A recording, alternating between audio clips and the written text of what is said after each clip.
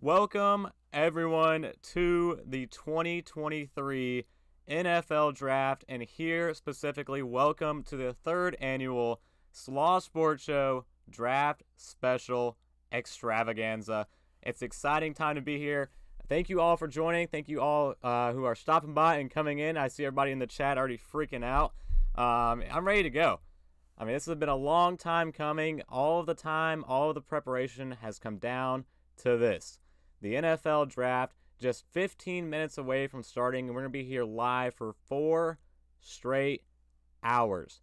Picks 1 through 31. We're going to do some breakdowns. We're going to do some analysis. We're going to have some, celebrations. Maybe some heartbreaks at maybe pick 13 as well with the Green Bay Packers. And honestly, tonight's going to be full of surprises. Absolutely full of all kinds of surprises today, and I cannot wait to get into it. Last year, we saw some of the biggest surprises. We saw 2 major draft day trades involving players. A.J. Brown going to the Philadelphia Eagles, Marquise Brown going to the Arizona Cardinals. 2 left field trades. I think it was 5 total trades, I believe. Actually, more than that.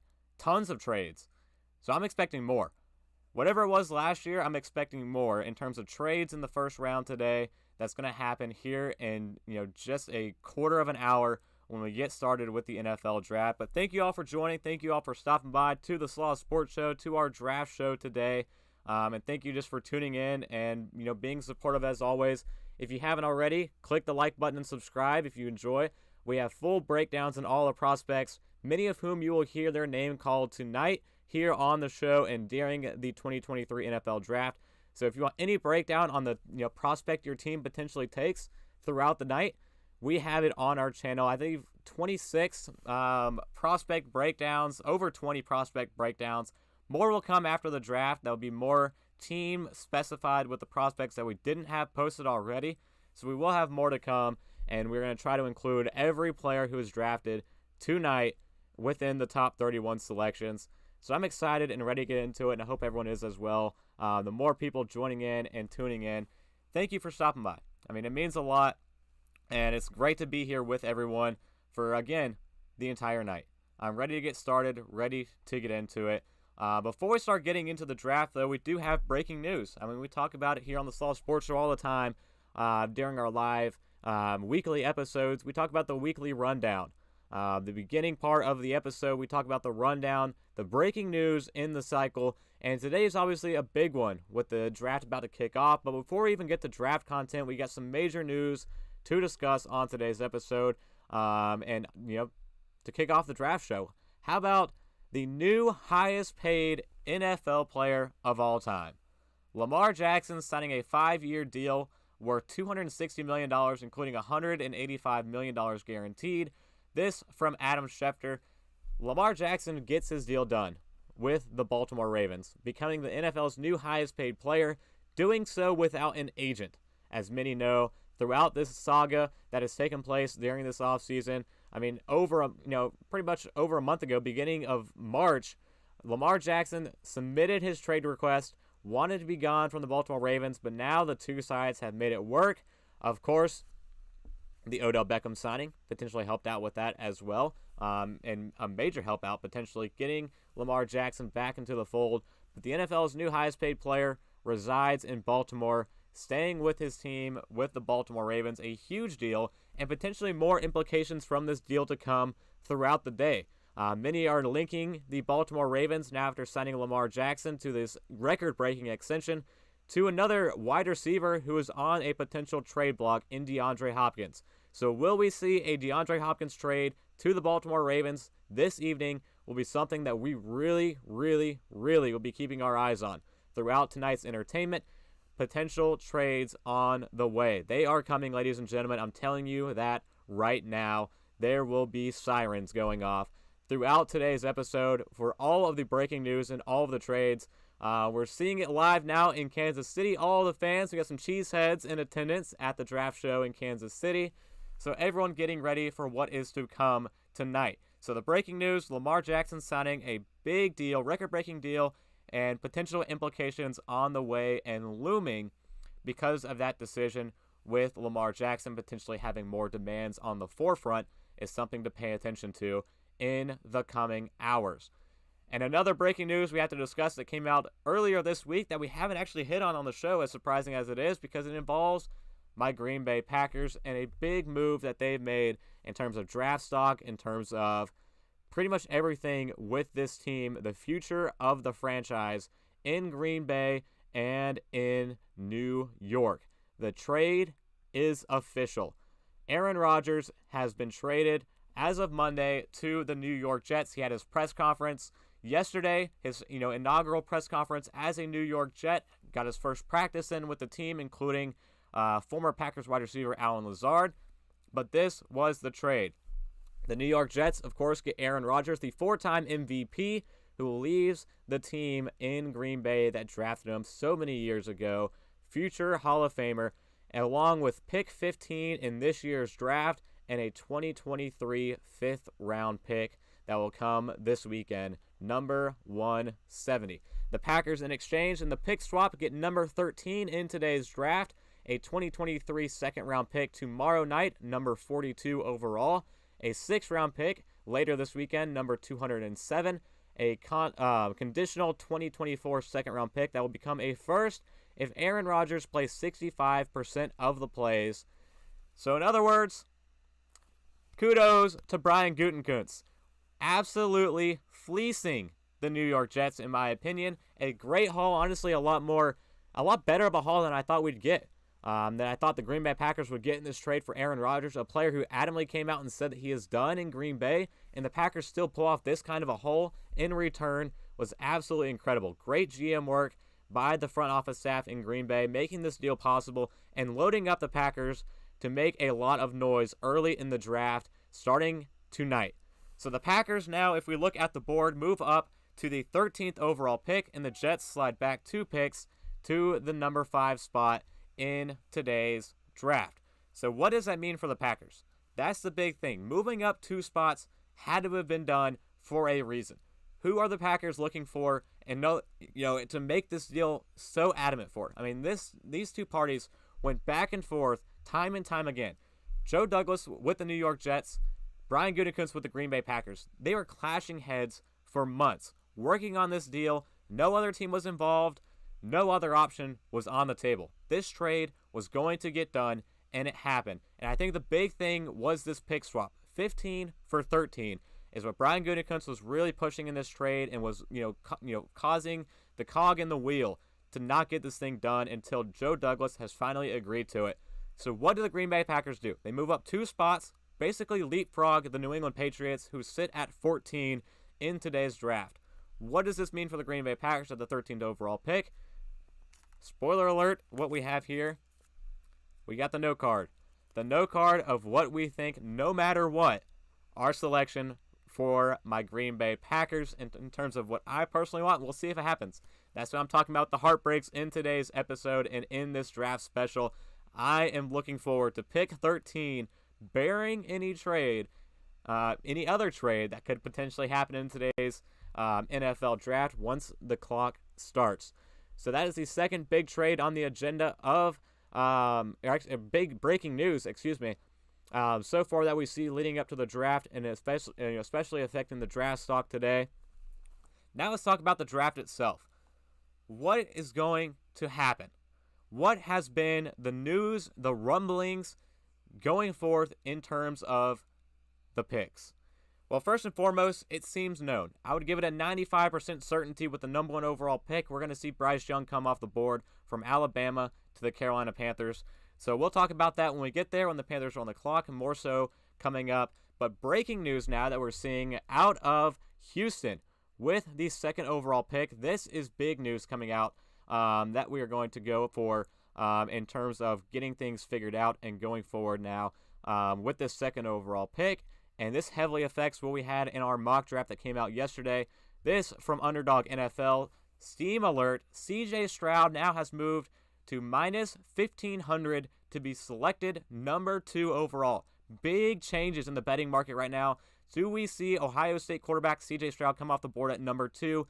The odds are heavily in favor. Recent breaking news coming into it right now with this trade going forward to it. So we're going to see, here we go. We're going to see what happens going forward with this, breaking news here.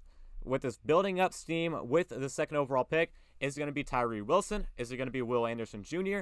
Or is it going to be C.J. Stroud? The big thing for this, to make this a huge implication, the number 3 overall pick. The Arizona Cardinals at the number 3 overall pick have been fielding offers from other teams who potentially could be looking up at the board to see a quarterback fall past the Houston Texans. And now it seems like the Houston Texans are not going to let that happen. They're going to take the guy they want to, potentially at 2, and avoid any teams potentially trading up and having to do a bidding war for the number 3 overall pick. And of course, the Houston Texans were rumored to be involved with a potential number 3 overall pick trade to have number 2 and 3 in the draft. So now, Houston might be trying to completely get rid of that. With so many teams bidding for this, the Tennessee Titans, Las Vegas Raiders, more on the way, potentially to go up to that number 3 overall pick. The Philadelphia Eagles potentially wanting to move up as well. The rumored as well to move up to number 3 overall pick. Not for a quarterback, of course, but maybe for a Jalen Carter at the 3rd overall pick. The Houston Texans, instead of getting into a bidding war, might take a quarterback 2nd overall. So that means 2 quarterbacks potentially to start off the draft that we're going to see here in the next few minutes. So a big deal upcoming and a big thing to consider. So looking into it now, we'll see what else is coming in as we approach the draft.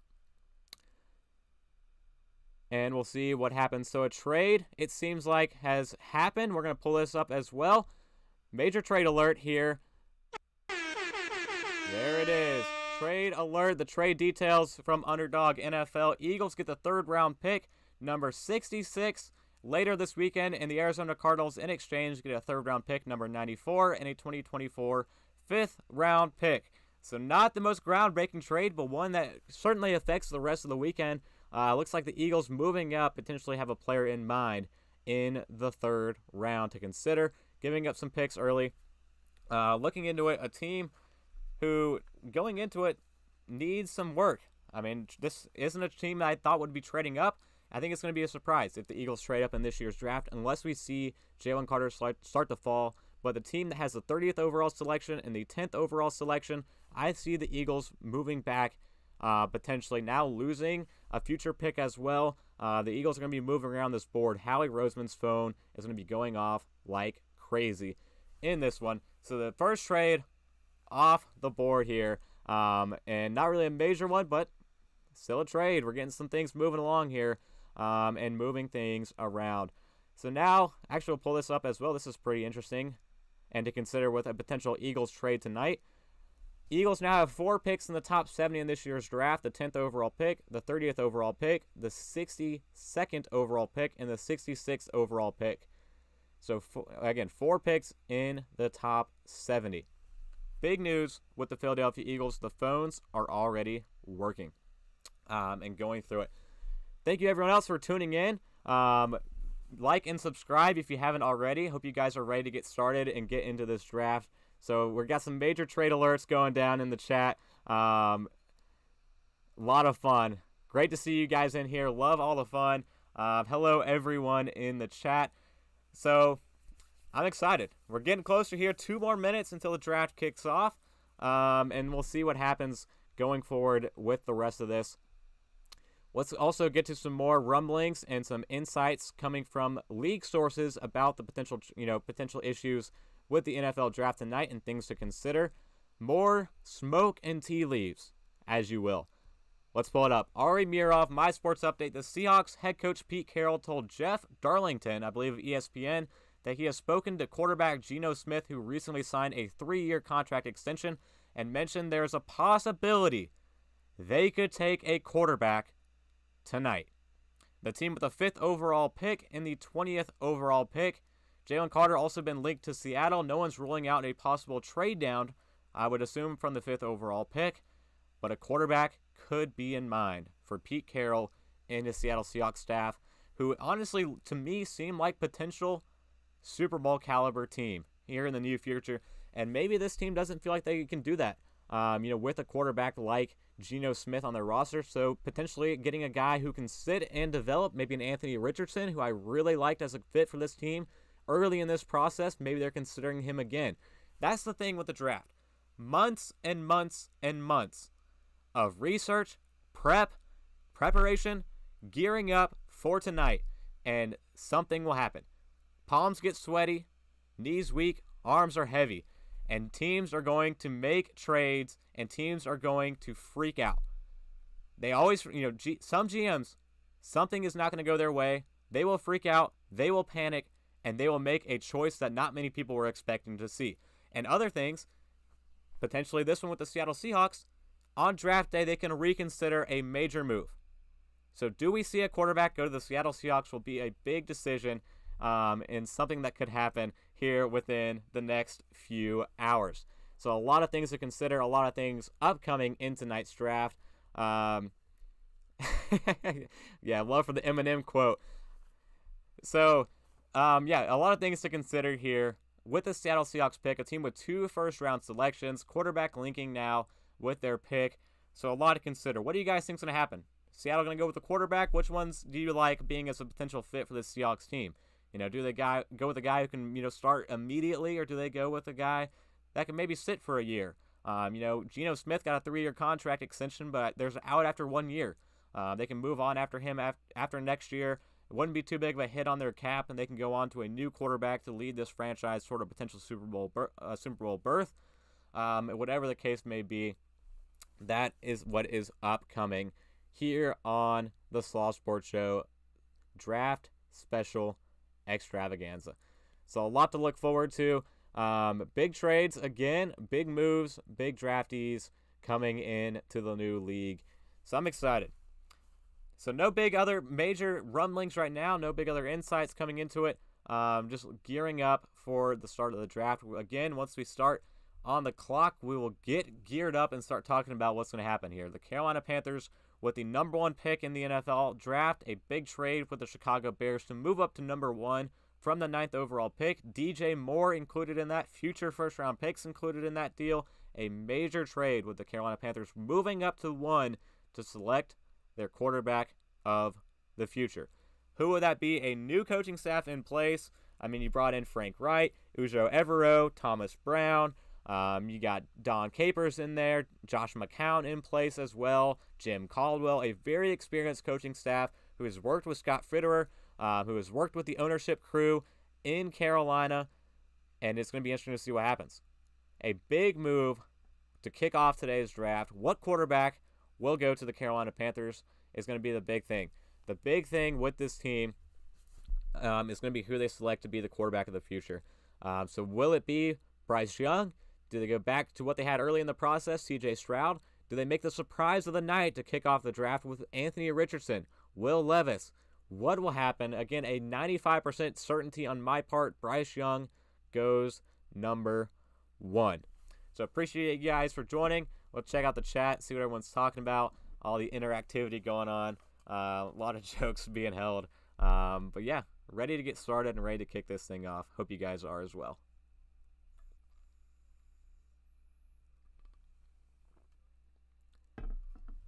So here we go, panning in to Kansas City for the start of the NFL draft.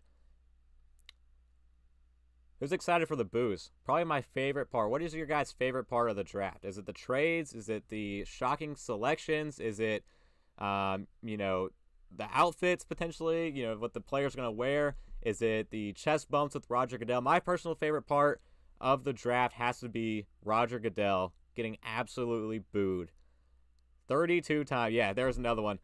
Booing Roger Goodell. That has to be the best part of the draft, in my opinion.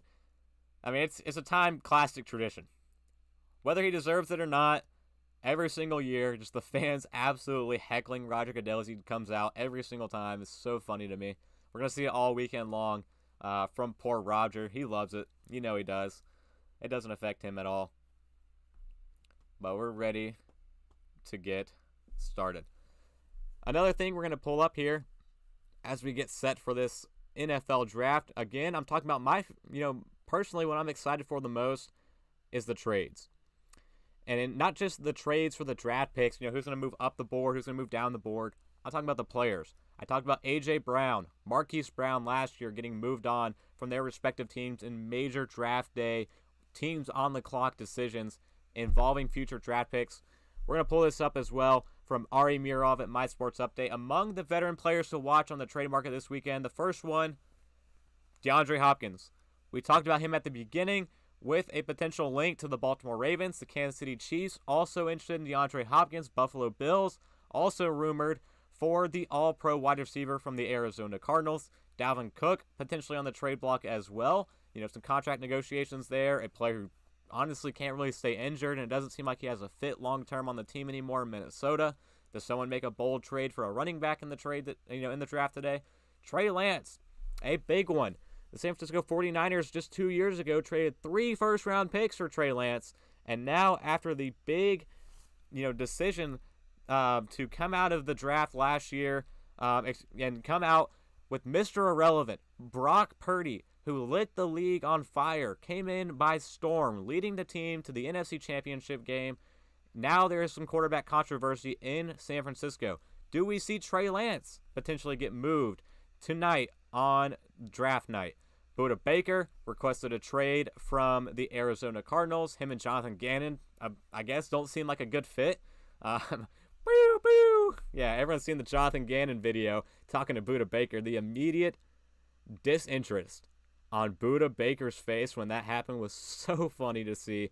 Buda Baker requested a trade. He might get moved tonight. So 2 Arizona Cardinals potentially on the move tonight. Jonah Williams, another player, requested a trade.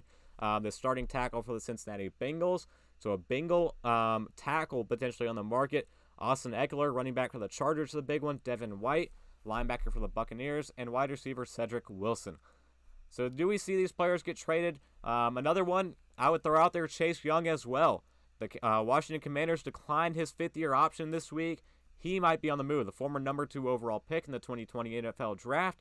Do we see Chase Young potentially get moved? A player who's dealt with some injuries, a team that is strapped strapped thin in the coming years on their cap. They might not be able to afford a top-rate pass rusher in the National Football League. Chase Young might also be on the trade block. So these are some veteran names to keep an eye on as potential trade options in today's draft. So thank you all for coming in, tuning in. Again, like and subscribe if you enjoyed the content. Yeah, Mac Jones, another one in the chat, potentially on the move. The Patriots could potentially trade up and get a new quarterback. They might move on from Mac Jones and think it's in time for a new era with Bill Belichick. It seems like those two sides are having some issues with what they're going to do. Are they going to stay together? Those two sides, or will they move on from the former Alabama quarterback they took in the first round as well? So here we go. Roger Goodell to kick off the NFL draft. At the podium, everybody give him boos in the chat. But boos to Rogers. Boo to Roger Goodell. Don't be careful with the boos in the chat. Don't put them towards me, but put them toward Roger in the chat. So here we go, getting into it. Start of the NFL draft. Everyone's getting hype, ready to go. Yeah, boo. Boo, Roger. A lot of fun. You gotta love it. So the Carolina Panthers, they are going to kick things off with the draft tonight, and I'm excited to see what they do. Again, an experienced staff I talked about coming into it here with this team and coming in to see what this team's going to do, selecting their quarterback of the future. What is the move going to be going forward here with this Carolina Panthers squad? So what we're going to see is going to be very interesting to kick off this draft. Are we going to see a surprise, or do they go with who we think is the lock of the draft? We don't know much. It seems like we know one. If there's one pick anyone knows in today's draft, it's going to be Bryce Young. So we'll see what happens. Once the Carolina Panthers get on the clock, we'll get right into it. So what we're seeing right now is incredible. The start of the draft, 31 selections tonight, 4 hours, 31 players about to make life-changing decisions, and 31 teams about to find a future potential franchise star to add to their squad in pursuit of a Super Bowl. A lot of fun. The biggest reality show in sports, the NFL draft. So excited to get into it and ready to kick it off. So again, thank you everyone for joining. Keep it going in the chat. And once we get started too, I don't know if you guys saw, prizes. We will be doing prizes today like we did last year.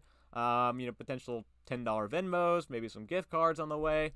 We'll get to it once we get there. And I'll let you guys know what the potential prizes will be. You have to put it in the chat. You have to put it in by a, you have to put your answers in by a time frame. We'll pick a potential team once they're on the clock. We'll lock in the answers for the prize. So we'll say, in the chat, once we get to the prize, you'll do a prize. Actually, here, when we do it, if you're going to put your answers in the chat for a prize, do prize pick, : and then the answer for the question I asked. That way we can take things, right out of the chat and figure out what's going to happen. So yeah, big prizes on the way. We'll see what happens here, and see what happens with you guys. So make some, have some fun, get some engagement here in the chat with everybody, just to keep things interesting here. So it's not just me rambling the whole time, and just keep things lighthearted and a little bit of fun here on the show tonight. It's gonna be a long night, but it's gonna be a fun night as well. We'll keep it fun and keep it interesting. So the Carolina Panthers getting ready to kick off the draft. So we'll talk about the Panthers. I mean, while we're getting ready for it, why not?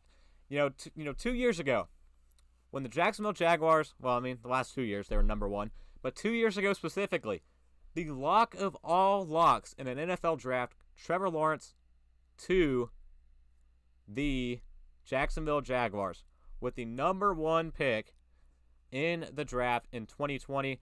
Actually, here we go. We're going to get started. The Carolina Panthers are on the clock. So, again, like I was saying, the lock of all lock was Trevor Lawrence going number one to the Jacksonville Jaguars, and they took nearly all 10 minutes to make that selection. It was absolutely nerve-wracking. We were sat here with me and Gray Ost, Matt Laguzza on the show 2 years ago with the first annual Slaw Sports Show Draft Special Extravaganza. They took all 10 minutes to make that selection. And everyone knew it was Trevor Lawrence. It was so mind-boggling. But now, the Carolina Panthers are on the clock. So what is going to happen here? A 7-10 team last year missed the playoffs.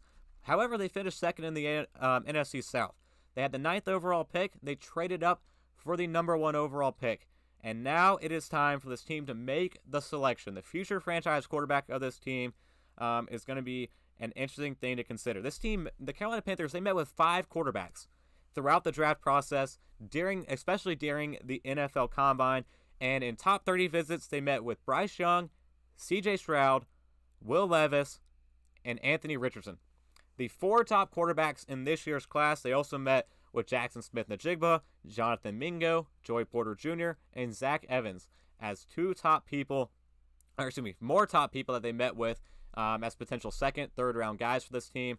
So a lot of things to consider with this team. Last year, this team took Ikem Ekwonu in the first round, started 17 games, played 100% of the snaps at left tackle for the Carolina Panthers. And Icky Pick, as many said in last year's draft show here on the Slaw Sports Show Draft Special Extravaganza. But a guy, 67.5 passing grade according to PFF, at 64.0 run grade according to PFF. So an interesting selection, but Icky planned out great. A hometown guy from NC State, stayed in Carolina and went to this team in the first round. Ikem Ekwonu was a great pick who started every game and seems like a future left tackle for this franchise. Now, who's the guy whose blind side is going to be protecting? That's the question we're about to get answered. This team last year, absolutely horrid. 28th passing offense, 20th scoring offense, 29th total offense. Things are going to change very quickly here in the next 7 minutes for this team. This team brought in a plethora of free agents, and it seems like they're wanting to build around this new quarterback. The big one that they brought in was Andy Dalton.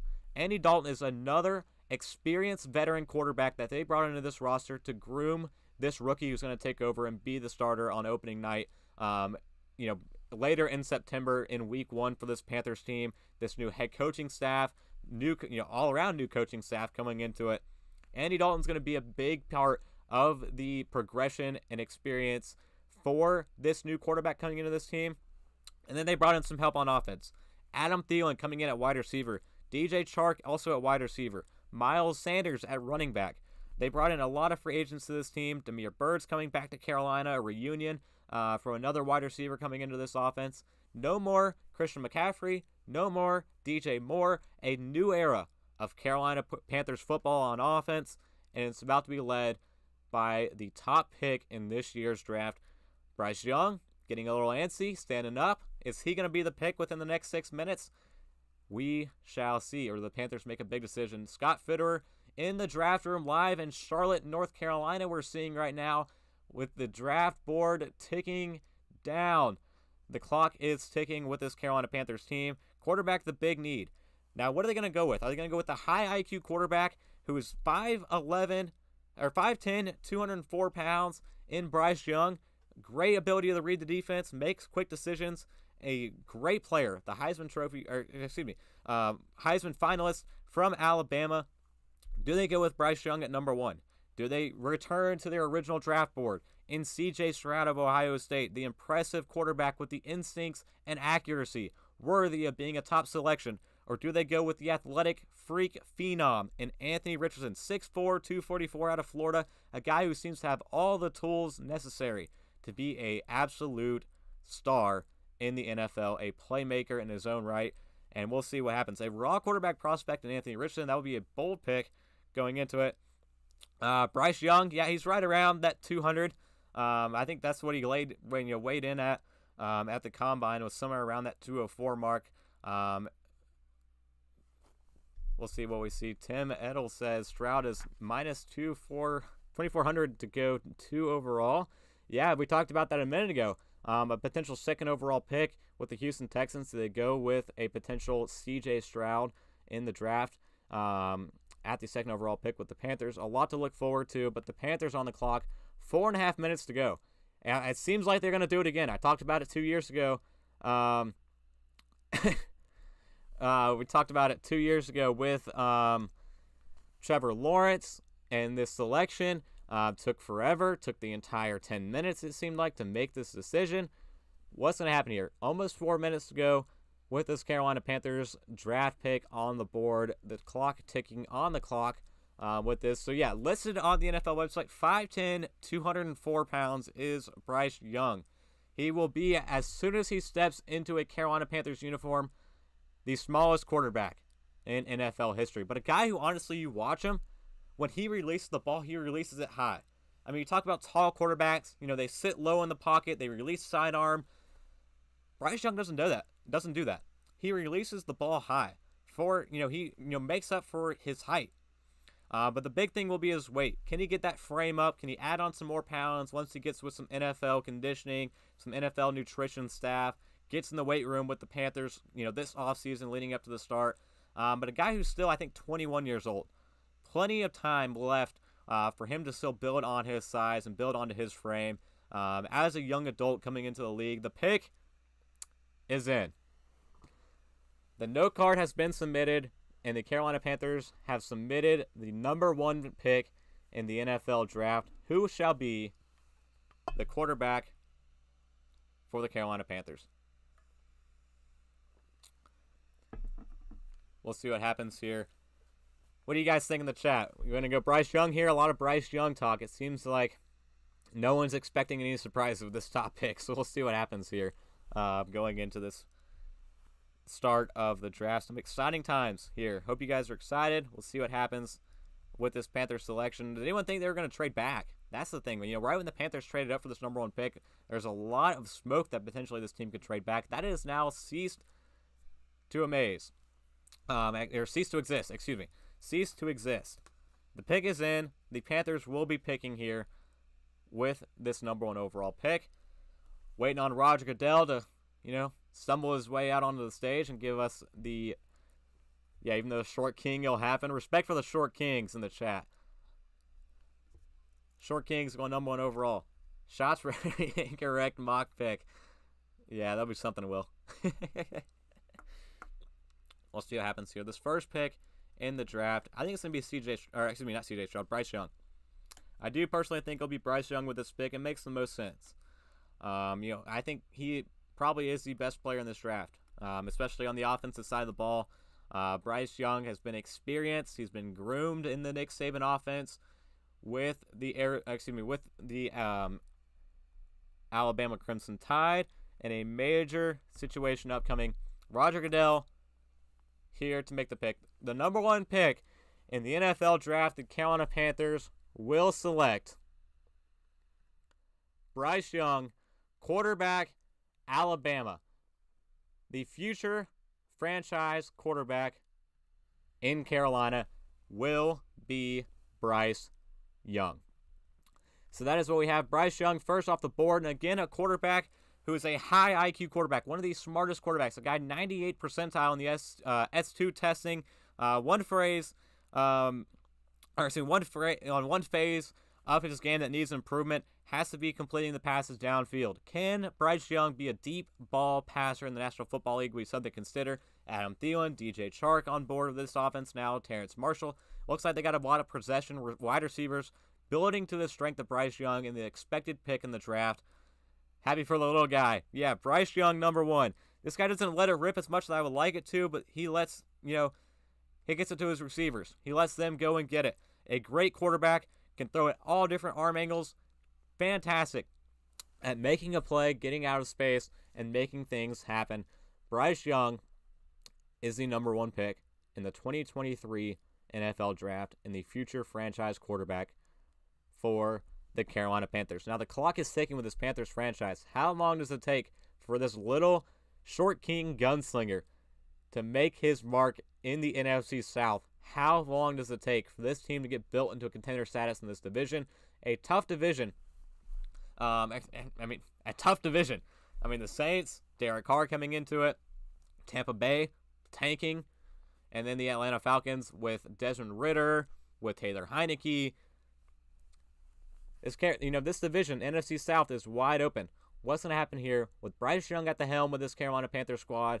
What's going to happen here going forward with this team and with this offense is going to be an exciting part to consider going forward. But the first pick in the draft is here. Bryce Young to the Carolina Panthers, as everyone expected to happen, especially as of late going into this. And honestly, a big move here. Going into this draft, selecting Bryce Young, it's what they wanted to do all along. Getting the Alabama quarterback, it seems like the ownership had their way with this one. I don't think the hype for Bryce Young fits what offense, not what offense, but the scheme and the style of quarterback that Frank Reich likes to have with this, head coach of the Carolina Panthers, Frank Reich. What he's had in his career has been tall quarterbacks. As his coaching career, his starting quarterbacks have been tall quarterbacks. Bryce Young is not that. I think the ownership really had their way with this pick, and they made this decision here, despite the experienced coaching staff they have. But I think it came to an eventual consensus here and an agreement that Bryce Young was going to be their guy. We're seeing it here. Kyler Murray, 5'10 and 1/8 inch. Russell Wilson, another quarterback who came into the draft as on the younger side. Kyler Murray has made his mark and had a huge contract with the Arizona Cardinals. The Seattle Seahawks won a Super Bowl, went to 2 Super Bowls with Russell Wilson. What will happen now with the Carolina Panthers and their new quarterback in Bryce Young? And now, the Houston Texans are on the clock. And in my opinion, the draft starts here. What happens next with this team going forward? The Houston Texans, second on the board. The clock is ticking. This is where the draft gets interesting, because I talked about and brought up before the odds. The potential odds that's going to happen with this pick is incredible. We don't know what's going to happen here. We don't know what the Houston Texans are going to do. Things have gotten iffy in the last couple hours. Yesterday, with our NFL mock draft, pulling it up, we had Tyree Wilson out of Texas Tech being the guy, the edge rusher who I felt was a strong fit for DeMeco Ryans' staff and exactly what this defense needs in Houston as a team who isn't trying to compete right away, a guy who has room to grow and potential to grow within a defense under DeMeco Ryans, the new head coach for the Houston Texans. But now, this team's on the clock. Do they go with Will Anderson out of Alabama? Do we have 2 Alabama players go back-to-back to start off today's draft? Or does Houston Texans make the big move here? The steam alert that we had just about an hour ago now, CJ Stroud moved to minus 1,500 to be selected number 2 overall. This is where things are going to get interesting. The Houston Texans here now on the clock with the second overall pick. What are we feeling, guys? We're going quarterback. We're going edge rusher. What are we going to do here with this pick? D'Amico Ryan's in-house. He's got the phone on the line. C.J. Stroud, Will Anderson. Yeah, we got some potential ideas in the chat here.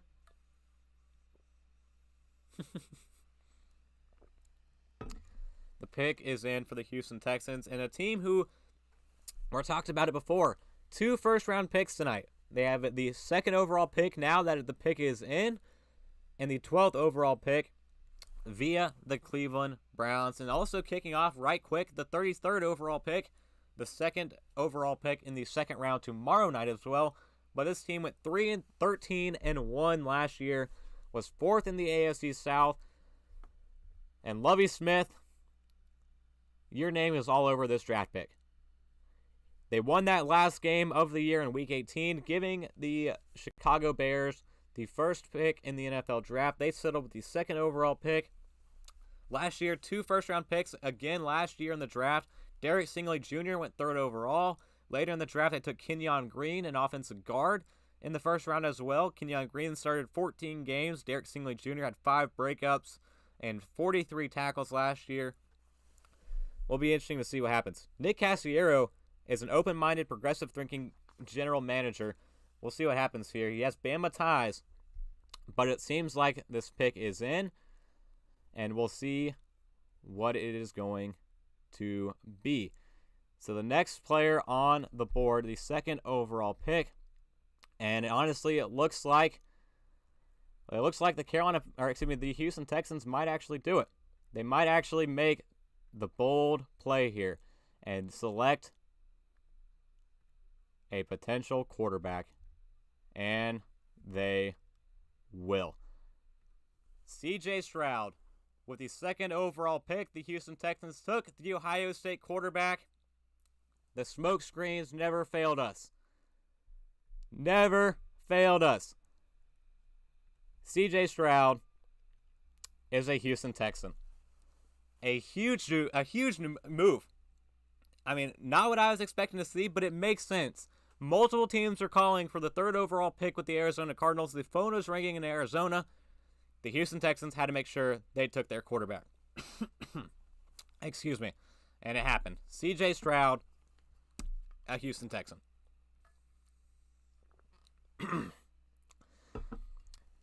So this is a big one. A guy who has the same agency as Deshaun Watson, a burned bridge that many thought with this team and with these ties with the Houston Texans. Instead, a guy with an impressive blend of size, instincts, mobility, and accuracy, a dynamic playmaker. Leading this offense, leading the charge, the Houston Texans have found their franchise quarterback in C.J. Stroud. 31st total offense last year, 25th in the past, 30 scoring. That seems to be changing with C.J. Stroud, and a big decision upcoming now. Quarterbacks, flying off the board here for this one. Quarterback off the board in C.J. Stroud, teaming up with Bobby Slowick in this new offense. The 49er-esque offense coming into it in Houston. A big move here. Going into this now with this move and what is to come here with the Houston Texans. So that was the first unprecedented decision, in my opinion, in today's draft. C.J. Stroud going second overall to the Houston Texans is not something I expected to see, but it happened. He's off the board, and again, it makes sense. What happened here with this pick is that this third overall pick, which is now potentially up for grabs, one suitor's out of the way. And next up, the Arizona Cardinals are on the clock. Yeah, Will Anderson to the Redbirds. Arizona needs a tackle for Kyler Murray. They're on the board here. Do we see Arizona make a selection at the third overall pick is what I'm keeping my eyes on here. That is going to be the big one. Let's see if we get a trade upcoming here for this third overall pick. Again, the phones are ringing all night long and all day today. Will someone pull the trigger and make a move here for the number 3 overall pick with the Arizona Cardinals? Let's pull up the mock. We had the Cardinals staying at 3. Excuse me, with no trades taking place. Paris Johnson was my pick. I agree with it. They need a tackle for Kyler Murray. Paris Johnson has been rumored all along to go to this team the last couple of weeks. Kyler Murray adamant in the front office about adding Paris Johnson Jr. They do have some offensive line in place right now. It's going to be interesting to see if they move on from those guys, especially at left tackle with this team going forward. But the Arizona Cardinals, a big decision to make here. On the clock now, C.J. Stroud off the board. Bryce Young off the board. And we're going to keep things going here as we look forward to a potential trade upcoming, or do we see a pick from the Arizona Cardinals?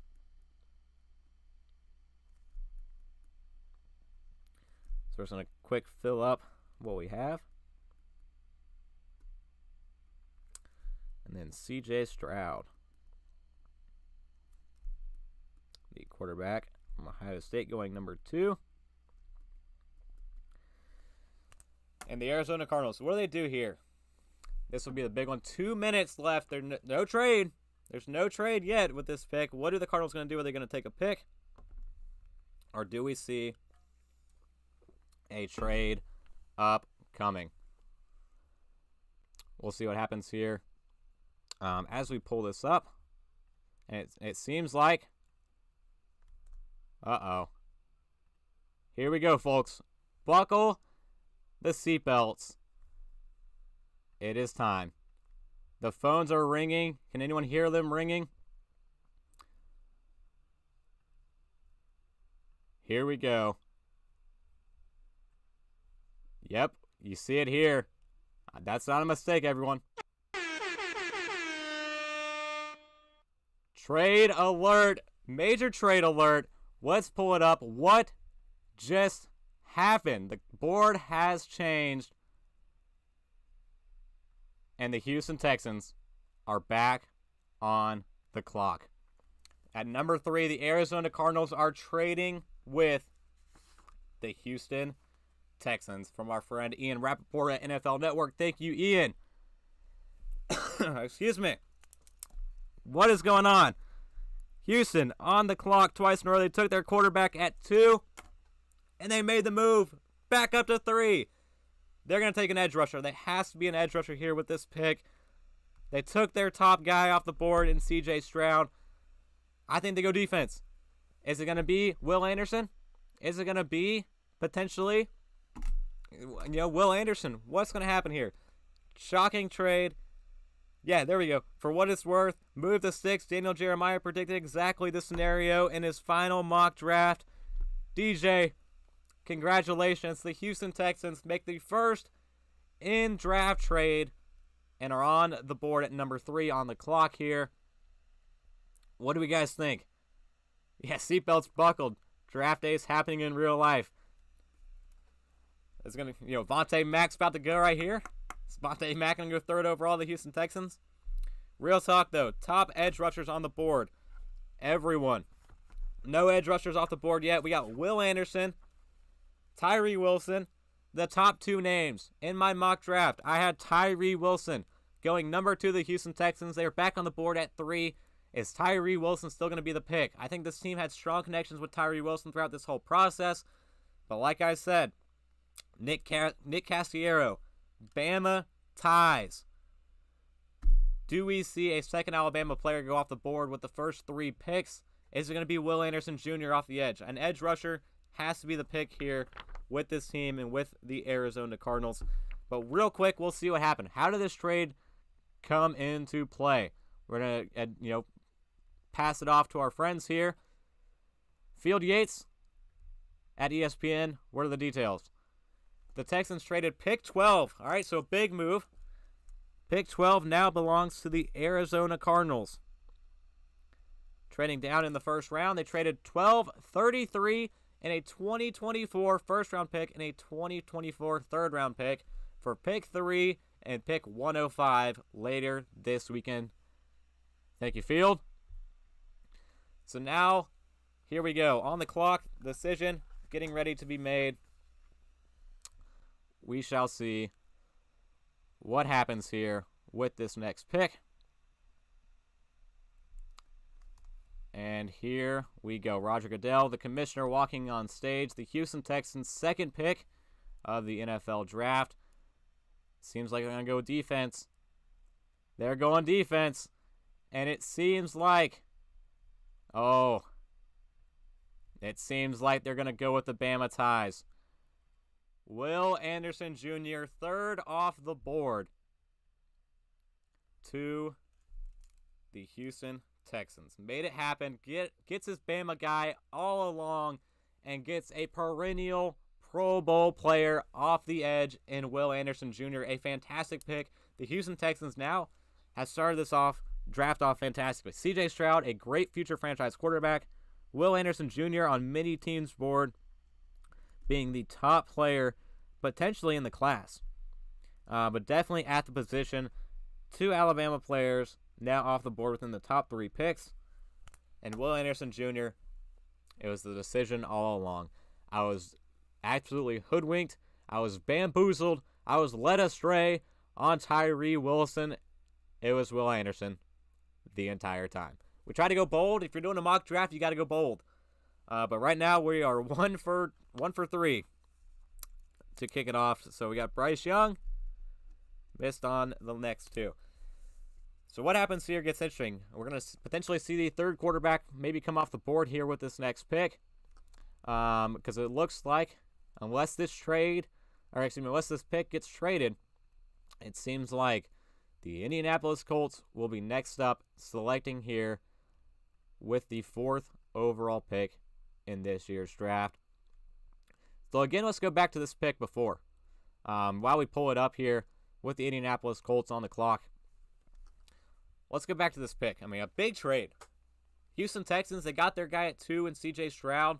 They got their future franchise quarterback and made a huge draft day-esque move back up to 3, traded a future first-round pick, traded the 33rd overall pick, traded the 12th overall pick in this year's draft, and they moved back up to 3 to take Will Anderson. A big move and a player who is absolutely unbelievable. I mean, we have a full breakdown on him on the channel. You can go and check out and get all up to speed on Will Anderson, but a guy who can play the 3-tech, he can play off the edge, he can play the 4-tech, all exceptionally well. In my opinion, the most accomplished and productive player in the NFL draft. And this guy attacks offensive linemen. DeMeco Ryans, Will Anderson Jr., those 2 will be a phenomenal fit in Houston. I'm excited to see what DeMeco Ryans can do with him as his new pass rusher. And, with this team going forward. So a major trade to move up and get Will Anderson. We see him now getting interviewed in the next team up on the clock, the Indianapolis Colts.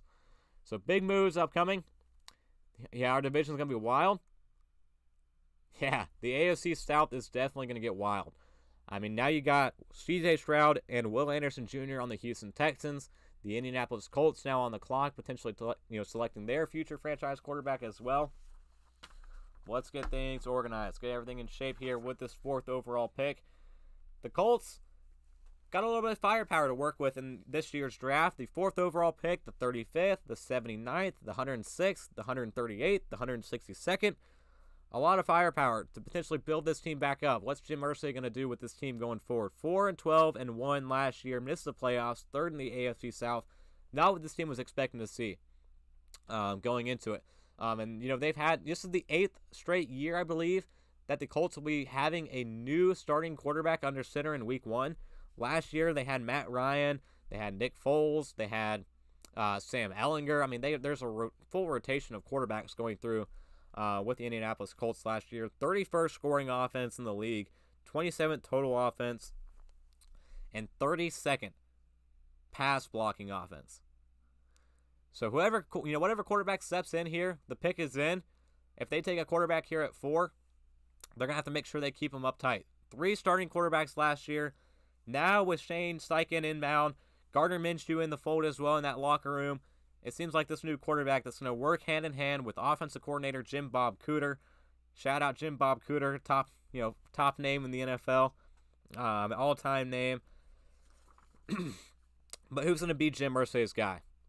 Who goes here at number 4? Who is the 3rd quarterback off the board? Will it be Anthony Richardson or will it be Will Levis, the Kentucky man, the big-armed guy who fits Jim Irsay's mold as a quarterback. 6'3", 232, a big frame, big arm. Could he potentially be the guy for this team? So Field Yates is actually going to give us some factoids here. The Texans are the third team in the common draft era to make 2 picks in the top 3 overall, joining the Colts in 92 and Washington in 2000. So how about that for a history lesson of the NFL? Unprecedented moves being made by the Houston Texans in this year's draft. Excited to keep going and keep things going forward in this year's class. So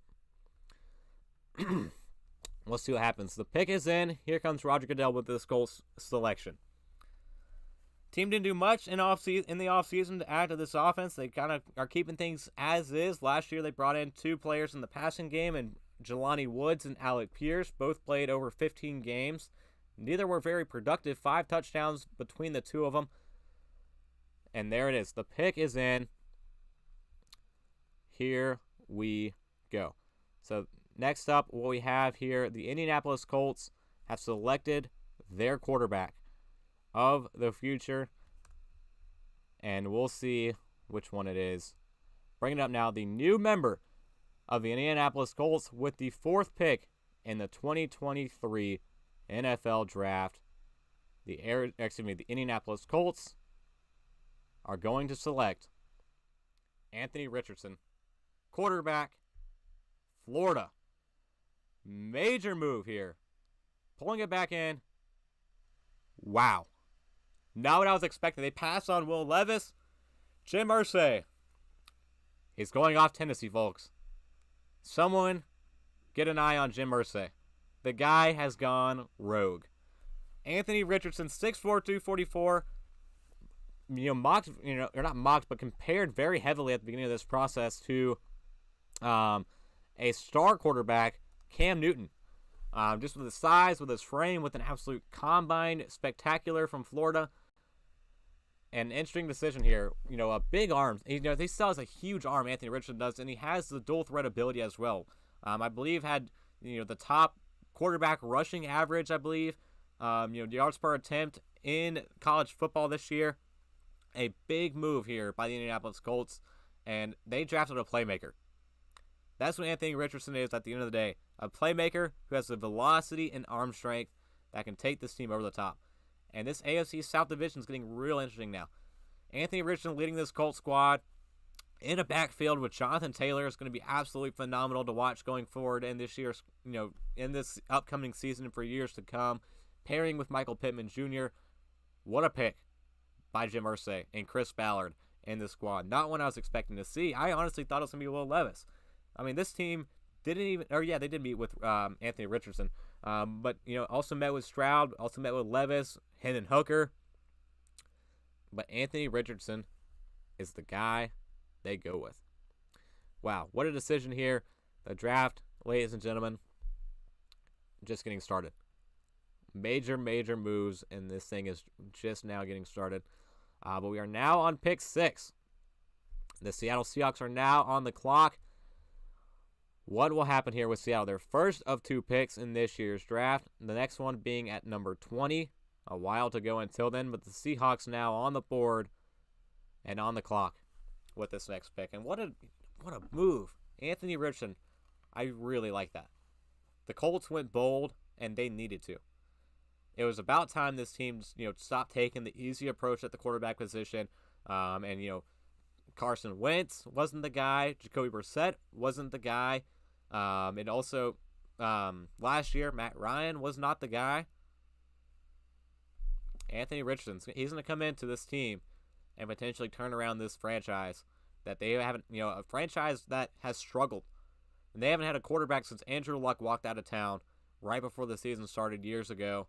And Anthony Richardson will hopefully turn that around and turn the tide in Indianapolis. What a big move by the Indianapolis Colts with the 4th overall pick.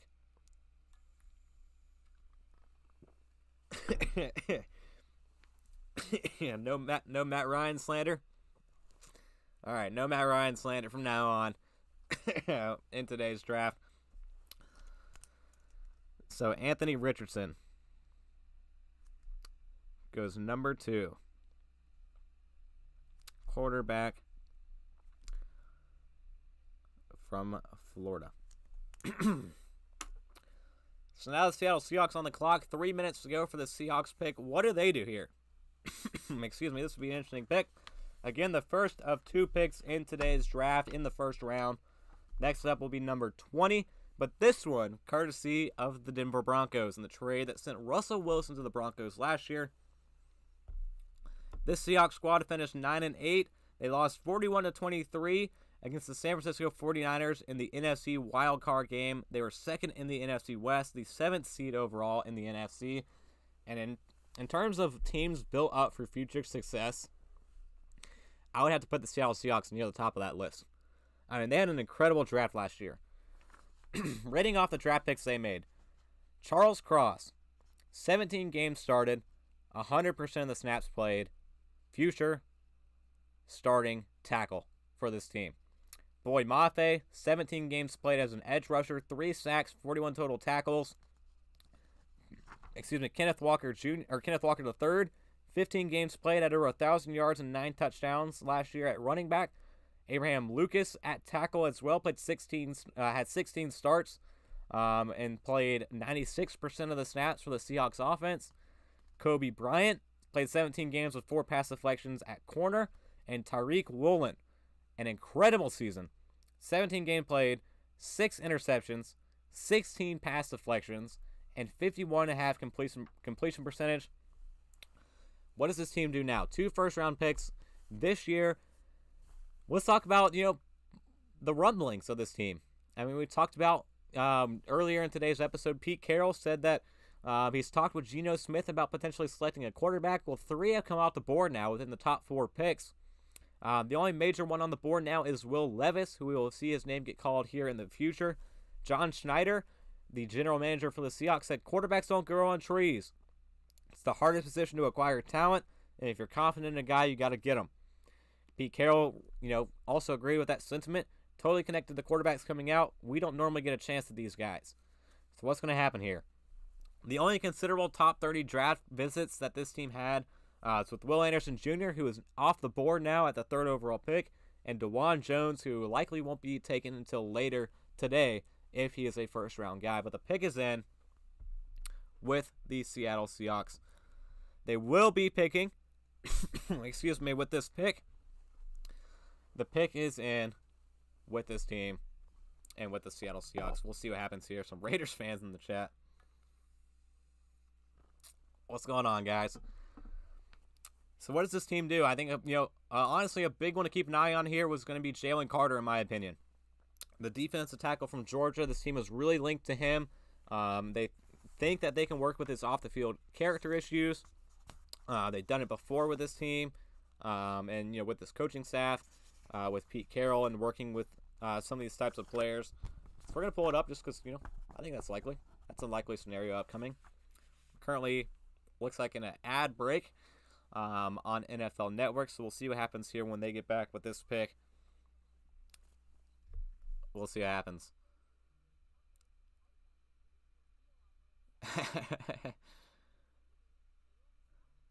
We got some Raiders talk in the chat. They're going to be picking later, 7th overall pick. They stayed there. It was kind of unexpected. I thought the Raiders were going to be trading up.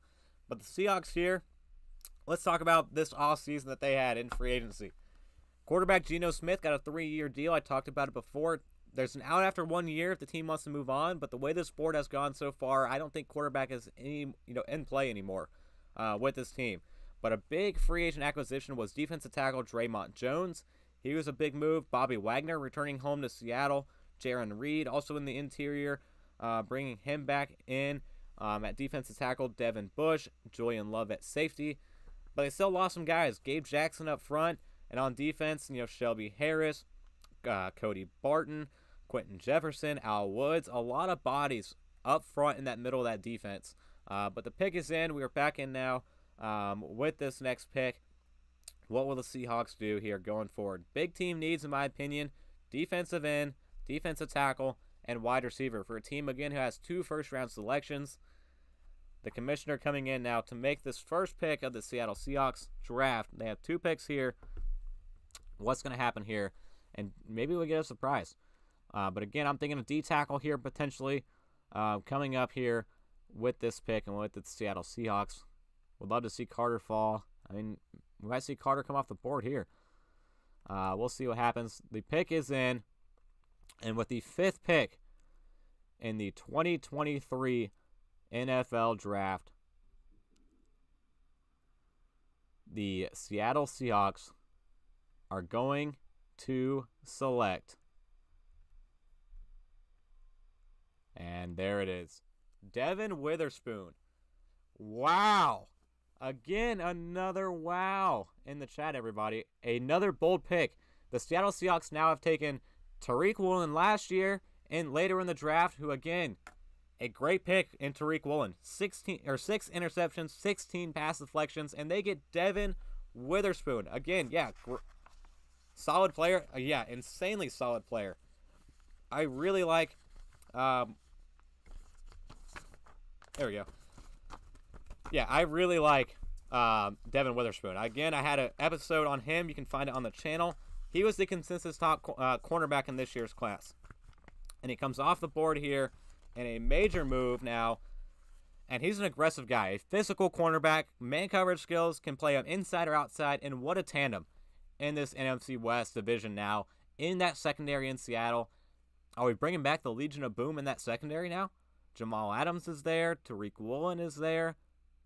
Devin Witherspoon out of Illinois joins that crew. 159 tackles, 5 interceptions, and 25 pass breakups in his career.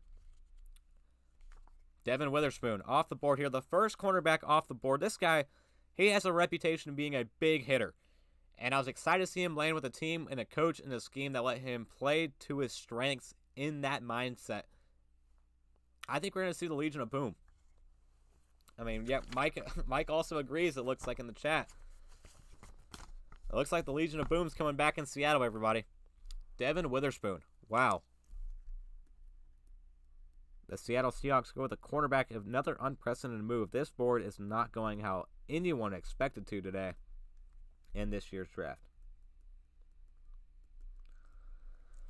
So we'll talk about this move. Seattle, was a team that I thought potentially later on in the draft. I had them at 20. Actually, I had them at 20, going with Zay Flowers. I had them getting Will Anderson in the here at 5. So they go with a defensive guy anyways, but a cornerback wasn't what I was expecting. Wasn't what I had on my agenda. Missed the outfit there on Devin Witherspoon, but a big pick. This guy allowed 0 touchdowns in coverage last year, 17 passes defense last year, 8th in the FBS. What a player in Devin Witherspoon, and what a pick by the Seattle Seahawks here with this pick. So their first pick of the draft, Devin Witherspoon, they pick again at 20. Do they go with offense here? At 20 will be the big thing. Their next pick in the draft later on tonight at 20. Does the Seattle Seahawks go with offense after now going with the defense and Devin Witherspoon? But here we go, everyone. It seems like... Uh-oh. The phones are ringing, ladies and gentlemen. Oh, yeah. Trade alert. The Arizona Cardinals have traded with the Detroit Lions.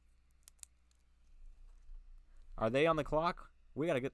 They are on the clock. The Arizona Cardinals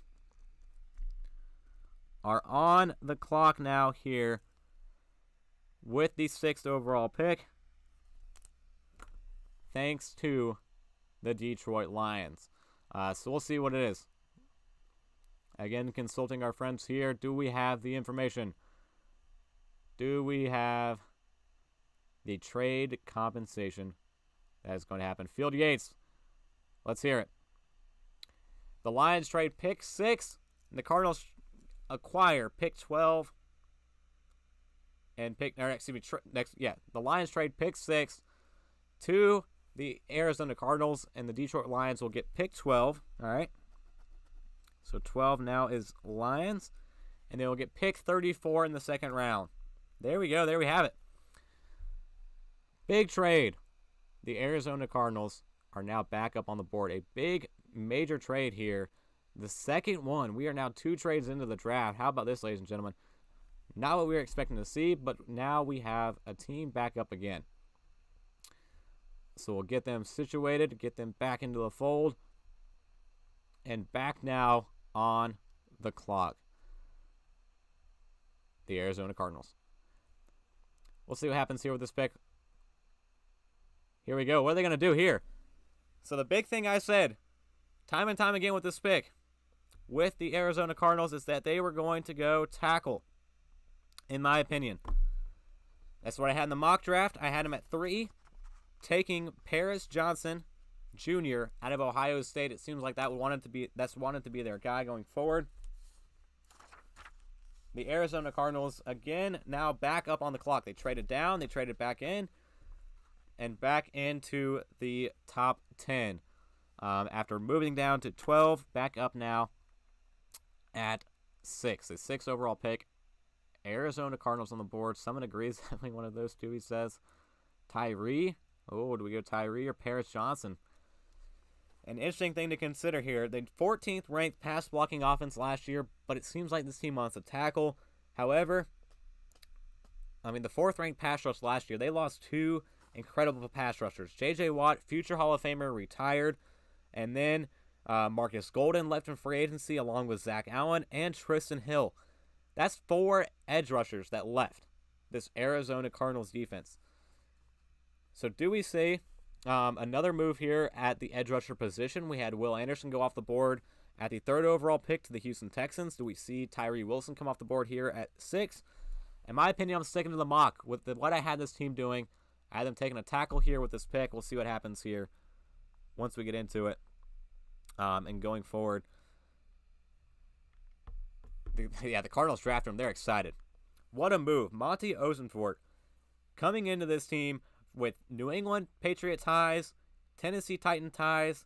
He favors defensive players. Does he go with one here, or do they keep their quarterback happy? Do they keep their young quarterback who they pay a lot of money to and locked in long-term in Kyler Murray? Do they keep him happy while they wait for his return from a torn ACL? Head coach Jonathan Gannon in this room as well. First-time head coach coming from the Super Bowl.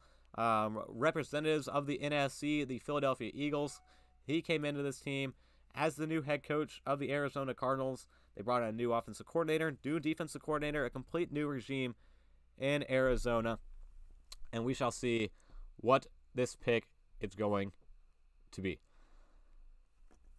So a major pickup. Roger Goodell walking on stage. Everyone give us our good Roger Goodell salute and applause as he walks onto the stage. As we are known for here on the Slaw Sports Show and everyone in attendance at the NFL Draft.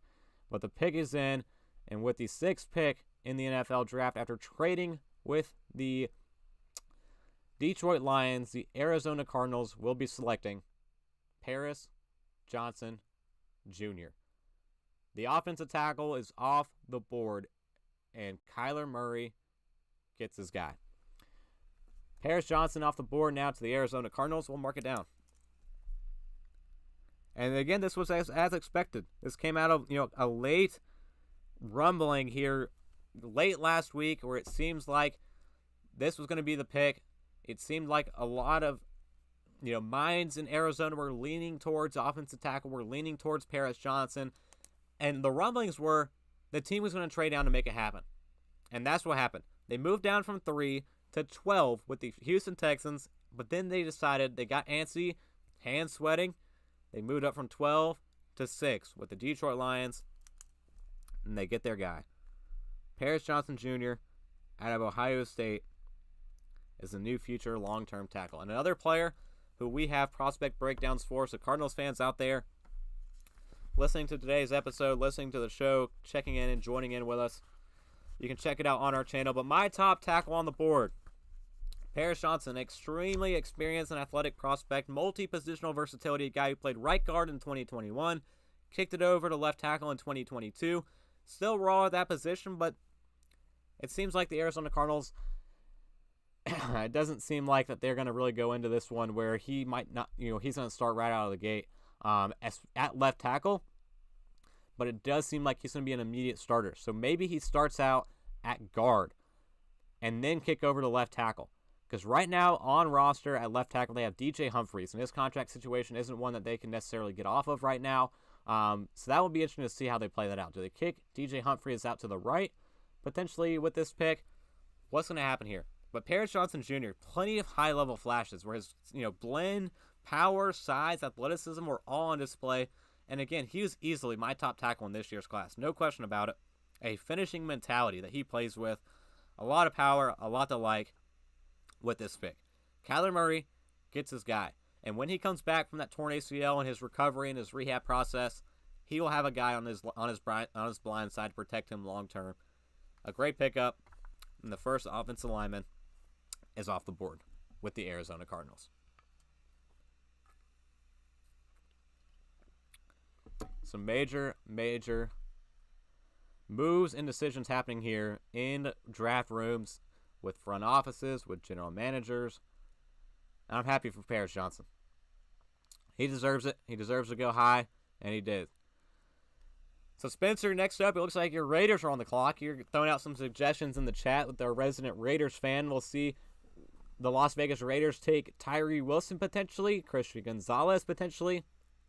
We're going to see Will Levis potentially maybe fall here to the Las Vegas Raiders. For me, I mocked Devin Witherspoon.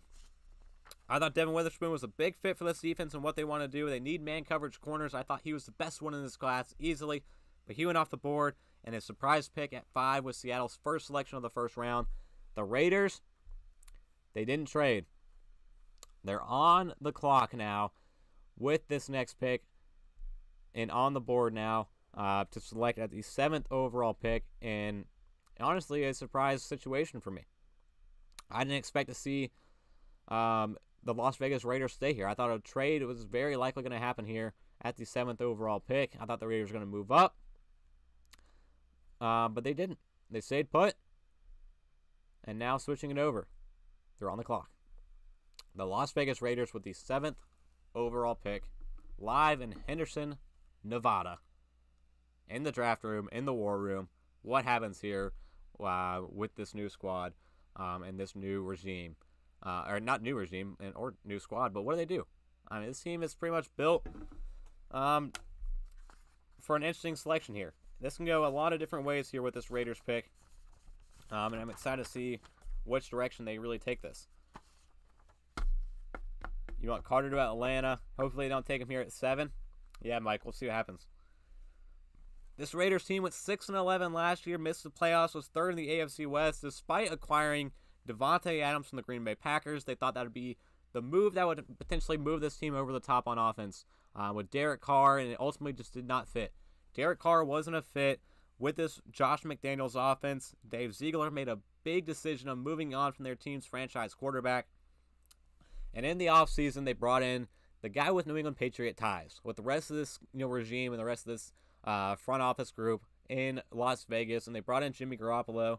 They even brought in, I believe it was, let's see, going through, I thought they brought in, maybe not. So they brought in Jimmy Garoppolo for sure. I thought they brought in Brian Hoyer. Let me pull that up and see as a fact check here real quick. But they definitely brought in Jimmy Garoppolo. He hasn't out after 1 year, though. It's another 3-year deal, but the pick is in. Yeah, they brought in Brian Hoyer. He's their backup. 2 Patriot ties at quarterback. Yeah, loved running. Jimmy Garoppolo is a postseason phenom if he can get this team there. Not the same team in San Francisco that you're just going to ride willingly into the playoffs, as you will with the Las Vegas Raiders. But I think it's a defensive pick here. I mean, last year they had the 19th ranked rushing defense, the 29th ranked passing defense, 28th ranked total defense, and the 26th ranked total defense, scoring defense last year. But big moves upcoming. I mean, this team needs some help up front. Maybe we get a run on offensive line here after Paris Johnson goes at 6. We have cornerbacks. Christian Gonzalez makes a lot of sense here as another man coverage corner option for this defensive scheme. They can go on the defensive interior with Jalen Carter, an edge rusher, and Tyree Wilson. This is an interesting pick for the Las Vegas Raiders to make right here, and we'll see what happens. Last year, like I said, no first-round pick in that Devontae Adams trade, but I expect to see the Patriot way get moved here. With Dave Ziegler, Josh McDaniels, they're going to follow that mold. Ziegler's a huge character guy, though. He's brought up through the scouting ranks. He likes character, players with strong characters. That might rule out Jalen Carter with this pick potentially. He met with Anthony Richardson, Bryce Young, C.J. Stroud, all off the board. Other top 30 visits were with this team: Will Levis, still on the board at quarterback, and Tyree Wilson, Texas Tech defensive end.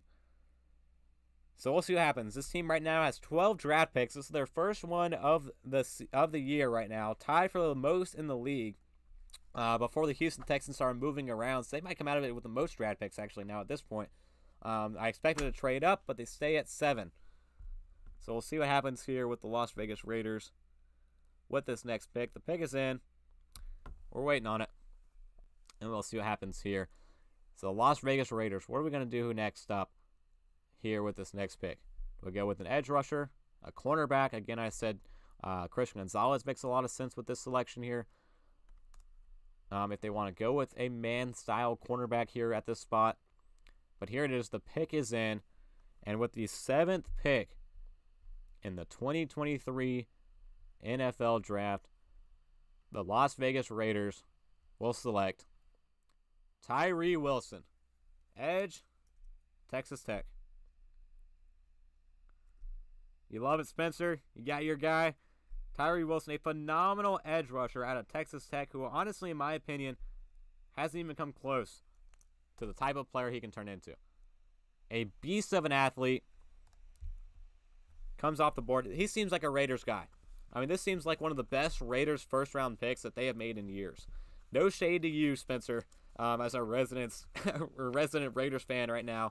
But my second defensive end on my big board, even though I had him going first above Will Anderson, Tyree Wilson was my second edge rusher in this year's class. A very versatile guy, however, though.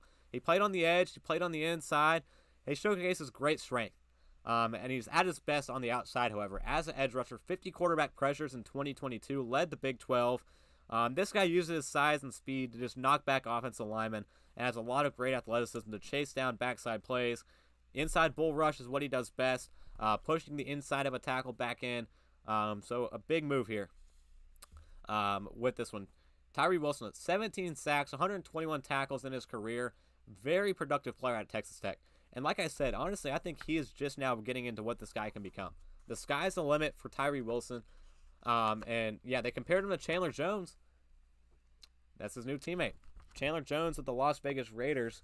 And also teaming up now with Max Crosby, Mad Max. How about that on that defense? So a phenomenal defensive line getting built up now with Josh McDaniels in his squad with this team in Vegas. This guy, he's just getting started. Phenomenal length.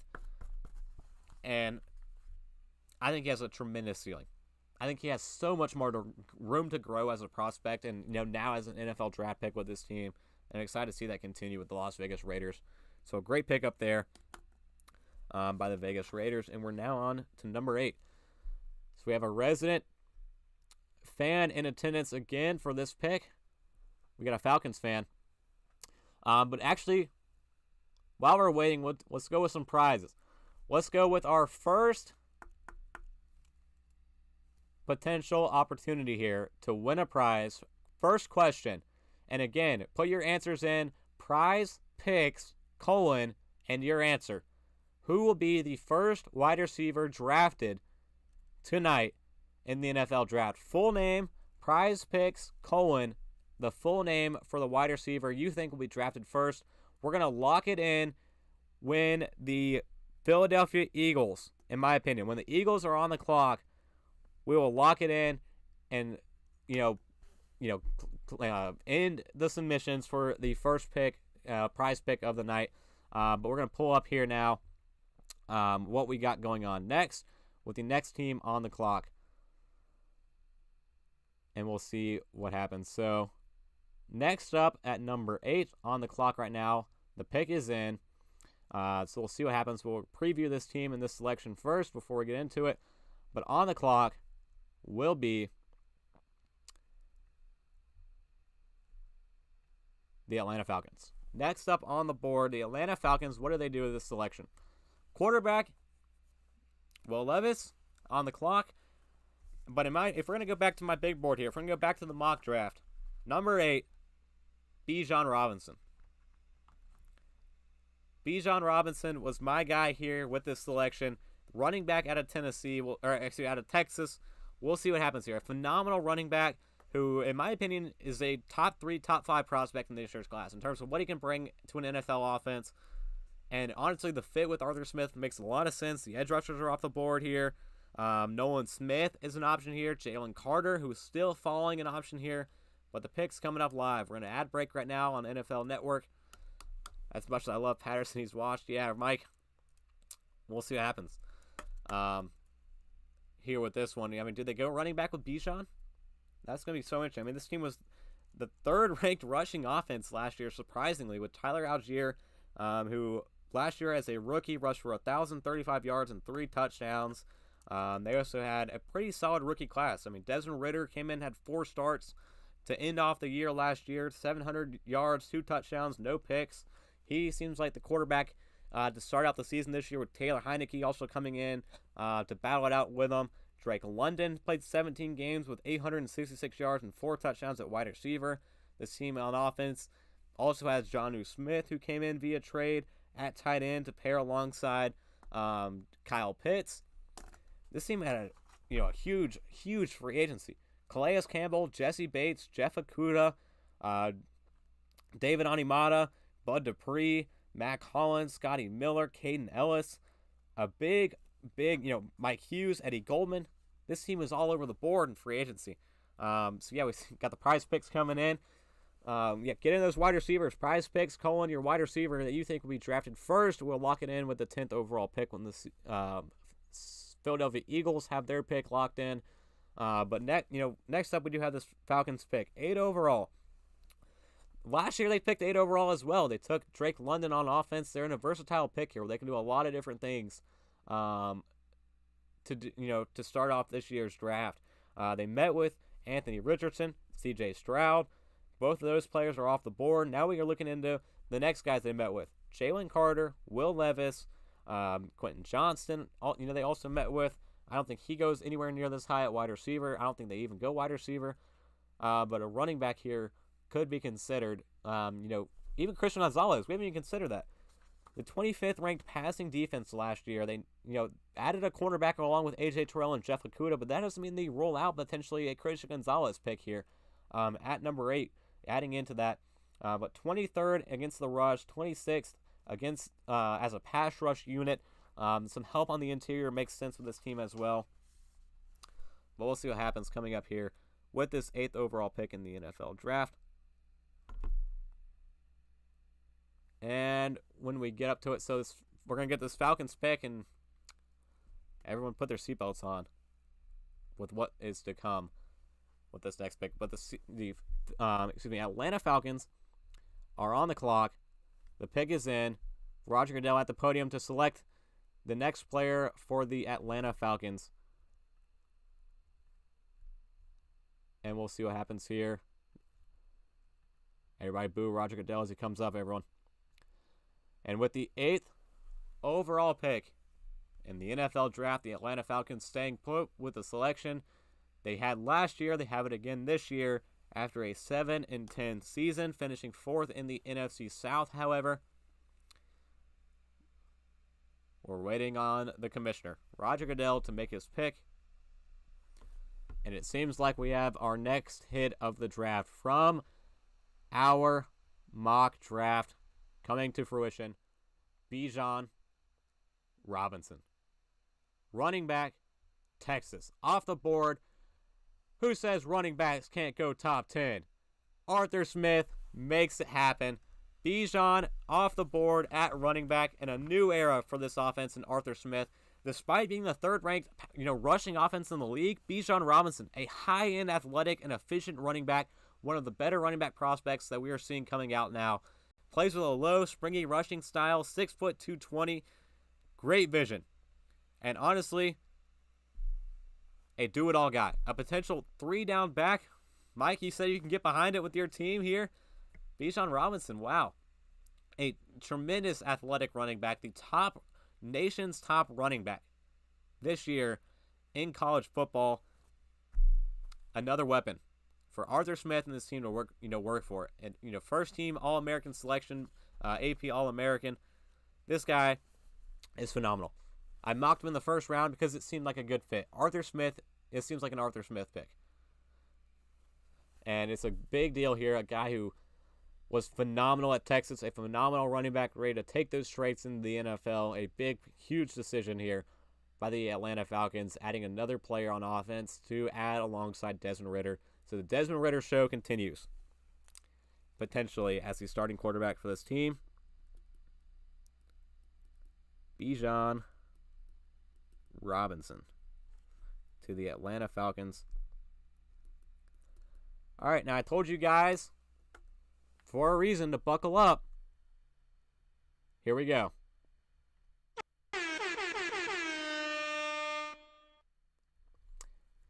Yep, trade alert. Major trade alert yet again. What do we have? Let's hear from our guy. See if we can find him. There he is. Field Yates, what do we have? The Bears have traded pick 9 to the Eagles. All right. Philadelphia Eagles are on the clock in exchange for the pick 10 and a 4th round selection. So the Eagles moving up one pick. This has to be Jalen Carter. The Eagles have been linked to him for a long time coming now, the last couple of weeks, and the Eagles are going to move up, and it seems like they're going to get their guy. Appreciate you, Phil. Field. Field Yates giving us another great insight here for this next selection. Eagles on the clock on this next pick. But before we get to it, actually, people want to see some highlights. We can hook you up with some highlights. We'll see what we can do for you here. How about Bijan Robinson? Bijan Robinson, a phenomenal player I talked about. Let's see him in action. How about that? At running back, we'll see what the Atlanta Falcons have. What do they have coming into this team going forward, this new squad? Here we go. Let's watch some of these highlights. Let's watch some Bijan Robinson while we await this next selection going forward here with this next pick. So Bijan Robinson, we're seeing him here in action with this Atlanta Falcons squad and what this guy is going to bring. A beast running through the tackles. He can be used at any down. Third down back, you can use him in the passing game. The speed to get outside and get into the end zone is phenomenal. I like this pick by the Atlanta Falcons, getting Bijan Robinson involved with this team. So a phenomenal player. Arthur Smith's going to have a field day working with Bijan. Working him into that offense. A guy who worked with Derrick Henry in Tennessee, now working with Bijan Robinson in Atlanta. Fun stuff. A mean machine at running back going into it now. But like we said, we have a trade. And the next team that we're going to try to get up here, the next one on the clock will be the Philadelphia Eagles following this trade. Made the trade with the Chicago Bears, who have now made 2 trades to kick off this year's draft, trading from number 1 a couple months ago down to 9 and now sliding down to 10 with the Philadelphia Eagles moving up to 9. And like I said, their pick's already in. They know the guy they're going for. And with this Eagles team on the clock, I'm excited to see Jalen Carter teaming back up with Jordan Davis. Their first round selection last year out of Georgia, they're going to tip back into that pond again. Another interior defensive tackle, potentially. The pick, hasn't been established yet. This team could go a Christian Gonzalez route here, potentially here. They want some cornerback help. But I do really strongly think this is Jalen Carter. They met with him.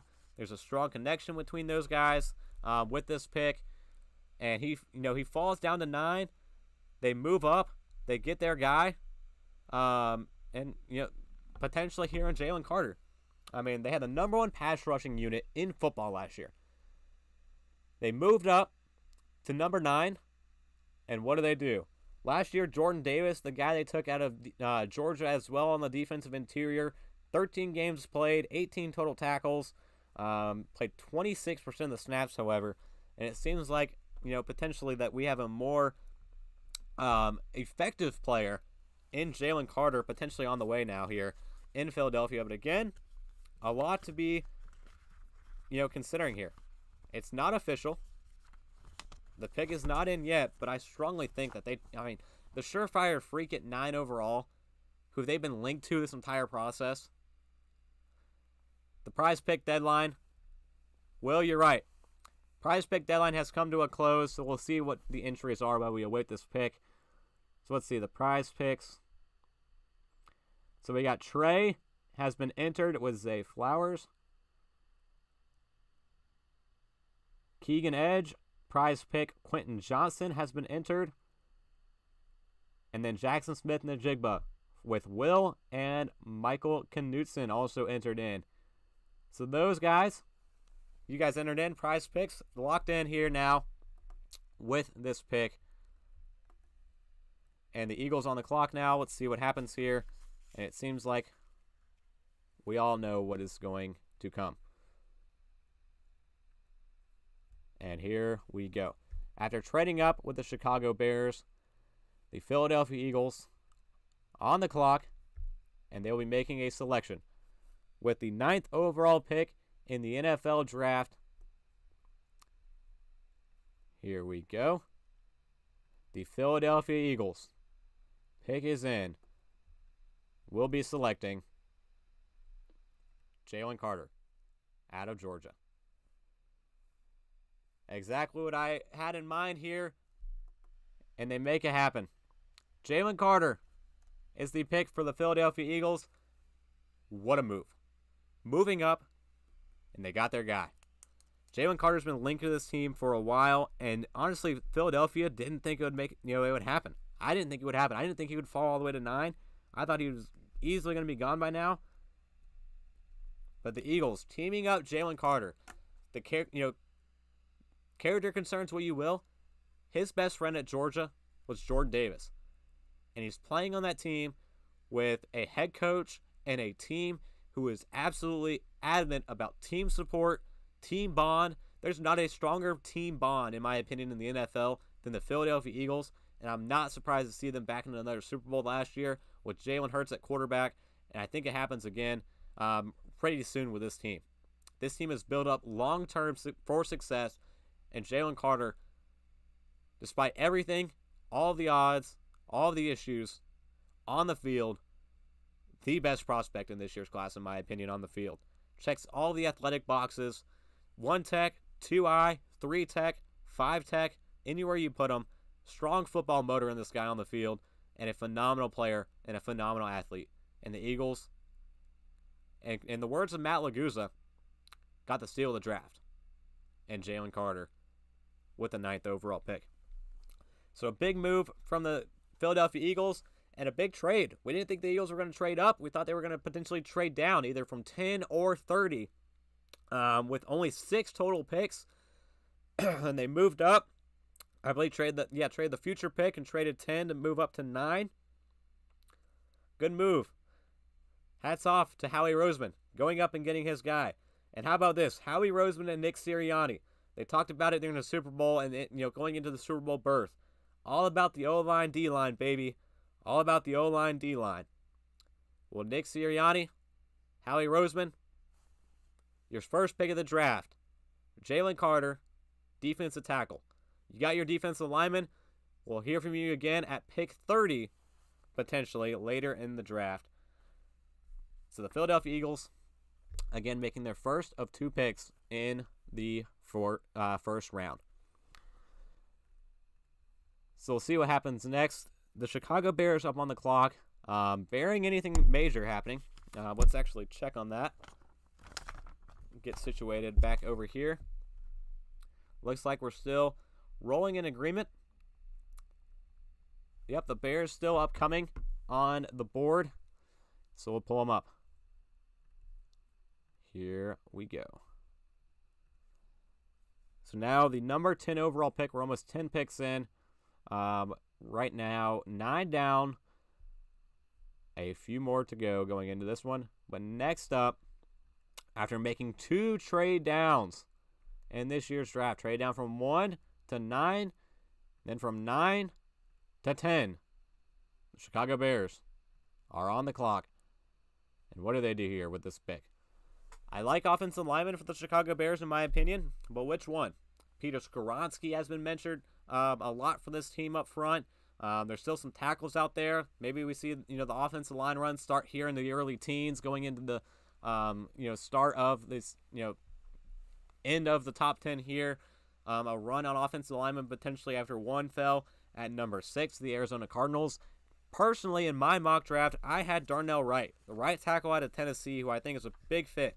I think the Bears already have their left tackle on board, and they need a right tackle as well that this team really needs. They need some help, and they need some protection around Justin Fields within this offense.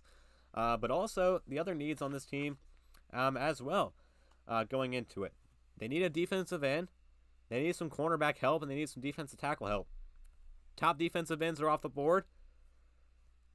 Top defensive tackles off the board. I don't expect to hear that position get called the rest of the night, with Jalen Carter being the only player in my mock draft at the position being taken in the first round. But this team had the 31st ranked rushing defense, the 29th ranked total defense. But another thing on the passing side, they added in DJ Moore in the trade with the Carolina Panthers. They traded at the trade deadline last year the 32nd overall pick, first pick of the second round, to the Pittsburgh Steelers for Chase Claypool. They're adding weapons around Justin Fields with the 32nd ranked passing offense. Despite having the number 1 ranked rushing offense in the league this year, the pick is in with the Chicago Bears team. And like I said, I expect an offensive lineman here. They need to build up some help up front. They had the number 2 ranked pass blocking offense last year, despite the 32nd ranked passing offense in general. But I think a right tackle is in play here with this team. And it seems like we're going to have another selection here potentially go our way with this next move. So we'll see what happens. A highly productive player who I'm excited to see going into it.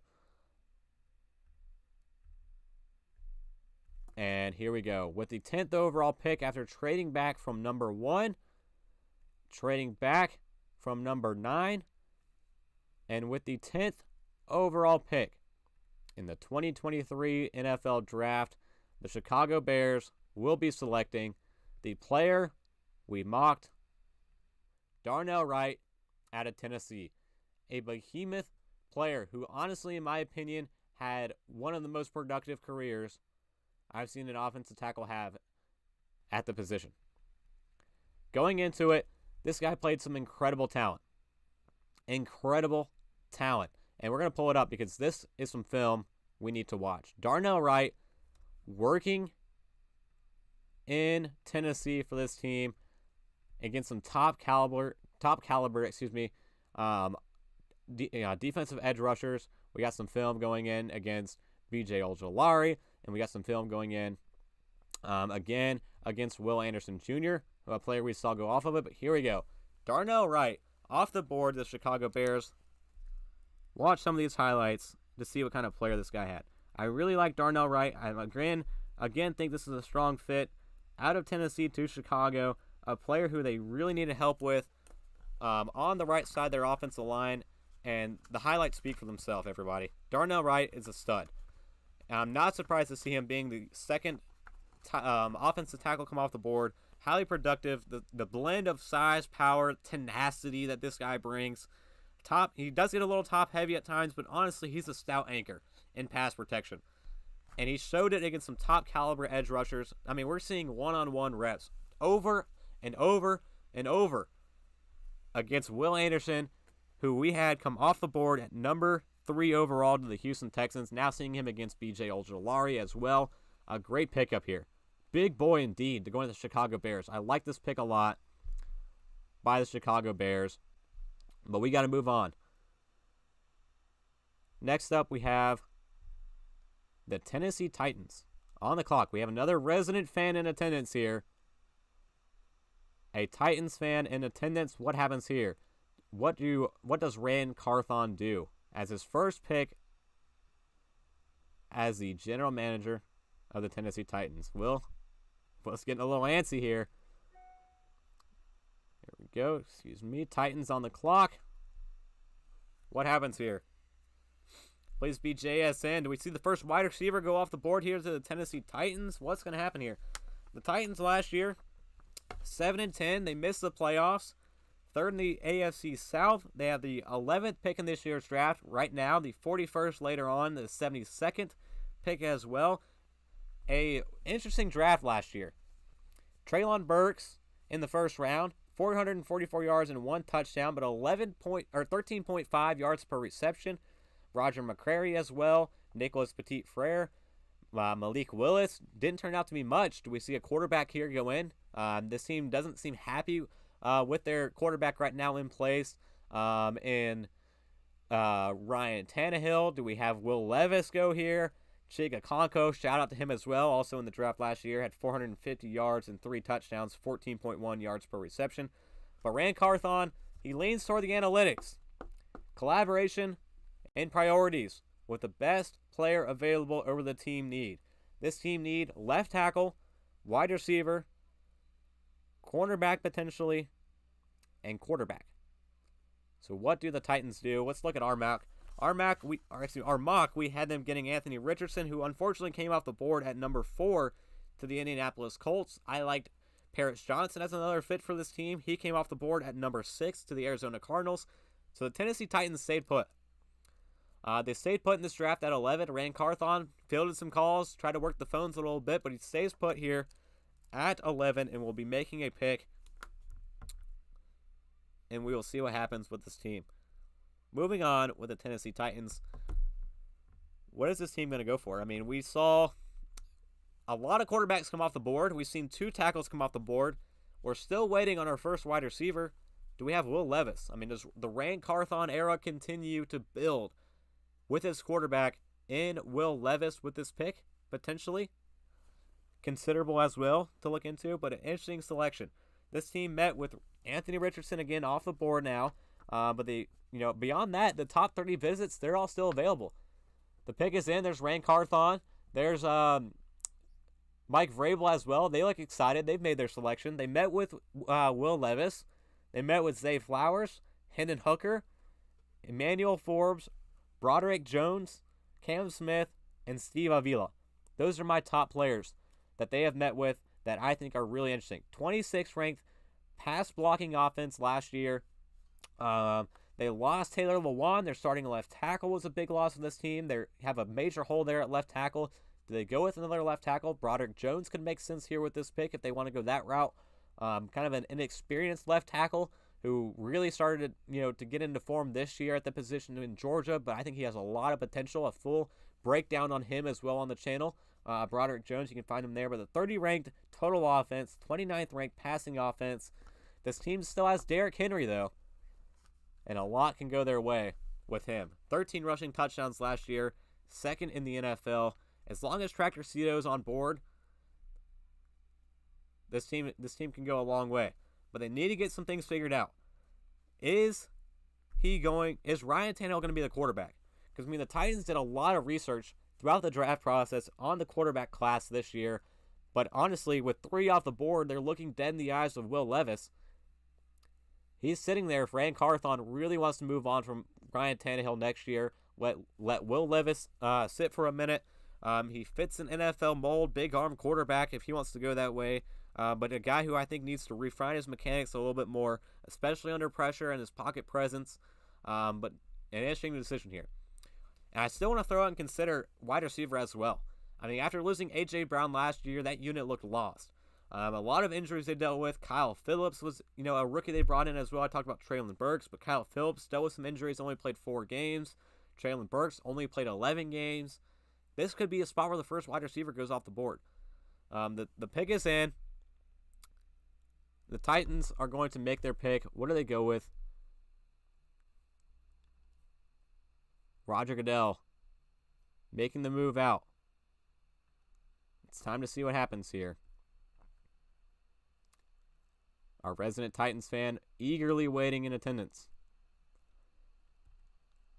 And the Tennessee Titans, with the 11th pick in the NFL draft, will be selecting. Here it is. Peter Skoronski, offensive tackle, Northwestern, 6'4". This guy is an incredible athlete and a versatile player. honestly, I like this pick. I like this move here by the Tennessee Titans. Everyone's giving him crap in the chat, but honestly, a versatile guy where he can do anything on this offensive line. He can be a left tackle for them. He can be a guard for them. A strong move by Rand Carthon where he is building around the team that they have in place. They filled the hole that they have and filled it immediately. Northwestern, Peter Skoronski, he doesn't have the arm length to play tackle. That's been the biggest knock for him going into it this year. Can he play tackle? Can he go into it? But what we see out of him has been phenomenal. Going in, at Northwestern, being able to play, exclusively at left tackle, but a lot of people want to see him at guard. In my opinion, I think he stays at this left tackle spot. After moving on from Taylor Lewan, they need a left tackle, and what we saw from Peter Skoronski at left tackle was some pretty solid film that we're now going to be pulling up here from this Tennessee Titans squad. So here we have it. Put it up here. Peter Skoronski. Take a look at him. The highlights we have from him as we get ready. Grandson of a Bob Skoronski, who was a member of the Green Bay Packers, a potential fit maybe I considered for my team coming up at 13. But Peter Skoronski going to the Tennessee Titans, offensive tackle, back-to-back tackles off the board. And Rand Carthon does right by his players, does right by Mike Vrabel, and fills a major hole for this team in Peter Skoronski. So one last play to watch here as an anchor at left tackle. We'll do one more. The impact this guy can have. So a big pick there with Peter Skoronski coming into it. But next up, what we have coming up here. After a trade, we have the Detroit Lions moved back with the Arizona Cardinals, and it looks like the Lions, the pick is in. We'll be selecting here. It's no more moving around from this Lions squad. The pick is in. They were on the clock, and here we go. So the Detroit Lions coming back up into it. The first time we're seeing this team. So let's go back to the sheets and pull back up the Detroit Lions. Here we go. All right, so the Detroit Lions last year, 9-8, a playoff team. Oh, wow. The pick is in. And this one is surprising, folks. We are going to be surprised by this pick. After trading back to the 12th overall pick in the NFL draft, moving back, a little spoilers here. We're getting it. Bring it up. Major move by Dan Campbell, by Brad Holmes, Jahmyr Gibbs from Alabama, the third Alabama player off the board to the Detroit Lions. We're running back here, and we're going to pull up, because honestly, again, we're going to pull up this film. Phenomenal film. And a play that we broke down in tandem with Bijan Robinson and our running back episode. We only talked exclusively about these two guys. So here you go, pull up the tape. Let's have a look at not Bijan Robinson. Let's have a look at Jahmyr Gibbs, the home run hitter in this year's class. Rare skill set as a receiver out of the backfield. Great vision and honestly the most great elusiveness, acceleration, busting past defenders. A interesting pick. A guy who I have seen confirmed to be a first-round guy, but I did not expect him to go 12. Transferred from Georgia Tech to Alabama, and honestly, his career went off at Bama.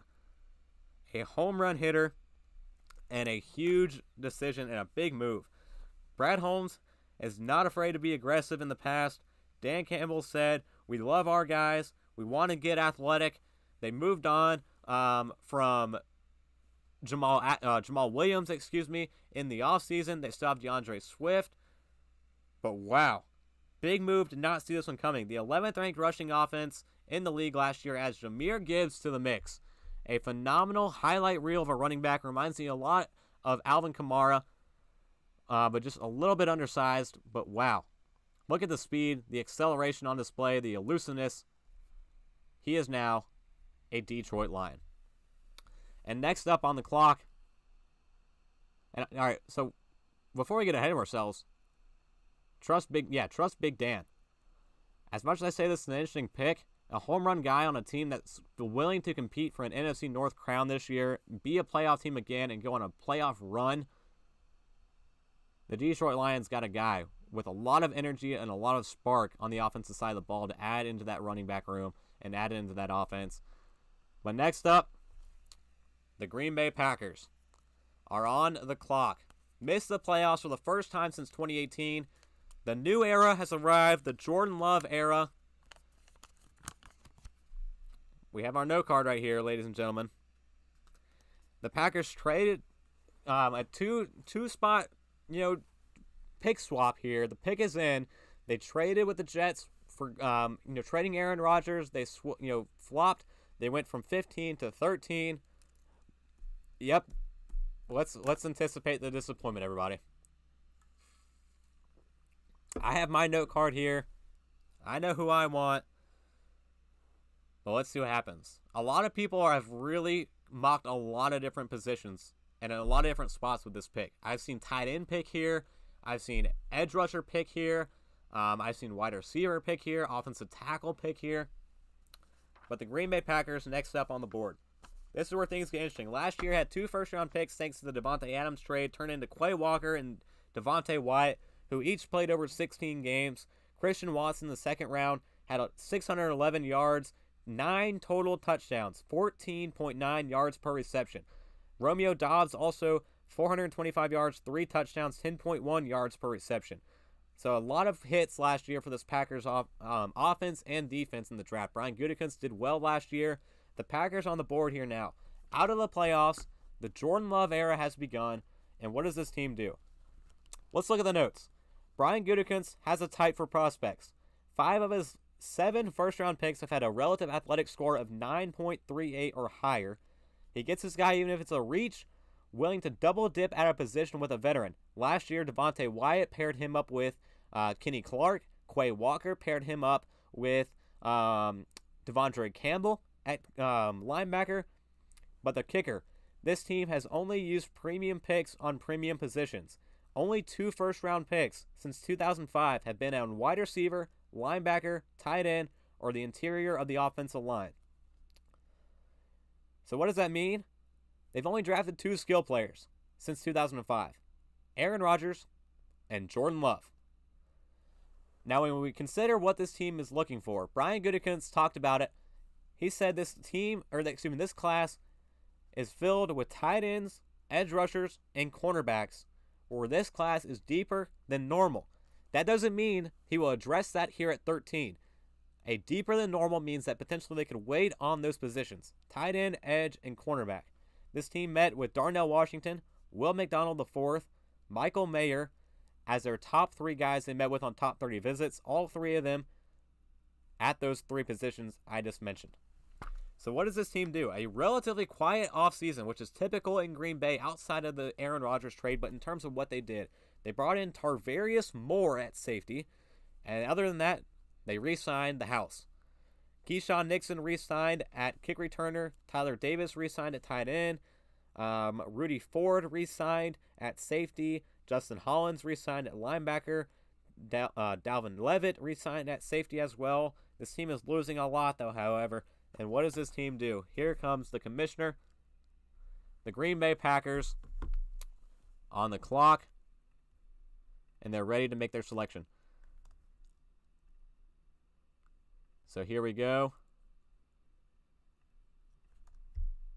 And the Green Bay Packers with the 13th overall pick in the 2023 NFL Draft. Hearing it live right now from the commissioner. And it appears they will dip back into the pond on defense. And the pick is the guy who, honestly, I don't mind. Lucas Van Ness, defensive end from Iowa. Not the experienced guy, but however, transition back.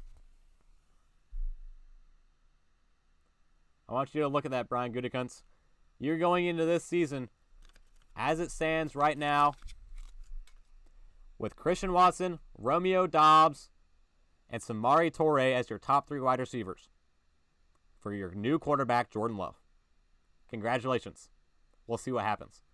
But Lucas Van Ness is a player who I really liked. Former hockey player in high school that we're seeing the tape of now at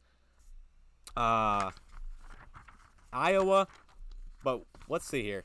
A guy who honestly wasn't that experienced, but they really liked him. The Packers really like this guy because he reminds me of Rashawn Gary.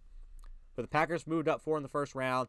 A guy who didn't have much college production, but honestly was productive. I believe had 9 sacks despite his limited playing time as a role player.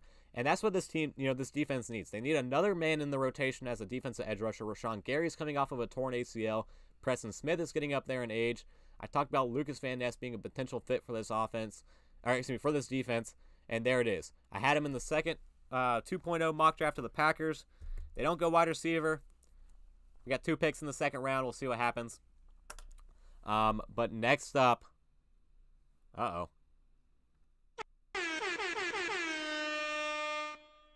here we go, ladies and gentlemen. Let's see if we can hear from our friend Field Yates again, because we have a trade. Bill Belichick, you wizard, you did it again. The Patriots have traded back with the Pittsburgh Steelers, and I feel like no one trades back more than Bill Belichick. So the Steelers now on the clock. Thank you, Field Yates. Bring it back up here. Get back in order. So Lucas Van Ness goes to the Green Bay Packers from Iowa. And here we go. We'll pull it up here. The new team we have next up. Going into it on the clock right now. And what will the Pittsburgh Steelers do? They make a trade. They move up. That was rumored to happen. It was rumored that Omar Khan wanted to make a move and slide up on the board a little bit. He does so here. Potentially a little lower than I expected him to be moving up. But he does it anyways.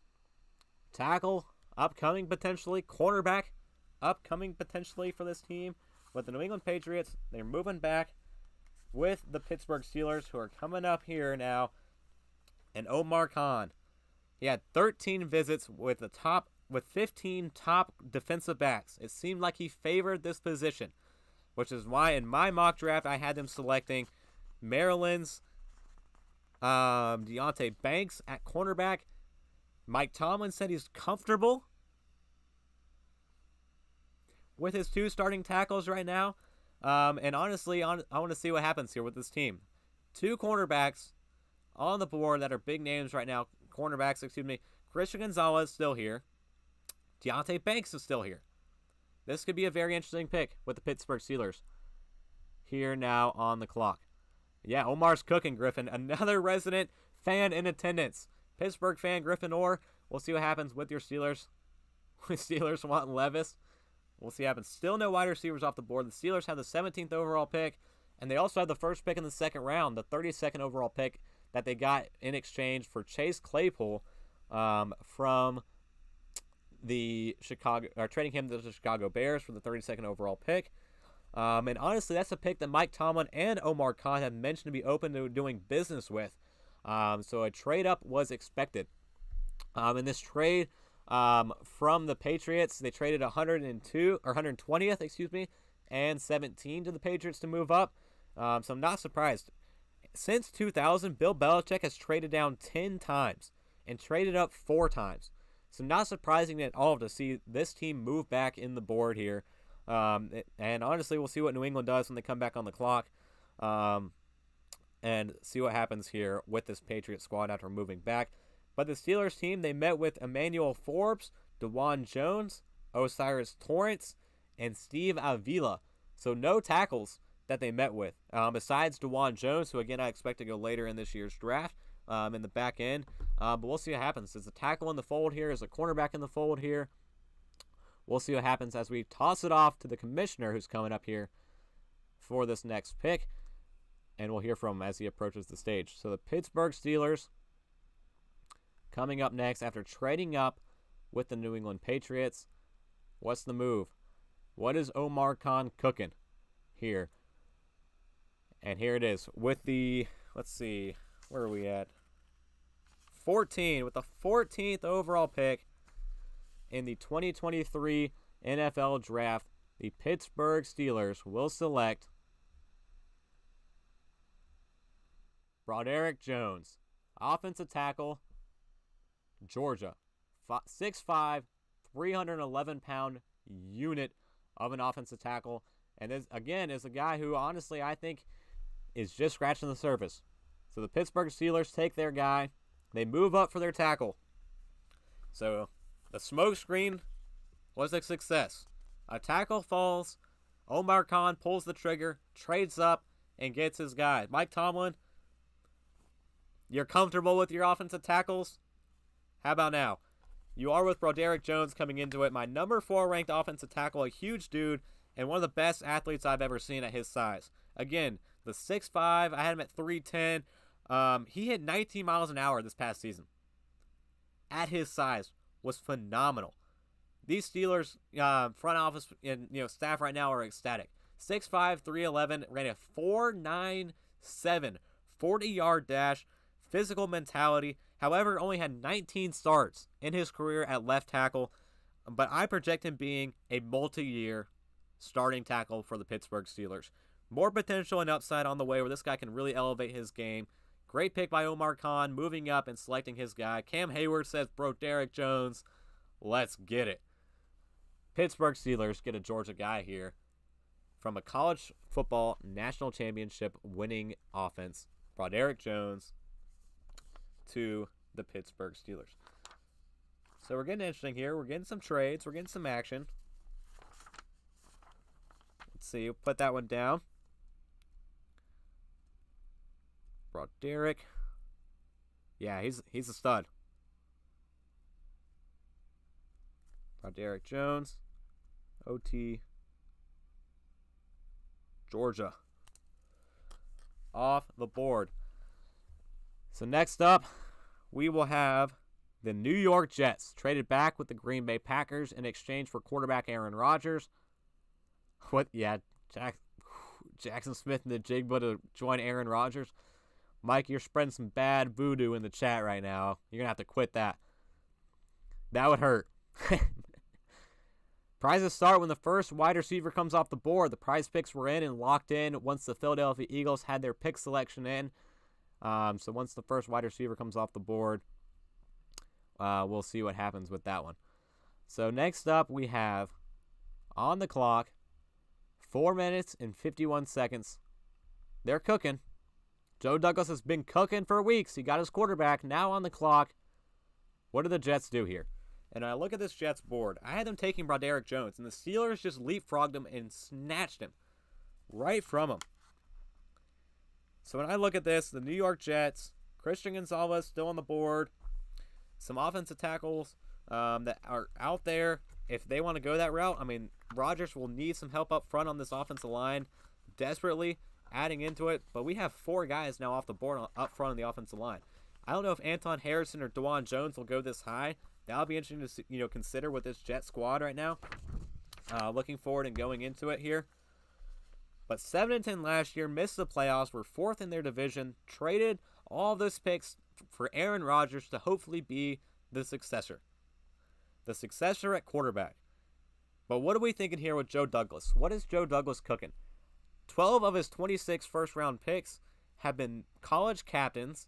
12 of his 26 picks since 2020 have been college captains. He met with Paris Johnson Jr., Broderick Jones, Trey Palmer, and Aiden O'Connell as the only big names he met with. The only ones that are first-round options are off the board. 29th ranked scoring offense, you would think that would change with Aaron Rodgers coming into it, with Garrett Wilson at wide receiver, with Breece Hall coming back at running back. Does this team go another wide receiver? I don't think so, in my opinion. I mean, they brought in Allen Lazard. They still have Corey Davis, still have Denzel Mims and Garrett Wilson. They still have Randall Cobb. He's back in the gym. He's cooking. He's working. He's going to potentially join this team and his buddy Aaron Rodgers here. Last year, they took Sauce Gardner, played 17 games with 20 pass deflections, which is an insane stat from last year from Sauce. Garrett Wilson, 1,000-yard season, offensive rookie of the year, 13.3 yards per reception. A great year from him. Jermaine Johnson in the back end of the first round. Breece Hall at running back had a great season that was cut short due to injury, so we'll see him hopefully come back. But this team was pretty good defensively under Rob Saleh last year. 4th in scoring defense, 5th in total defense, 3rd in passing defense, but they struggled a little bit against the run. Middle of the road, 16th, but the big kicker was the offense here. The missing piece of the puzzle was Aaron Rodgers coming in at quarterback. Is he enough to help out this offense, or do they add another piece to it? That's going to be a kicker to see. Biggest fall right now, in my opinion, has been Will Levis. Quarterback's still on the board from Kentucky. No one wants Will Levis so far. So that was interesting to see. But the Jets, they're sitting tight. They moved back with this pick. Joe Douglas, he's on the phone. We'll see what happens. We will see what happens with this team.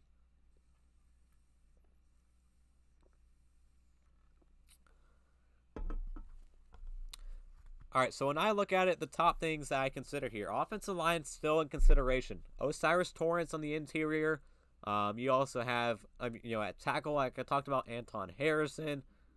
You got DeJuan Jones. I don't think those necessarily go that high. Christian Gonzalez. If Christian Gonzalez is potentially paired, it looks like the pick is in. Joe Douglas is celebrating, dabbing everybody up in the draft room here. Christian Gonzalez is paired with Sauce Gardner. My God, what a duo in the AFC East. But also, some pass rushers. Still on the board as well that this team needs some youth at. Myles Murphy, Nolan Smith on the board. Those two guys are real kickers top first-round guys who are still out there I can consider. We'll see what happens here. 50 seconds. Do the Jets not even pick? Just kidding. The pick is now in. So the pick is in. The Jets won't skip their pick after trading back. That would have been hilarious and comical to see after trading back in the exchange with Aaron Rodgers. But we'll see what happens here. No trade. Jets are staying. Jets are picking at 15. So we'll see what happens. Let's talk about the rest of their offseason. I talked about Allen Lazard joining Aaron Rodgers in this offense. The team also brought in Chuck Clark at safety, Mecole Hardman at wide receiver. That's an underrated signing I let slip through the cracks there. Re-signed Quincy Williams. Brought in, re-signed Solomon Thomas as well. But the rest of it, not the best. Shout out Tim Boyle. My guy holding down the fort with Aaron Rodgers in that quarterback room. But Zach Wilson's going to make practice hell for those two guys. Allegedly. We'll see how that works. But yeah, we'll see what happens. They did lose Elijah Moore, so I don't know if Mecole is the essential pick for him. But it seems like Lazard's going to be their slot guy, and even Randall Cobb coming into it. I don't know if Jackson Smith and Jigba's the fit here. So for me, I'm thinking defense with this pick. Joe Douglas is a defensive guy. We had a solid run on offensive players go off the board already. So here with this one, some defensive help for Rob Saleh and this team could be in consideration here with this Jets pick. We see them again at 43 in the second round. That pick they were able to hold on to. They traded 42 to the Green Bay Packers, but they kept 43, which is their original selection. So we'll see what happens here. Of course, waiting on the commissioner to come out. So for me, I'm going to say Nolan Smith or Christian Gonzalez. Unless I have a surprise pick here. But Nolan Smith, an off-ball linebacker. They have a lot of aging players on that defensive edge in New York that they need some youth at to take over long-term at that position. And Christian Gonzalez, an absolute insane athlete. At 20, I don't know, he's 21 years old. I think he's still 20. Adding him with Sauce Gardner, again, a player with 20 pass deflections last year, which is, again, an incredible stat. In my opinion, who's throwing the ball 20 times at Sauce Gardner to begin with? But still, we'll see what happens. The commissioner coming out here, the Jets pick upcoming. Biggest fallers have happened. And they've come off the board. Let's see what the Jets do. Yeah, the new upcoming Green Bay Packer East Coast edition with Aaron Rodgers in house, with Allen Lazard in house, with upcoming as well Randall Cobb on the forefront. What will the Jets do? So they traded back again from 13 to 15 in the trade that landed Aaron Rodgers. And now with the 15th pick in the NFL draft, the New York Jets, it appears, are going to be selecting. Forthcoming. Here comes the pick. So the kid's making the selection. Little guy up front.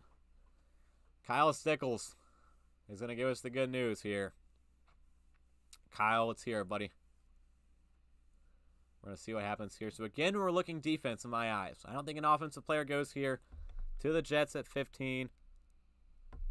So we're going to see what happens. Again, I think an edge rusher off the board or potentially a cornerback. So we'll see what happens here with this pick.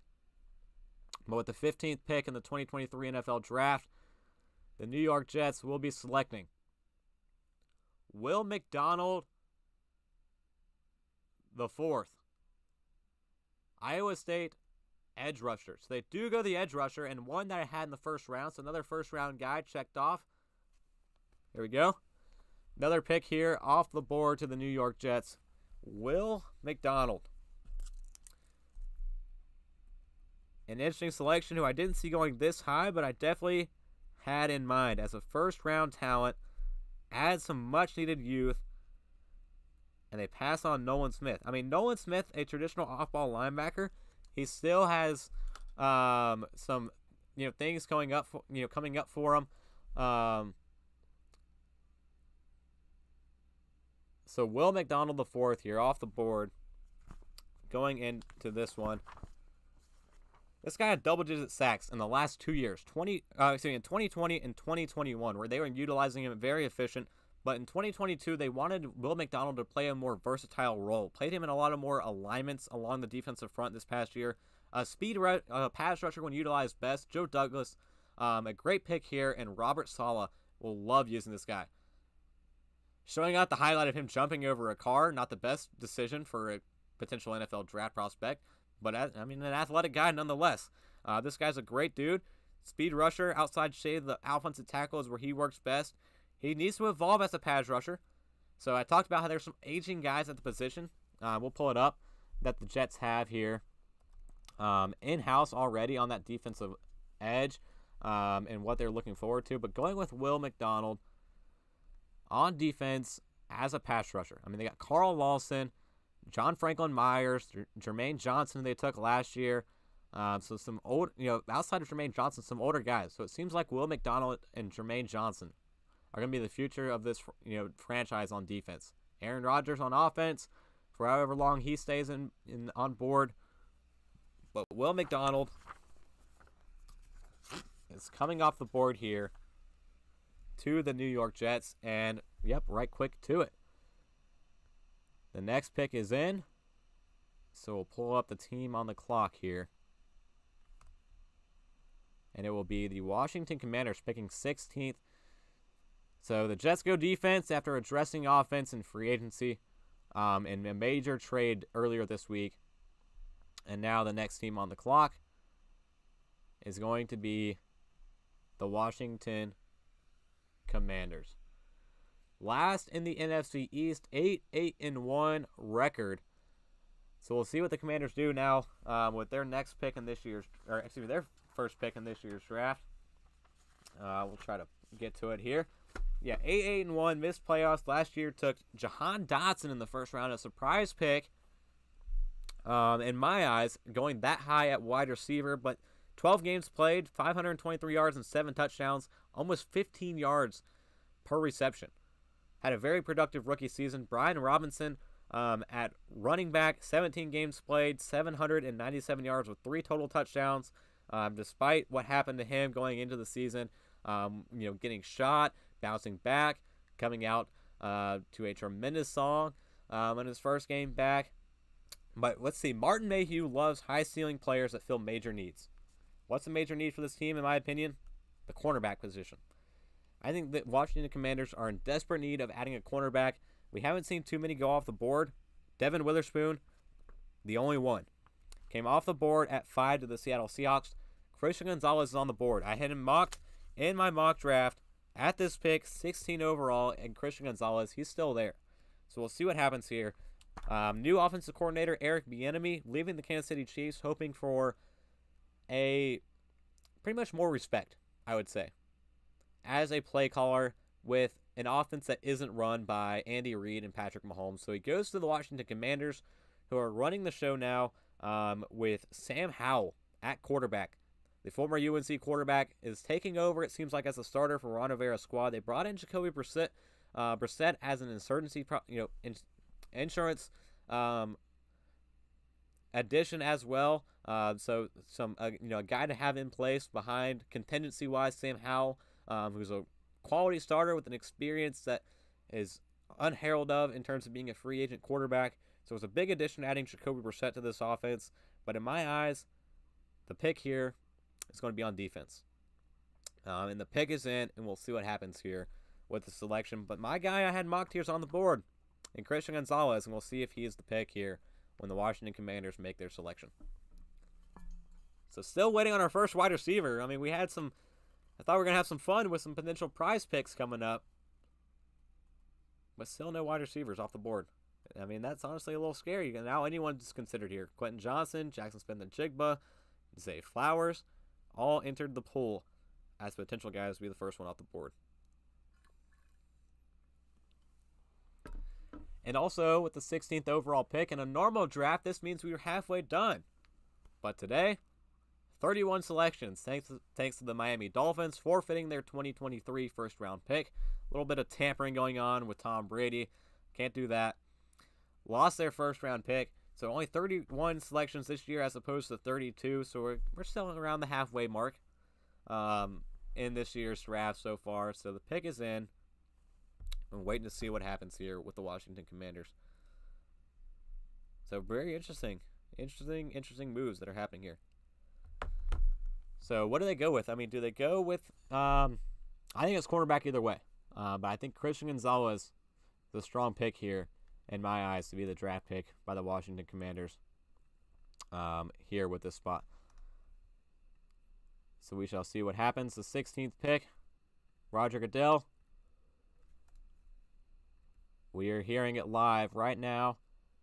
The 16th overall pick in the NFL Draft, 2020 NFL Draft. The Washington Commanders will select. And again, right position, wrong player. Cornerback, Emmanuel Forbes, 6 foot, 166 pounds. A lot of people are knocking the skinny frame, but I have a full breakdown on him that will come out because I love this guy. I love Emmanuel Forbes, a phenomenal player in this year's class. And honestly, on the show, I talked about it. He may have the size of a house cat. 166 pounds as an NFL cornerback. But this guy plays like a lion. And I had him fit to the Lions at pick 18 for that reason, but an absolute dog.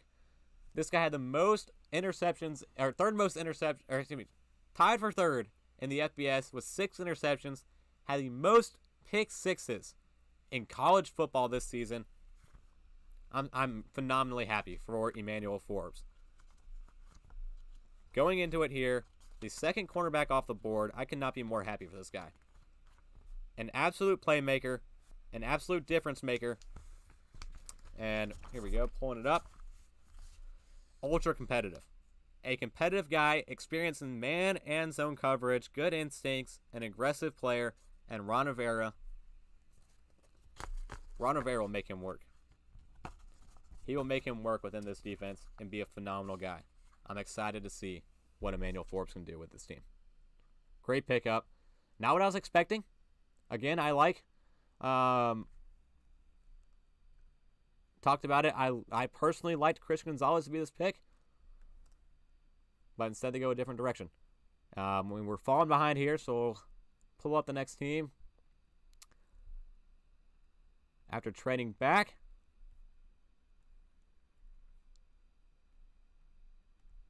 we had the New England Patriots next up. And the pick is the Patriots were very quick to make this decision. And there's a good reason why. Pulling it up here, Roger Goodell's giving it to us. The 17th pick after trading back in the NFL draft. The New England Patriots and Bill Belichick will select Christian Gonzalez. Cornerback, Oregon. This is what I was expecting to see with that last pick. As much as I love Emmanuel Forbes, Christian Gonzalez, my number one cornerback on the board. So Patriots make their selection in Christian Gonzalez, and this Patriots defense, see if we can get it back up here, 17th against the pass last year, and they added a stud. And interesting here, stat line, for you, 54% of New England's draft picks from 2016 to 2021 came on offense. This year, defense. And the big thing right now, as of 2021, only 13% of the Patriots' draft capital was spent on the defensive back positions in the past 5 seasons. They met with Cam Smith. They met with Emmanuel Forbes. And in my eyes, based on this selection, Bill Belichick was not expecting Christian Gonzalez to be on the board with this pick. And they make the move. Christian Gonzalez, I really like. A long cornerback, especially his arms. We see him walking up on the stage right now. 40-yard dash, a 4.38. An explosive guy. Outstanding ball skills. We'll pull it up as we're waiting. We don't have anything from the next team, so let's check out some more tape as well from Christian Gonzalez, who, again, phenomenal player at Oregon. I really liked his tape, and going into it was one of my top players in this year's class. So let's check out some of these highlights from him. Check out what this guy does. Flashes the ability to lock down, completely shut down his side of the field. And he's going to do that at the next level easily for this Patriots team. They have a lot of versatile guys in that defense, but what they didn't have was a lockdown cornerback. So now a guy who has excellent speed, has the ability in press coverage to have a well-punched time at the line of scrimmage and stay in front of the receivers, and instincts, insane instincts, to make a play on the football that we're seeing time and time again. An easy early Pro Bowler in my eyes, and a guy who has insane open field tackling ability as well. You know, the play starts and stops where the play is made. No one gets by Christian Gonzalez. Where they meet him in the field, the plays stop there. Over and over again. Really like Christian Gonzalez as this pick for the Patriots. A very Bill Belichick guy who I did not expect Bill Belichick to have an opportunity to take. He doesn't trade up. He traded back, and he gets this guy anyways. An exciting pick for the Patriots, an exciting pick for Patriots fans, and they should be very happy with this pick. Again, potential lockdown cornerback who I see being a Pro Bowler early in his career, and the tape says it all. The drip going up on stage, Christian Gonzalez is a New England Patriot. So what a pickup and what a move. Let's get caught up here now. So the Commanders, we saw Emmanuel Forbes, cornerback from Mississippi State. And the Patriots trading back and get Christian Gonzalez from Oregon. So I like this move by the Patriots. Good move, good decision. Next up, we will be having a team who has already selected once in this year's draft. Back at, let's see, where was it? Back at 12. An interesting pick. This team took Jahmyr Gibbs. A very surprising move at running back from Alabama. So we're seeing what they're pulling up. So still on the clock. The pick is not yet in. What does Dan Campbell and Brad Holmes do the second time? On the clock, the second time tonight, we're getting a commercial break in progress. We don't take commercial breaks here on the Slaw Sports Show. We go 4 straight hours, 31 selections, mayhem, analysis, insight, fun. We do it all on the Slaw Sports Show. So we have the next pick, the Detroit Lions. So again, a very surprising move. Running back, they locked in Jahmyr Gibbs at 12. Now up at 18. What do they do here? Cornerback is still in play. I had Emmanuel Forbes. He's off the board. Christian Gonzalez off the board. Devin Witherspoon off the board. Deontay Banks is still sitting there. Banks is another good cornerback who I think could fit Dan Campbell's defense very well. But they also have some needs on the defensive line. Could we see another D tackle come off the board? Nolan Smith? Maybe potentially off the board here. How about Will Levis? I mean, the slide has to end at some point with Will Levis. If the Detroit Lions don't believe in Jared Goff being their quarterback long-term for this team, Will Levis could make a move here where he could see, a year on the bench behind Jared Goff and take over for this team long-term. So Will Levis a concern, or an interesting pick here. So Brad Holmes, I talked about. We're thinking quarterback. He had great scouting on the quarterbacks and was aggressive in his past.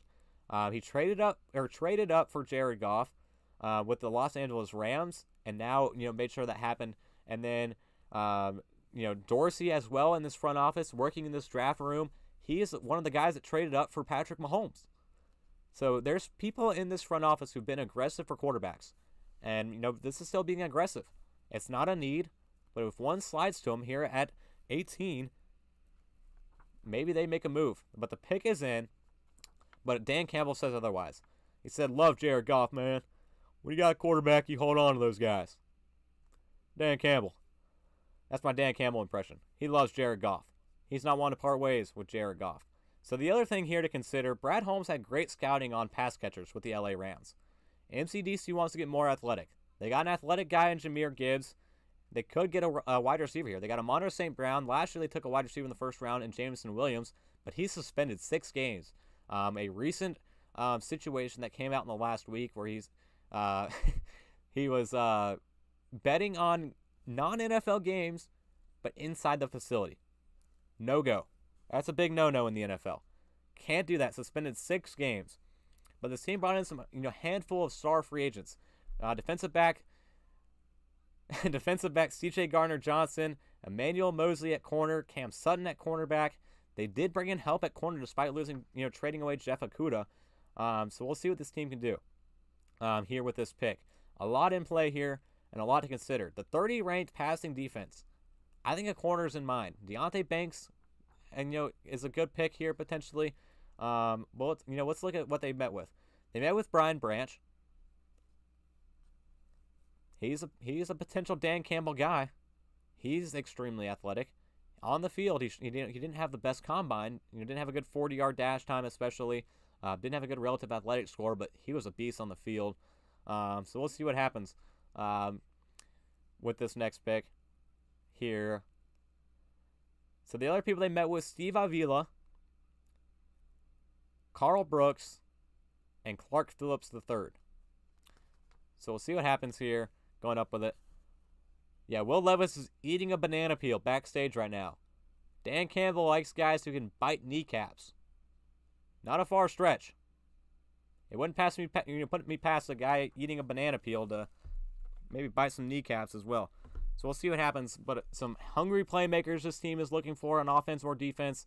Dan Campbell's type of guys. We'll see what happens. This next pick, Roger Goodell coming in. The pick is in.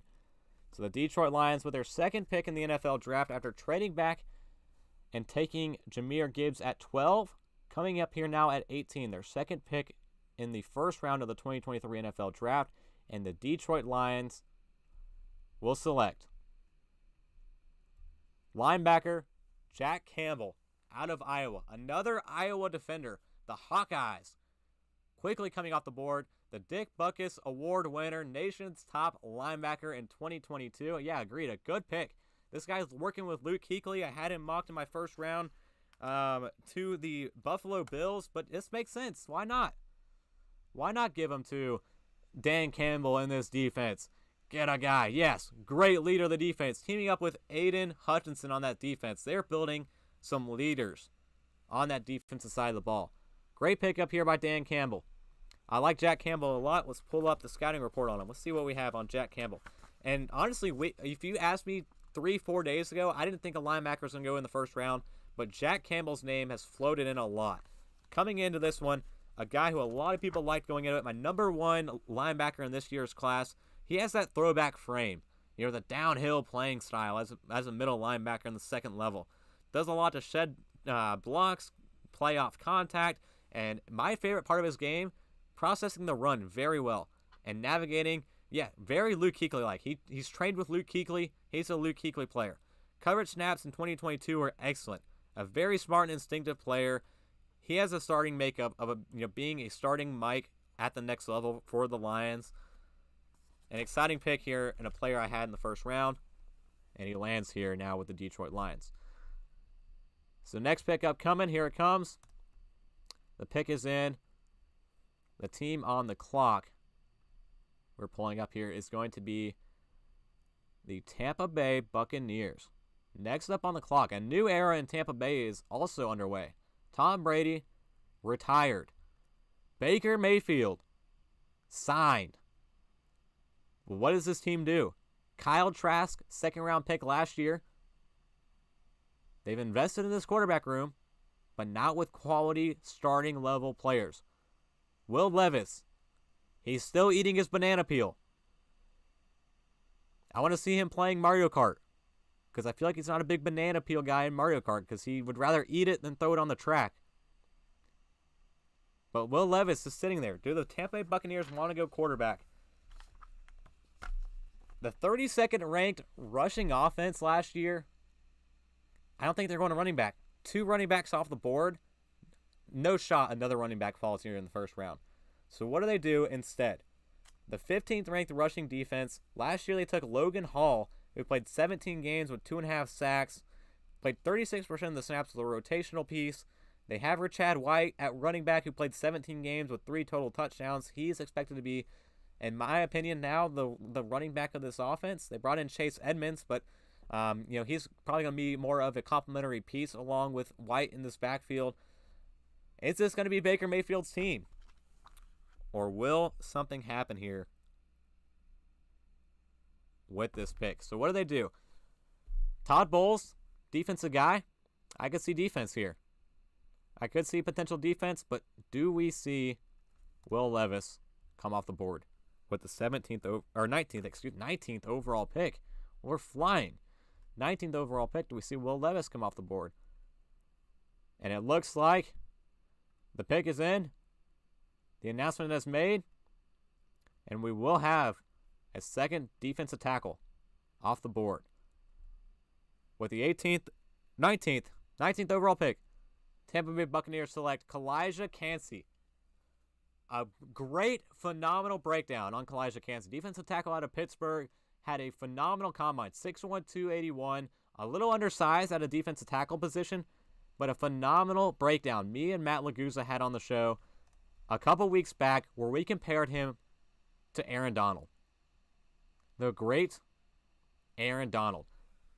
The 2022 ACC Defensive Player of the Year, Kalijah Kancey, is exceptional.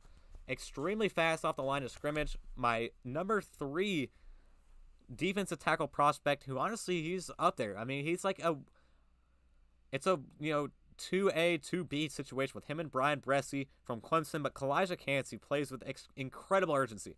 Extremely physical and tough, but his gap penetration is incredible. Shooting the gaps is what he does best. He's going to work very well with that defensive line, in my opinion. And think about it. They already have Vita Vea, who is the, big guy. Vita Vea is the big Samoan on that defense who is the gap eater. And now they have the gap shooter right next to him in Kalijah Kancey. That's going to be an incredible duo that Todd Bowles will work out with very well. Jason Light likes high character guys that love the game. That's fitting. Very fitting pick with Kalijah Kancey here. Great pick. It'll help out that 22nd pass rush and help out that 15th ranked run defense as well in the interior of that defensive line. Good pickup. I like it. Todd Bowles doing what Todd Bowles does best. His type of guy, for sure. Comparing him to the guy with the same school, played the same position. Yeah. Mike, you should look at the RAS score comparison. Actually, I want to see if I can pull it up real quick. The comparisons of these two guys is uncanny. While we're waiting for the Seattle Seahawks pick, and while we're waiting to pull this up, let's real quick get caught up here. So Jack Campbell. And then Kalijah Kancey from Pitt. All right, so we're real quick going to pull this up. to see what we can do. All right, Kalijah Cansey. Meet Aaron Donald. Two players who have been really close together in terms of what we saw from this potential comparison. And let's see, hopefully this plays up right.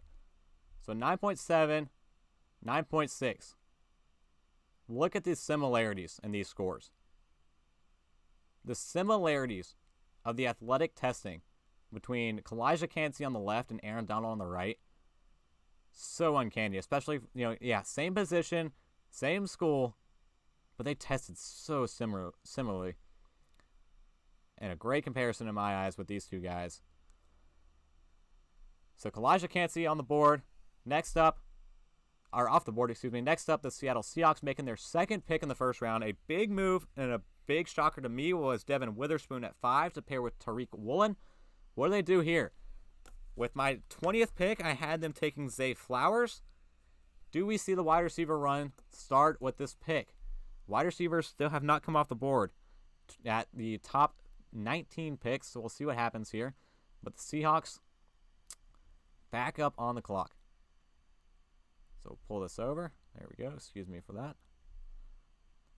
All right, Seahawks on the board.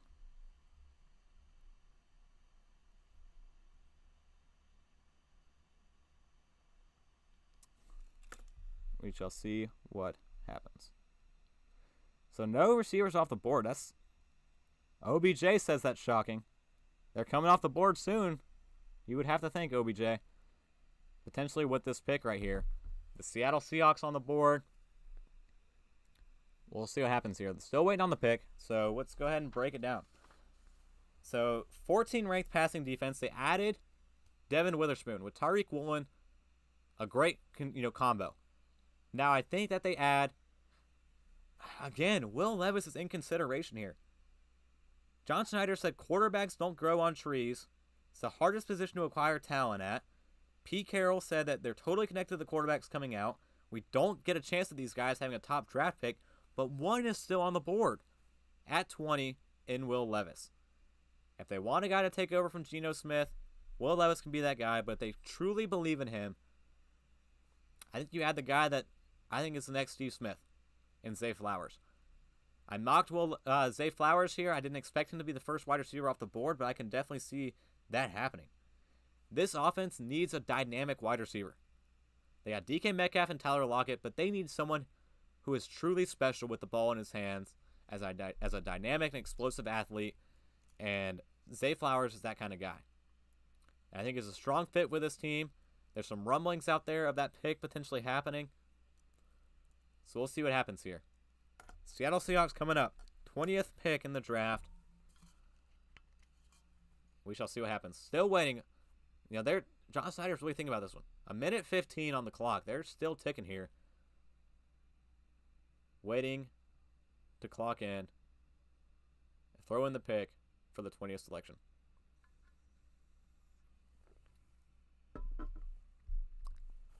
So we'll see what happens. Minnesota should trade up for Will Levis. I had Minnesota taking Hendon Hooker. If they want a quarterback, Will Levis is still there.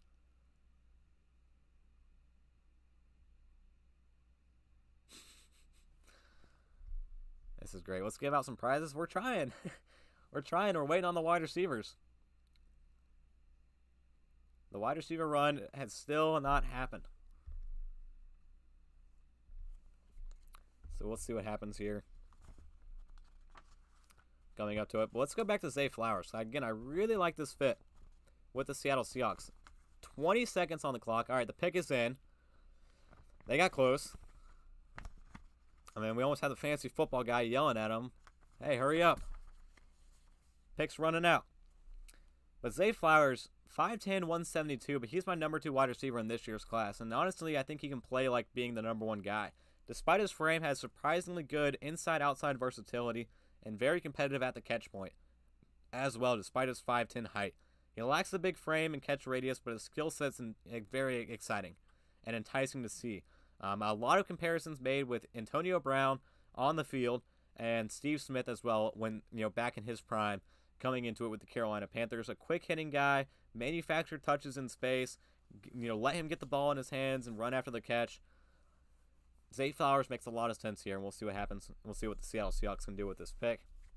But exciting selection upcoming with the Seahawks pick. I mean, they're a team I don't know what's going to happen. They surprised me with Devin Witherspoon at 5. They could surprise me here or be right a nail on the head with Zay Flowers. So we shall see what happens coming up here. Seattle Seahawks, second pick. We talked about the free agency. Let's talk about some of the players they lost. Actually, we talked about the players they lost as well. We did a good rundown here last time with the Seahawks team. So we missed the Matthew Berry voiceovers in fantasy. We do. So let's see what the Seahawks team does. I mean, we talked ad nauseum about them, excuse me, back at 5 because they took a while. It took a while again here to make this selection, but the pick's upcoming, waiting on the commissioner to come out and make this selection. There's still a need at defensive end. I mean, Nolan Smith, he's in consideration here as well. Miles Murphy on the board. Seahawks have an interesting situation here, upcoming in terms of what they can do. So we shall see what happens. Solid draft so far. A lot of surprises, but we've gotten some here and there as well that I'm happy about. That I'm excited we were able to get some guys in the first round that were first round guys. So we're waiting on this pick here from the Seattle Seahawks. The commissioner's in. Brought some players up with him, it looks like. Waiting on this next pick. Continuing on the 2023 NFL Draft. So it looks like the pick is coming in. And it looks like they are going to go with the pass catcher. Right position again. But it looks like wrong player. With the 20th overall pick in the NFL Draft, Seattle Seahawks are selecting Jackson Smith-Njigba, Ohio State. He is now the player teaming up with Tyler Lockett and DK Metcalf. Wide receiver off the board. So Mike and Will, you got it right. So we got to do a tiebreaker here. The next pick, the LA Chargers. I want you two to guess the player right now before they lock it in. Once the pick's locked in, you have to get it in now. Tiebreaker for the Chargers. If you can guess it right, I'll give it to you. If neither one of you get it, I'll be fair and give it to both of you guys. How about that? So I'm giving you a chance to be the outright winner if you guess the pick. So Will says Zay Flowers. Mike, if you get a pick in here that's not Zay Flowers, who do you think the Chargers are going to take? Will was quick to it. Tiebreaker, LA wins the prize instead. That's funny. But Jackson Smith-Njigba, great pickup here. I mean, we didn't see him much this year. Had the hamstring injury, and he fell. And it was an unexpected fall, in my opinion, from my number one wide receiver on the board, an outstanding route runner. Separator, footwork, everything about his game I really like. Here we go. I'll switch back over. Sorry about that. But yeah, I really like Jackson Smith-Njigba. We'll pull up his highlights, actually. Okay, here we go. Pulling up the film from Jackson Smith-Njigba. We'll see how he held his own. Working with C.J. Stroud in this offense. C.J. Stroud with the Houston Texans. I thought he was going to get paired potentially with the Houston Texans. You'll ride with my mock with the Chargers. So Jordan Addison. All right. So Jordan Addison, Zay Flowers. So the wide receiver run potentially beginning here. But now let's look at Jackson Smith-Njigba before we wrap this one up, though. Outstanding route runner. Extremely intelligent and exceptional spatial awareness guy in zone coverage.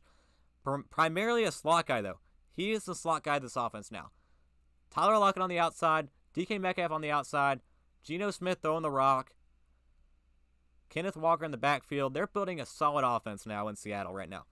Ohio State moved him around the formation a little bit. They like to put him in motion, but like I said, primarily used in the slot as a slot specialist weapon. That's what all these highlights are showing. Getting the ball in his hands, an exceptional playmaker at the next level. I'm excited to see what Smith and Jigba can turn into. Deep ball, everything there. I like Smith and Jigba a lot. Again, my top wide receiver coming off the board at 20 to the Seattle Seahawks. So just mark it down. Wide receiver, Ohio State. So next up, the LA Chargers. And again, we're waiting on the wide receiver run. 2 picks locked in for our first prize pick of the night.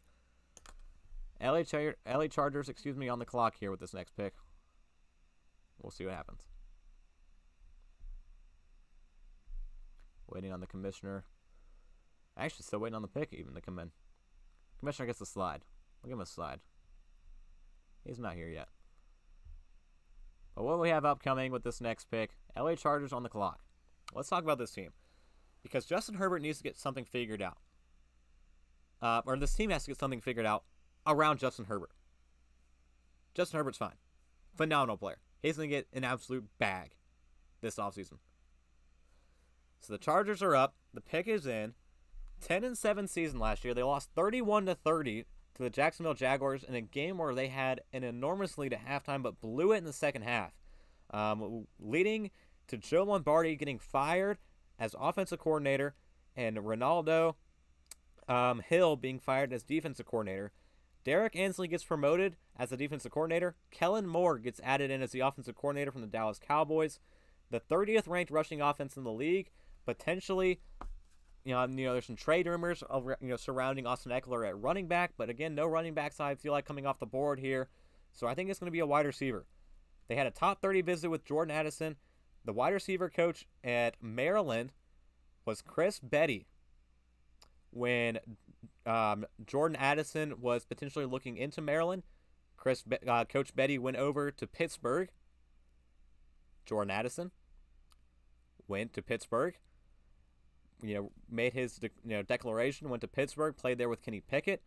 Coach Betty leaves and goes to the LA Chargers. Jordan Addison takes off and goes to USC with head coach Lincoln Riley and quarterback Caleb Williams.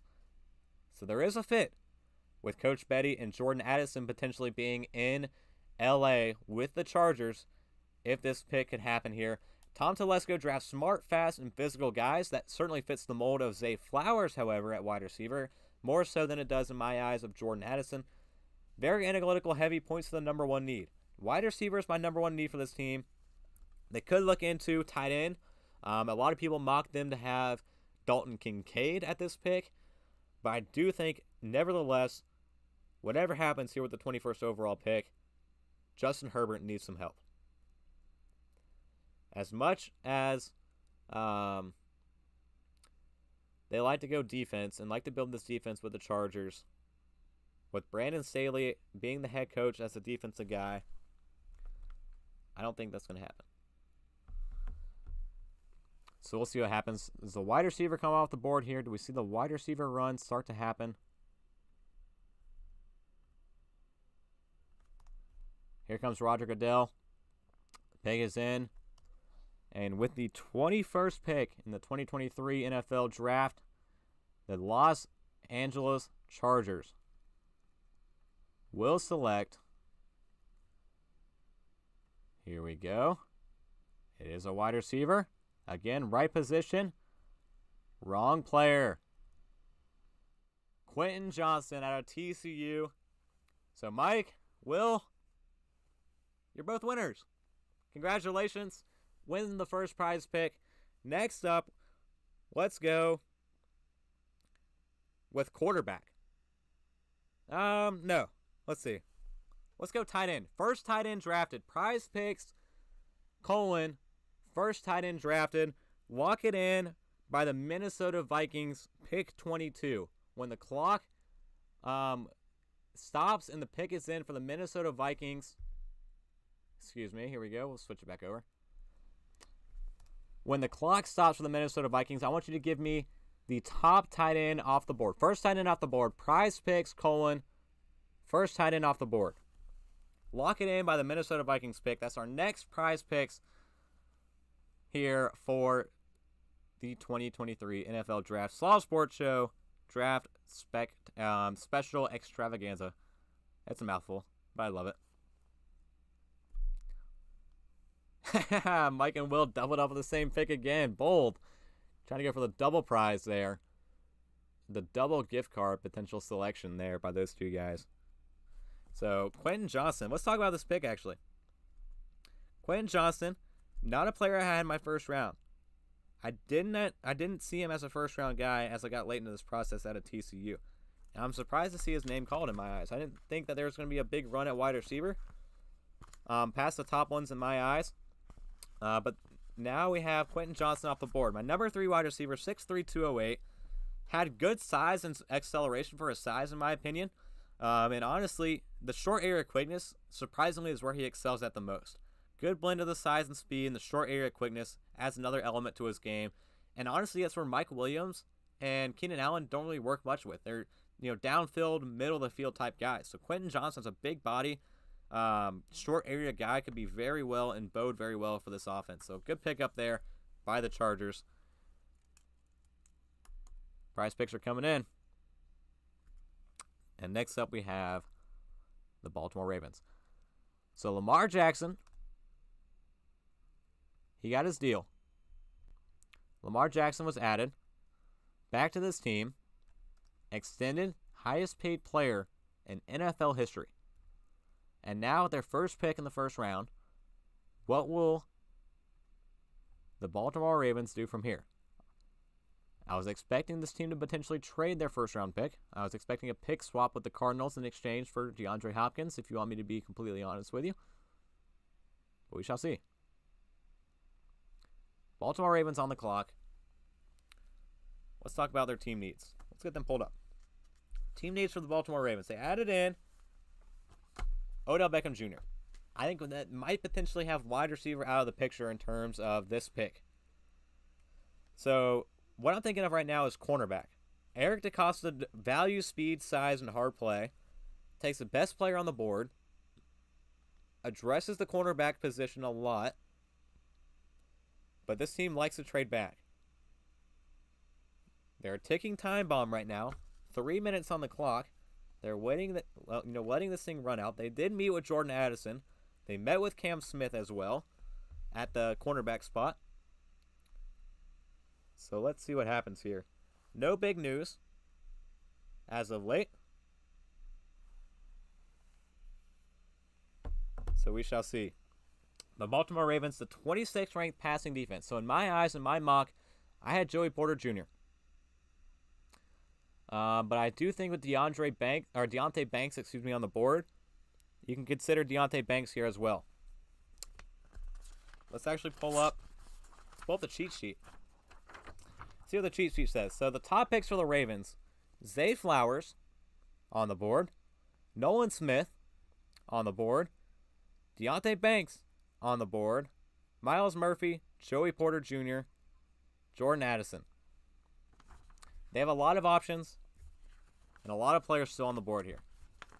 So Eric DeCosta has a big pick and a big decision upcoming. He had 2 first-round picks last year. Took Kyle Hamilton, had 16 games played with 5 pass deflections at safety, and Tyler Linderbaum at center. 17 games started, 100% of the snaps played, and was very effective as a run-blocking offensive lineman at center last year. And they went and got David Ajobo, Travis Jones, Daniel Falele, and Isaiah Likely. So a solid draft last year by Eric DeCosta. New offensive coordinator and Ton Monken coming in with Lamar Jackson. Back again at quarterback. They lost Calais Campbell off the edge. Nolan Smith has a good fit here.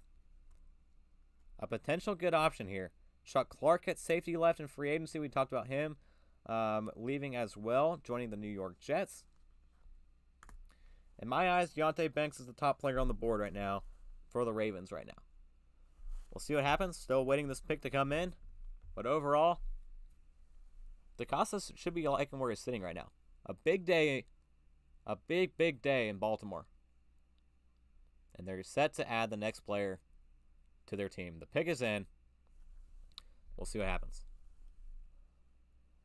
So the prize picks are in. We'll see what we got here while we're waiting.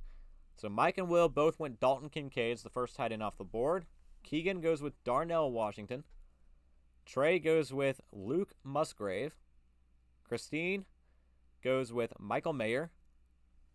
And Ellie also goes with Michael Mayer. So interesting news here at the tight end position. A lot of names covered. We'll see what happens.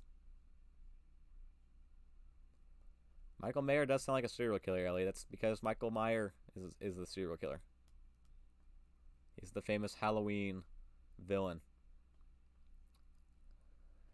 So we shall see what happens. Baltimore Ravens, they pick 22nd, 86th, 124th, 157th, and 199th are their top picks in this year's class. They had a 10-7 record. They lost 24-17 to the Cincinnati Bengals in the AFC wildcard game after finishing second in the AFC North this past season, the 6th seed in the AFC. So we shall see what happens with the Baltimore Ravens currently on the clock. With a pick in, Daniel Jeremiah is really stressing Dalton Kincaid on the board, but a team with Mark Andrews and Isaiah Likely, not a good chance that's the pick here. So Zay Flowers, Addison, if we go wide receiver, Nolan Smith if we go off the edge. We could even go with some potential cornerbacks as well, some more cornerback runs. We shall see. But the pick is in. Here comes Roger Goodell announcing this pick for the Baltimore Ravens. This is the big day continuing for this offense. So with the 22nd overall pick, the Baltimore Ravens select wide receiver Zay Flowers. There he is. Teaming up with Odell Beckham Jr. So this team not going to explore trading, in my eyes, for DeAndre Hopkins. Zay Flowers, an incredible pickup. We're going to pull up the tape because, honestly, one of the most fun tapes I cut this year. So Zay Flowers was a beast at Boston College and had a horrific offense he played in, horrific quarterback play, but he was a playmaker. Made plays and was a beast. So here we go, Zay Flowers. What we see out of this guy, used all over the formation despite his size. 5'10", I talked about, with his height. 12 reception touchdowns, career high in 2022. That was tied for 5th in the FBS this year. An incredible player. Ball in his hands, and he's explosive, he's dynamic, he's a big play waiting to happen. A phenomenal breakdown on him as well. We compared him to Antonio Brown and Steve Smith, Sr., and Matt's wide receiver 1 off the board to the Baltimore Ravens with Odell Beckham Jr., with Lamar Jackson. This is turning into a solid team that's going to be very scary to go up against in the AFC. Eric DeCosta's cooking. They got Lamar back. They got Odell Beckham. And they get Zay Flowers. I like what this team's building in Baltimore. So we'll keep watching these highlights just for a little bit more. We'll go one more play from Zay Flowers here just to check out some of his highlights that he had at Boston College. So an incredible playmaker with the ball in his hands. Shifty after the catch. Great guy. He balls out. So that's the Ravens pick. Great selection. He's going to work well with Lamar Jackson in that offense. A shifty guy. Lamar can get the ball in his hands quick. He will open up things in the passing game with Odell Beckham Jr. Strong hands. Great at the catch point despite his frame as well. Ravens fans should be very happy with that pick, and it seems like they are. So that's 22. 23 is next up. So the Minnesota Vikings. So get ready if anyone else wants to get some late prize picks in. Get into a potential tiebreaker here as we await the first tight end to come off the board and what I consider the best tight end class in NFL history. But the Minnesota Vikings seem like they're first and up next to make the pick. So let's see what happens. Pull it up here on the clock in Minnesota. Do we see a quarterback go here? This is where things can get interesting. Will Levis, I expect him to fall. I didn't expect him to fall this far. I expect him to fall to 12. Still on the board now at 23. If Minnesota really wants to go quarterback like I mocked them to do, Will Levis could be that guy that, they could take here. Or potentially is, the banana peel eating guy. Maybe didn't have anyone go to his 21st birthday party. And that could be why Will Levis is starting to fall. A little draft day reference for everyone. But still, Minnesota Vikings on the clock here with the 23rd overall pick in the NFL draft, bearing anything that could happen within the next, I would say, 7 minutes? Clock's ticking. We don't see how much time is necessarily on it right now. But we'll see what happens. So Minnesota, 13-4 last year. They finally won back the NFC North title. Third seed in the NFC, but got clobbered. 31-24 loss to the New York Giants in the wild card round. First round of the playoffs was a bad loss by Kirk Cousins and the rest of this offense. Adolfo Mensa from the Andrew Berry, Howie Roseman tree. He favors trading down. 3.5 minutes to go with this pick. Will we see a trade down from this pick? Let's see what happens here. So in my eyes, I expect Adolfo Mensa to go with a premium position. It seems like that's what he likes. He took Lewis Cine last year, Andrew Booth as his top 2 picks. So premium pick and cornerback. So other premium picks: left tackle, wide receiver, edge, quarterback. So like I said, Hendon Hooker and Will Levis are in play here. I wouldn't rule out Jordan Addison. Adam Thielen left in free agency. They lost Irv Smith as well, even though they have T.J. Hawkinson still at tight end. But they're kind of bone thin at wide receiver. They got K.J. Osborne. They don't have much beyond him. If we're really going on a run on wide receivers here, 3 straight coming off the board, I think we could see a 4th in Jordan Addison as well. They were the number 2 ranked passing offense in the league last year, the 28th ranked rushing offense. Still have Dalvin Cook. I expect him to be a potential name to float out there as a maybe trade here in the first round. But defense, they need some help. Brian Flores taking over the shots on defense in Minnesota. 20th ranked rushing defense.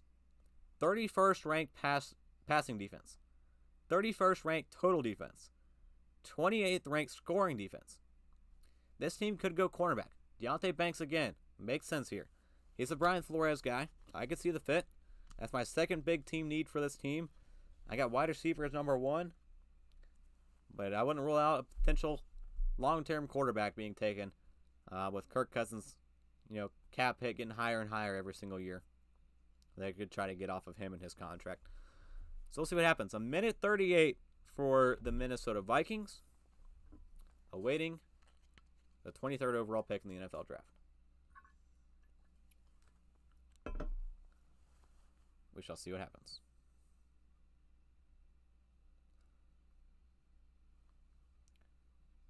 I mean, also cornerback makes sense. I mean, they lost 3 cornerbacks, and Cam Dantzler, Patrick Peterson, and Duke Shelley in the offseason. They only brought in Byron Murphy and Joe Jawan Williams. That's not enough, in my opinion, to fix a 31st ranked passing defense. So we could go a cornerback here. Brian Flores would be happy with that pick. Kevin O'Connell would be happy with Jordan Addison if he's the pick. Or they think long-term with the quarterback. 47 seconds on the clock. Vikings got to get a pick in. We'll see what happens.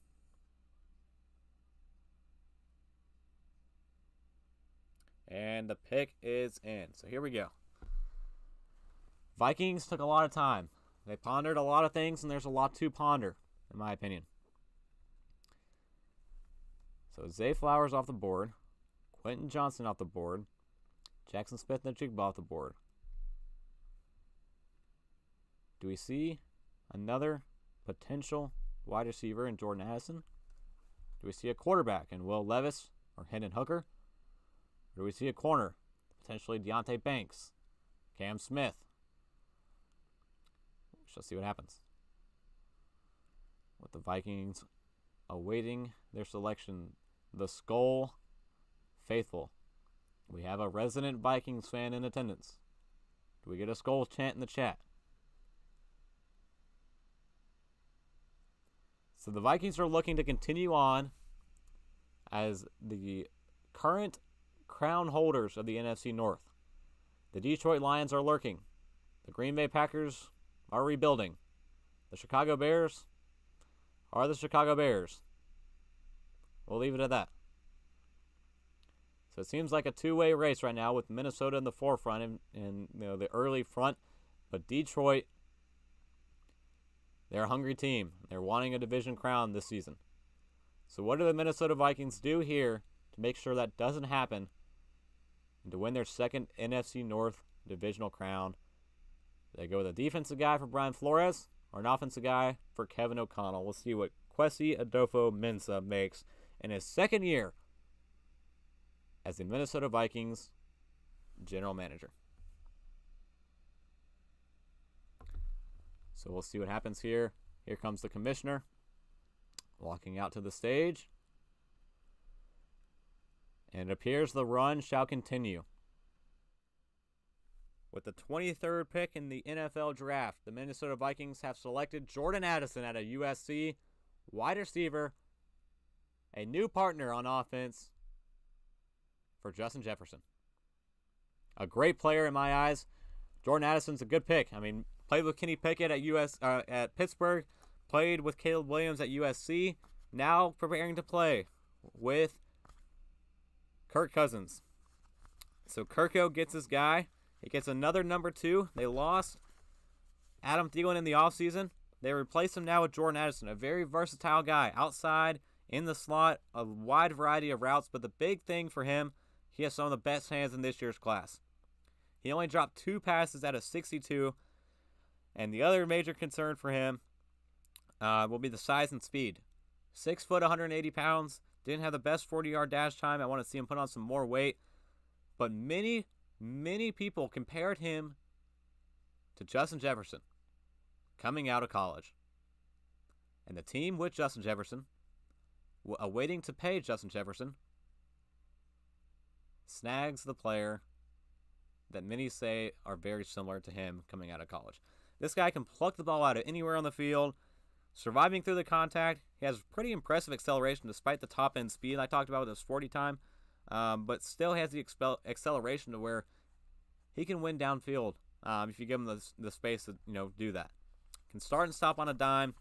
A lot of similarities, like I said, to what I saw out of Justin Jefferson a few years back.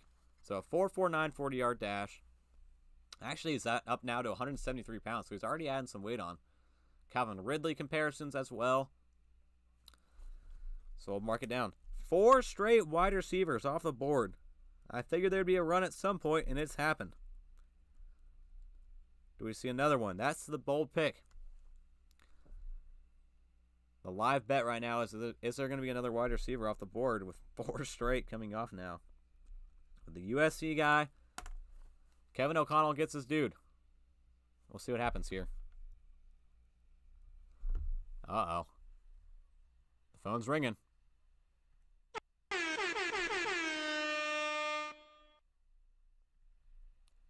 That's right. Trade alert. We have a trade, ladies and gentlemen. We're going to pull it up. Let's call our friend. Get him on the phone. The team now on the clock. It's the New York Giants. Ian Rappaport here is giving us the terms. 24 for 25, 160, and 240. So the Giants move up with the Jacksonville Jaguars. Must have a player in mind. And we also have...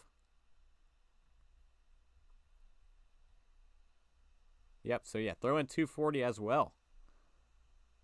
So an interesting pick. Here's the full, right here, details. A little cleaner, easier to use from Underdog. Good tweet. Giants get the first round pick, 24th overall pick right now. Jaguars get the first round pick, 25, the next pick. 5th round pick, 7th round pick. An interesting trade. Trade alert, major trade alert. Giants are now on the clock. So let's see. Switch it over. And we'll get the Giants pulled up here. So what did they have in mind? Daniel Jones losing top options in the passing game. Four wide receivers consecutively off the board. Back to back to back to back. What does this team do now? An intriguing offseason for what turned out to be a surprising playoff team last year that competed. This team now on the board. The pick is in. And we'll see what happens. The Giants moving up for someone. In my mock draft, I had them getting Cam Smith at cornerback. I didn't expect, however, Deonte Banks to be on the board. Wink Martindale in his defense values cornerbacks very heavily. So when I look at this New York Giants team, again, 9-7-1 last year. The 6th seed in the NFC, but however, they made it to the NFC divisional round, losing 38-7 against their division rival, Philadelphia Eagles. Last year took Kayvon Thibodeau 4 sacks in his rookie year with 13 quarterback hits, and Evan Neal, who started 13 games, 86% of the snaps on offense, at tackle. In the offseason, they re-signed Daniel Jones, they franchise tagged Saquon Barkley, and then they started bringing in players. Darren Waller, Bobby Okike, Paris Campbell, Raheem Nunez-Roches, Bobby McCain, Jamison Crowder. They brought in a lot of players in free agency. They made some moves, try to build around this roster and being a consecutive playoff team. Joe Schoen wants as many bats as you can get, looks at the economic benefits with his team, and Brian DePaul looks for a smart, tough, and dependable player. This team has met with Hendon Hooker, Cam Smith, Jalen Hyatt, Brian Branch, and Marvin Mims as top players still on the board. The 27th ranked rushing defense, 15th ranked passing defense last year. The only big addition they made, besides re-signing all their guys, was Darren Waller. Adding him to the passing game on offense was a big one. A big move to come into it with this team. So we'll see what the Giants do. Pick is in, coming up here.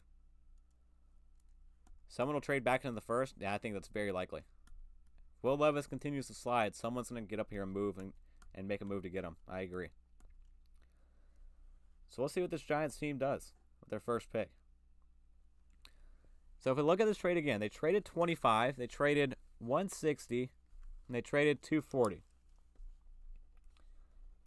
That leaves them with this selection. Tomorrow they have 57, and then they have 89, 128, 172, and 209. So the Giants, the G-Men, as we like to say, still have a lot of players out here. I would really like to see Wink Martindale add a player to his defense. Add a player to the secondary here at Cam Smith, Deonte Banks' option.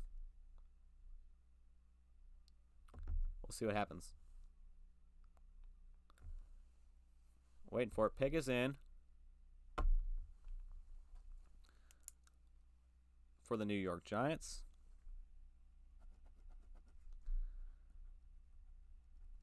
See what happens.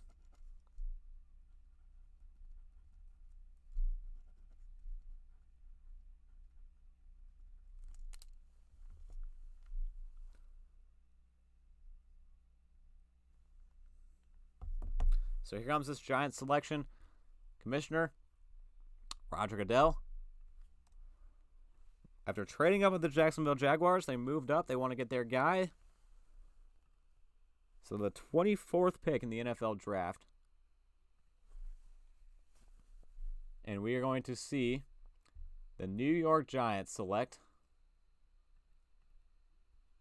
As we pull it up, Wink Martindale is going to be happy. Again, right position, wrong player. But Deonte Banks, cornerback, Maryland.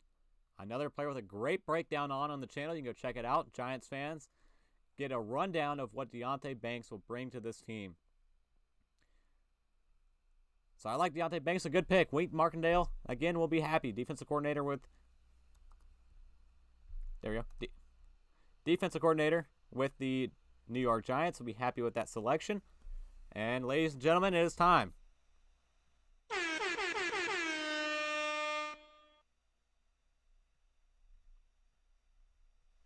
Yep, there we go. Trade alert. Major trade alert. Resident Bills fan, get ready. Trade details coming in. The Buffalo Bills are on the clock. They had traded with the Jacksonville Jaguars, moving up 2 spots, so the Jaguars are trading back twice. The Bills now on the clock at 25. The Jaguars get the 27th overall pick and a 4th round pick. Trade alert. Major trade alert. Bills are on the clock. So again, the Deonte Banks to the New York Giants. Good selection. They'll make Giants fans very happy. Adding a good cornerback to their defensive core. And again, a good breakdown on him found on the channel to run down the prospect. But the Buffalo Bills are on the clock. Some motion here in Buffalo. A hungry team. They're looking to stay alive and compete in the AFC. What will we see the Buffalo Bills do as they are on the clock? So the receivers are off the board. I don't expect a 5th receiver to be taken in the 1st round. 4 receivers gone. I think that's where it stands for the rest of the day.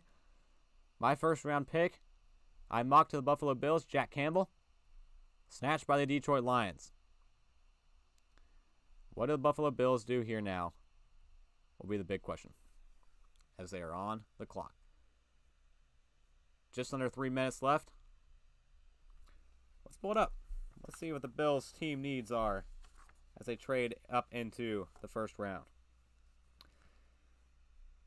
So looking at their team needs, linebacker was a big one. Drew Sanders still out there as well if they want to go the linebacker route. Wide receiver, off the table. Cornerback, I mean, maybe a Cam Smith paired with a Kiari Long they took last year. And a Tre'Davious White as well. Offensive guard. This is interesting. I don't know what the Bills are doing here. But Brandon Beane's cooking. He likes to fill holes in free agency. He brought in Connor McGovern at guard. Damian Harris at running back. He likes to draft the best player available. Took Gregory Rousseau in 2021. He met with Steve Avila, Osiris Torrance, Brian Branch as top players still available in the draft right now. Steve Avila and Osiris Torrance are interior offensive linemen.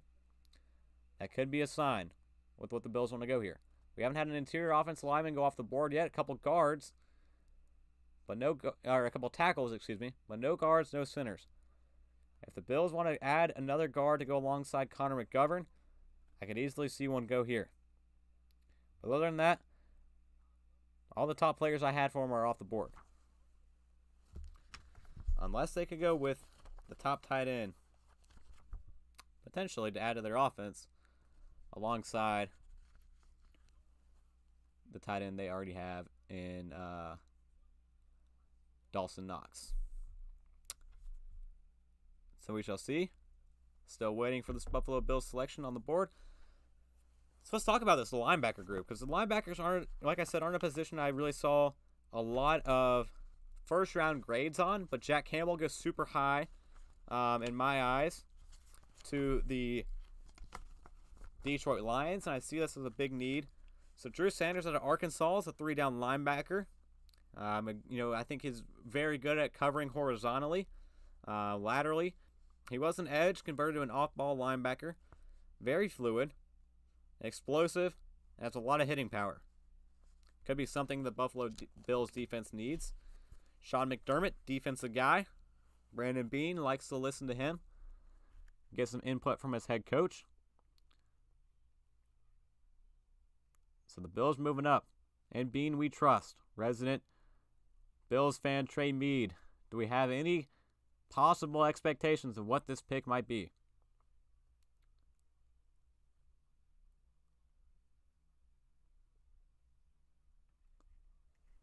Let's see what happens here.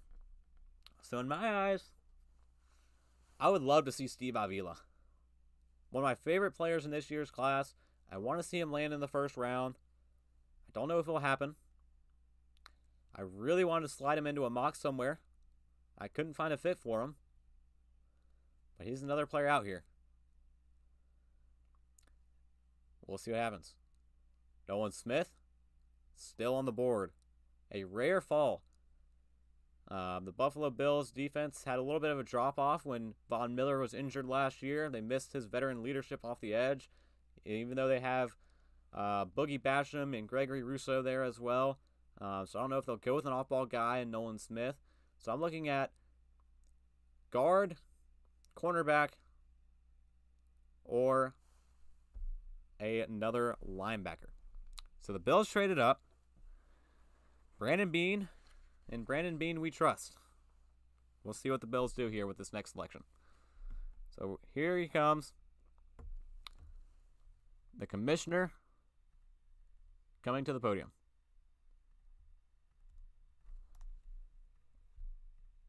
So the Jaguars trade back again to the Buffalo Bills. Bills move up for a guy. They were leapfrogging some top teams, mostly the Dallas Cowboys. Could that be a sign? And here we go. With the 25th overall pick in the NFL draft, the Buffalo Bills will be selecting Dalton Kincaid, tight end, Utah. So let's run back the prize picks. First tight end off the board is Dalton Kincaid. Daniel Jeremiah in love with this guy. Off the board now, so let's run back through the chat before we break down this pick. Get back up to the prize picks. Michael Mayer, Luke Musgrave, Darnell Washington, Michael Mayer. Mike and Will again. How about this? How about you guys both split it? I think that is the fairest that we can do. I don't think you both could deserve the double prize pick, so we'll do each one of you get one. That is the football god's way of determining a fair outcome to happen. So Kincaid, we'll talk about him. First tight end off the board. They leapfrog the Dallas Cowboys for a tight end. Very surprising in my mind. But Kincaid I like. You know, I thought he could be considered the pick for the Green Bay Packers at 13.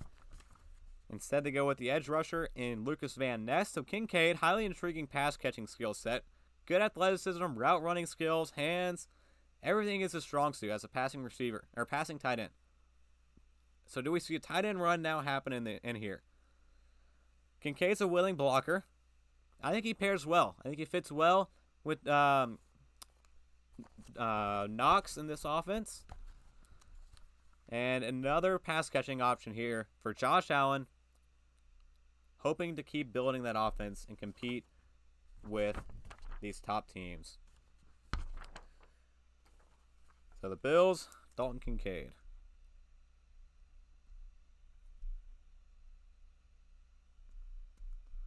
First tight end off the board from Utah. So Dallas Cowboys on the clock ticking and ticking down fast. So let's pull them up. All right, here we go.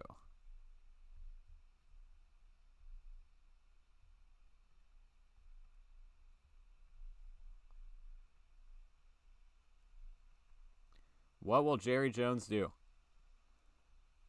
A team leapfrogged him. I like a tight end fit here. I think another one goes. In my mock draft, I had Michael Mayer.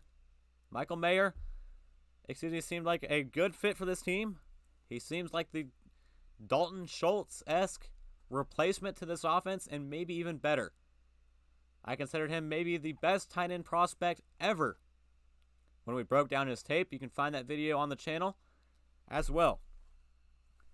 This team last year finished 12-5, lost 19-12 in the NFC divisional round against the San Francisco 49ers. 4th seed in the NFC.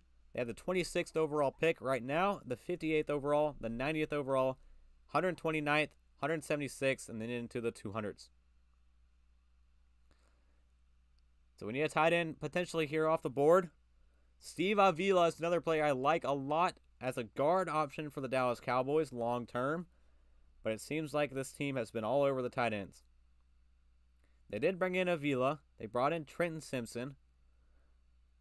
They brought in Jalen Hyatt, players who are still on the board, but Jerry Jones goes always with the best player available.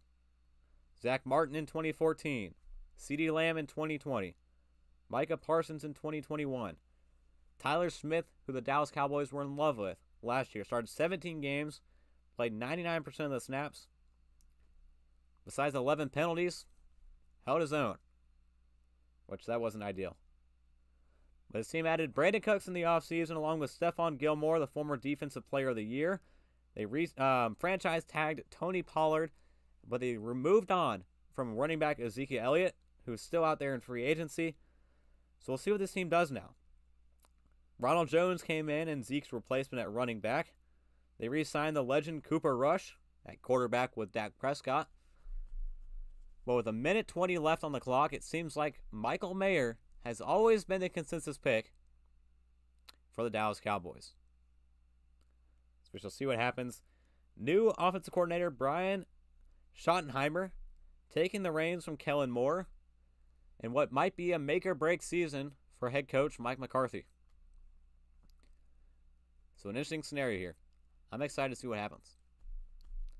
Dallas Cowboys have been on the ice of wanting to be a contending team, have not been able to break through and get to a Super Bowl.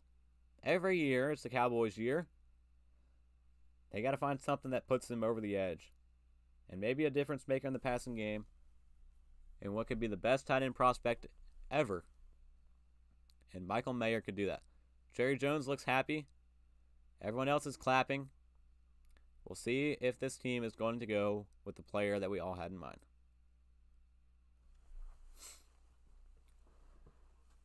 So we'll see what happens. Exciting stuff. Pick is in. Waiting on the commissioner.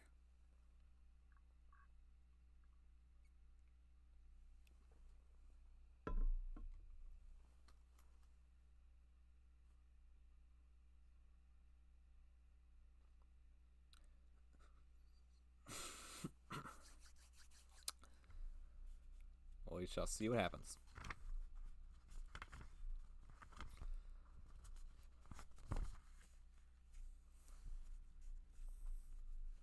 So again, Mayer seems like the guy. Excuse me. It seems like the guy here. Most pro-ready tight end prospect I've ever seen. Poised to be an impact guy. 18th ranked passing offense. 28th ranked pass blocking. Or excuse me. And blocking on offense. Blocking offense this season. A guy like Michael Mayer fits everything they need in the passing game and blocking. So we'll see what happens as we look forward to this next pick with the Dallas Cowboys.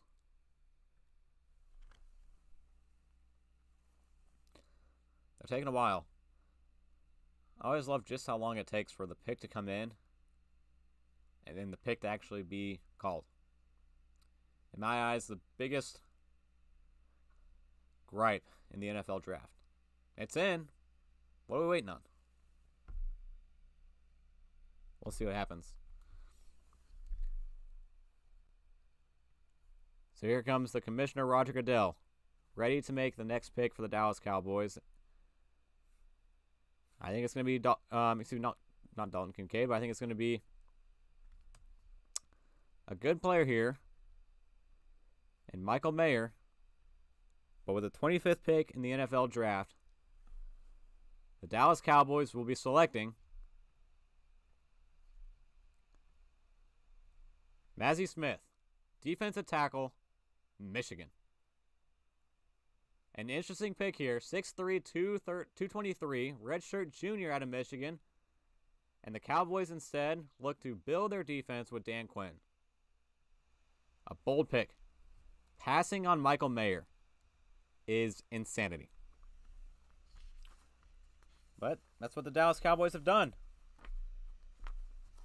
And you look at it, the 22nd ranked rushing defense. Something we did not consider. So adding a player in the middle of the field. And Mazi Smith. And a play that we didn't actually get to take a good look at when we broke down the tape on the the defensive tackle group. So we're going to pull it up and take a look at it now. Take a look at Mazi Smith out of Michigan and see some of this film to see what the Dallas Cowboys potentially saw in this guy. To take him in the first round, a player I didn't have in the first round. So let's see. Mazi Smith, when I looked at him, and again, we didn't get to really dive deep into him during the show, during the prospect breakdowns of the defensive tackles. But Mazi Smith, I felt like, was a tremendous run stuffer. So that fits well with the 22nd ranked run defense in Dallas. His strength and physicality is an asset.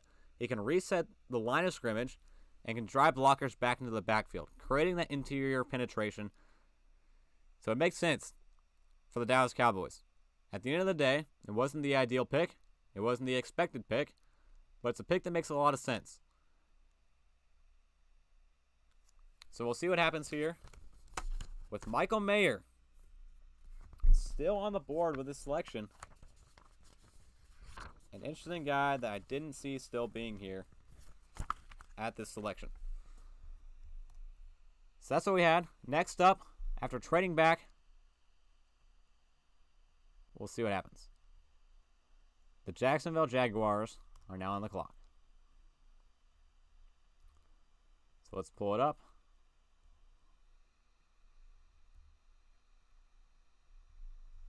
And here we are.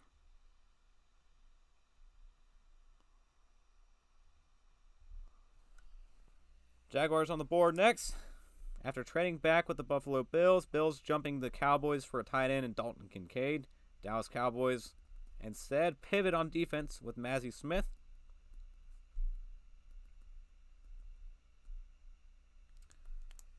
Bold pick, but the Jacksonville Jaguars are on the clock. And how about the Jaguars? Round of applause for not picking number 1 for the first time in the last 2 years.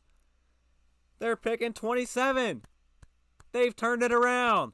9-8 season, but lost in the AFC divisional round, 27-20 the Kansas City Chiefs. First in the AFC South. Trayvon Walker, Devin Lloyd turned out to be phenomenal playmakers in the draft last year. Trevor Lawrence, he seems like that guy. And Doug Peterson turned that team around last year, got them back into contention as being an AFC contender, and I think that will continue. The pick is in for the Jaguars.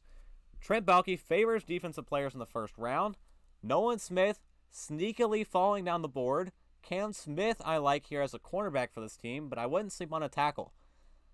As breaking news that came out earlier this week, their left tackle actually went down with a suspension. They also lost Jawan Taylor. So a tackle in consideration here. Matthew Bergeron was mocked in Josh Norris's mock draft. DeJuan Jones, Anton Harrison, 2 tackles I also had in the first round.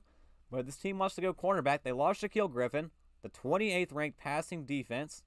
Cam Smith makes a lot of sense. But this team met with Nolan Smith. And if they want to go with another edge rusher, which I had mocked an edge rusher, defensive end, Lucas Van Ness, who the Green Bay Packers were able to take with the 13th overall pick. The Jacksonville Jaguars here now at 27 have a chance to make a little bit of noise with the pick being in. The other thing to consider, they did franchise tag Evan Ingram. People have also mocked a tight end potentially here to the Jaguars, with Michael Mayer still surprisingly on the board. Evan Ingram working to get a long-term deal, but more of a slot tight end weapon. They want a traditional tight end, inline tight end. Michael Mayer could be the guy. So Nolan Smith, Cam Smith, or a tackle, in my eyes. That's what I'm looking for the Jaguars right now. Rick Spielman should have some influence in this pick as well. He, in his career, targets also defensive heavy. It's the best player available tendencies. Nolan Smith, it seems like, has his name all over this selection.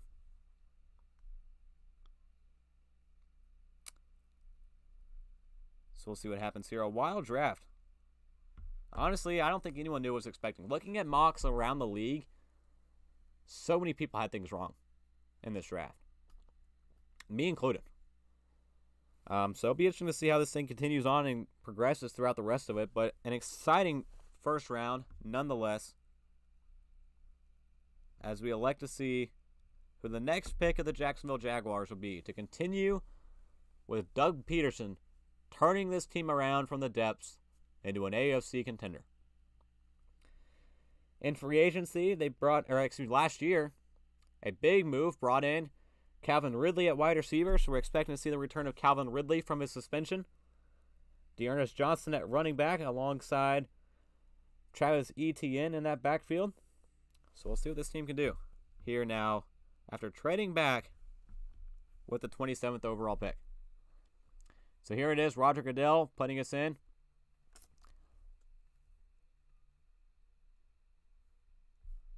All right, so we get the pick. We're going to pull it up for you guys here now. So with the 27th pick in the 2023 NFL Draft, after trading back, the Jacksonville Jaguars will select Anton Harrison, offensive tackle, Oklahoma. So they do go with a tackle, and I figured that would be a big concern. Losing Juwan Taylor was a big loss.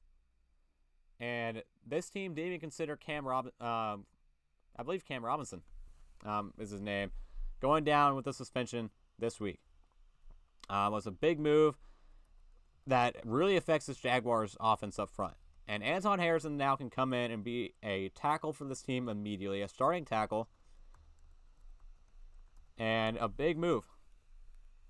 So a multi-game suspension upcoming for Cam Robinson. They lost Juwan Taylor.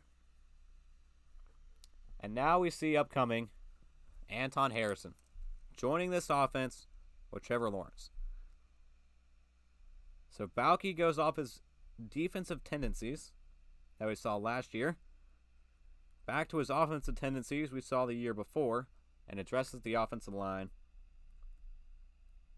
with Anton Harrison. So another good pick. Another tackle off the board. Anton Harrison's my 5th ranked tackle. We have had 2, 3, 4. It's our 5th tackle off the board. So pretty spot on there. He has the physical profile of being an appealing offensive tackle at the starting level. Long athletic build. Athleticism to mirror rushers and handle speed off the edge, which is key in this division now that features Will Anderson Jr. You also have some good edge rushers in Tennessee as well. And with the Colts. So the Jaguars need some help up front. Potential long-term starting tackle. This guy can even become a better effective blocker in the passing game, which I want to see him add more to his game to protect Trevor Lawrence now. So good pickup. Good move by the Jacksonville Jaguars. And now the pick is in with the Cincinnati Bengals on the clock. So we'll get that pulled up now for you guys. So now what do the Bengals do? Joe Burrow, another AFC. Yep, they also need O-line. An AFC contending team. Waiting on the future contract for Joe Burrow. That's upcoming. One would have to expect. In the near future for this team. But the Bengals on the clock with the pick in. Interested to see what they do here with this pick. So we'll switch over to them. Cincinnati Bengals. 12-4 record last year. Lost 23-20 against the Kansas City Chiefs in the AFC Championship game. First in the AFC North. 3rd seed in the AFC. Mike Brown and Duke Tobin in control of the draft board for this team. They draft needs, but at the right value. They met with Nolan Smith and DeJuan Jones. Both players still on the board with this pick. The 21st ranked pass rush last year. They could add to that unit. They didn't do it in free agency. They do need offensive help. But I could see an edge rusher here. Despite what I had with Jahmyr Gibbs going here, and the pick is in, seems like my hunch was right. So we're a little bit behind. Got lost in the notes. But with the 28th pick in the 2023 NFL Draft, The Cincinnati Bengals have selected Myles Murphy, defensive end, out of Clemson. So the hunch was right. 21st ranked passing defense. They need someone to get after the quarterback. They need someone to get after Aaron Rodgers, Patrick Mahomes, Justin Herbert, Lamar Jackson, Trevor Lawrence. They need more help on that defense getting after the quarterback. They get him here with Myles Murphy, a player I didn't have slotted into the first round, and we continue to see the fall of Nolan Smith. In my eyes, more surprising than the fall of Will Levis. I thought Nolan Smith was a first-round, top 10 lock. Instead, Myles Murphy, my number 4 ranked edge rusher off the board, a scheme versatile guy, but fits into the scheme very well. 17.5 sacks, rare blend again, explosion, fluidity, size, and has great dynamic hands. This guy has the acceleration on the two-man game and twists inside to explode through the interior gaps. Tremendous eater in the backfield. 4-3 guy, but he was used a variety of ways at Clemson. Can play multiple alignments, which is the real selling point for him. So now, this defense in Cincinnati will have a fun player to play with on the defensive line. An interesting pick by the Bengals. Not one many considered, including myself, but an interesting one in general. Myles Murphy comes off the board in the first round. A guy who I didn't have in my mock draft, but I thought that he'd be a quick pickup in the second round. Instead, he does get his name called. So next up on the clock, here we go. The New Orleans Saints, 5 minutes to go. Here, Adam Schefter with some more factoids of the NFL draft. Myles Murphy is the first defensive lineman the Bengals have selected in the first round since 2001. The more you know. So the Saints now on the clock. And we shall see what the Saints do at the 29th overall pick. So let's get caught up here.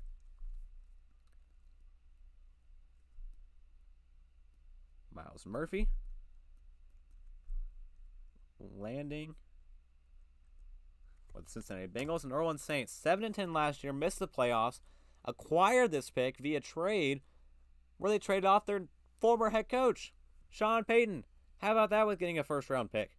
So Mickey Loomis now back into the first round. He likes high IQ players, toughness, and relies heavily on his scouting. So we'll see what the scouts have in mind with this selection. He's traded up in the draft more than any GM in the NFL, but we don't see it today. And honestly, the players he's met with are no longer on the board outside of Hendon Hooker. But this team brought in Derek Carr in the offseason. They restructured the contract with Michael Thomas, re-signed Jameis Winston, brought in Jamal Williams at running back, signed Bryan Edwards at wide receiver. So they've added some moves to this offense. I want to see some moves on defense. Some defensive moves. 28th ranked rushing defense in the league last year. 32nd ranked pass rush. Horrid pass rush, and that was before they lost Marcus Davenport, David Onyemata, Shy Tuttle, and Kentavious Street. Big hole at the defensive end position. The biggest need the Saints have ever had on the defensive line, in my opinion, in years. But I have heard rumblings that this team could be interested in tight end. Michael Mayer in play here. I really had him fit and strongly considered him with my mock draft and having him here and going with an alternate route with the Dallas Cowboys. But instead, I swapped that, and I had the Saints going with Kenyon White, who is sitting in the drafting right now, yet to hear his name called, in attendance in Kansas City. Does Kenyon White go here to help this defense and help this horrid pass rush, or does Mickey Loomis go with Michael Mayer at tight end? 3 picks to go in the 2023 NFL first round. We'll see what happens. A lot of bold moves. Will Levis still on the board, but the pick is in, and we're awaiting the commissioner for the New Orleans Saints.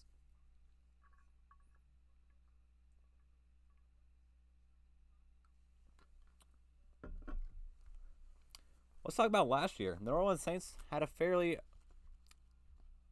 back and forth draft, I would say. I mean, the top guys, Chris Olave played 15 games. They traded up for him in the first round. 1,000-yard receiver, 4 touchdowns, 14.5 yards per reception. He seems like a great long-term player for this team alongside Michael Thomas. And then they doubled down in the first round with Trevor Penning. However, only 6 games played and 1 game start. He had a 38.7 pass grade according to PFF, and only 35% of the snaps played. And another one, Alontae Taylor, 13 games played, 9 games started, had 11 pass deflections, and a 48.5 completion percentage last year for the Saints secondary. So we'll see what happens with this squad.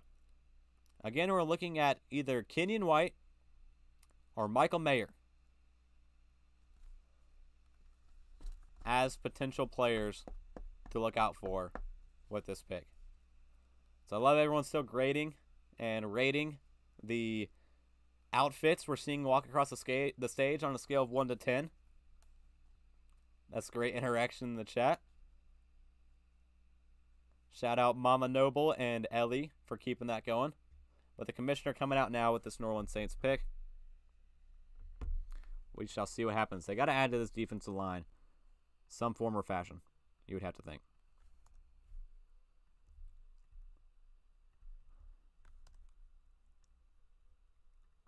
So here we go. The pick is in. The commissioner announcing the pick with a 29th pick, the 2023 NFL Draft. The New Orleans Saints will select Bryan Bresee, defensive tackle, Clemson. An interesting pick here. It's a defensive lineman. I like it. I like Bresee a lot. Not one I expect to be a first rounder, but I really like his game. He struggled through a lot of adversary at Clemson throughout his time there, but when he was on the field, a very productive guy. And I think very highly of his character and what he can be in the NFL. He is my number 2 ranked defensive tackle. The former ACC Defensive Rookie of the Year in 2020. Prototypical build to be in the B gap, which is a need along this defensive line after losing Kentavious Street and David Onyemata. Penetration heavy guy, monster against zone defenses, and I want him to reclaim his elite form. And as we await this next one, let's look at the elite form I'm talking about. In terms of players to root for in this draft, Bryan Bresee should be number 1. Phenomenal guy, phenomenal character who again dealt with a lot of adversary in his career. And I wish him nothing but the best. An elite player, and I'm happy to see him go this high. So let's look at this elite form we talk about with his game. Some of the plays that we see him shooting through the gaps, making plays in the backfield, getting after the quarterback, getting after the running back, all elite from Bryan Bresee. 6'5", 310, played all up and down the defensive line, monster against zone run schemes with flowing offensive linemen that we'll see here, which is a lot of bread and butter of a lot of NFL teams. These, zone, flowing zones to the outside. He eats them up. And I like him a lot.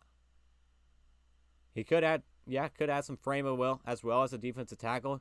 Him and Kalijah Kancey are really small defensive tackles, and we're seeing a lot more of those come into the league as elite, faster guys in the middle of the defense instead of the traditional big guys in the middle. But Bryan Bresee is another great guy. Phenomenal dude. And I'm extremely happy to see his name called in the first round. So shout out to him. 2 straight Clemson defenders, actually,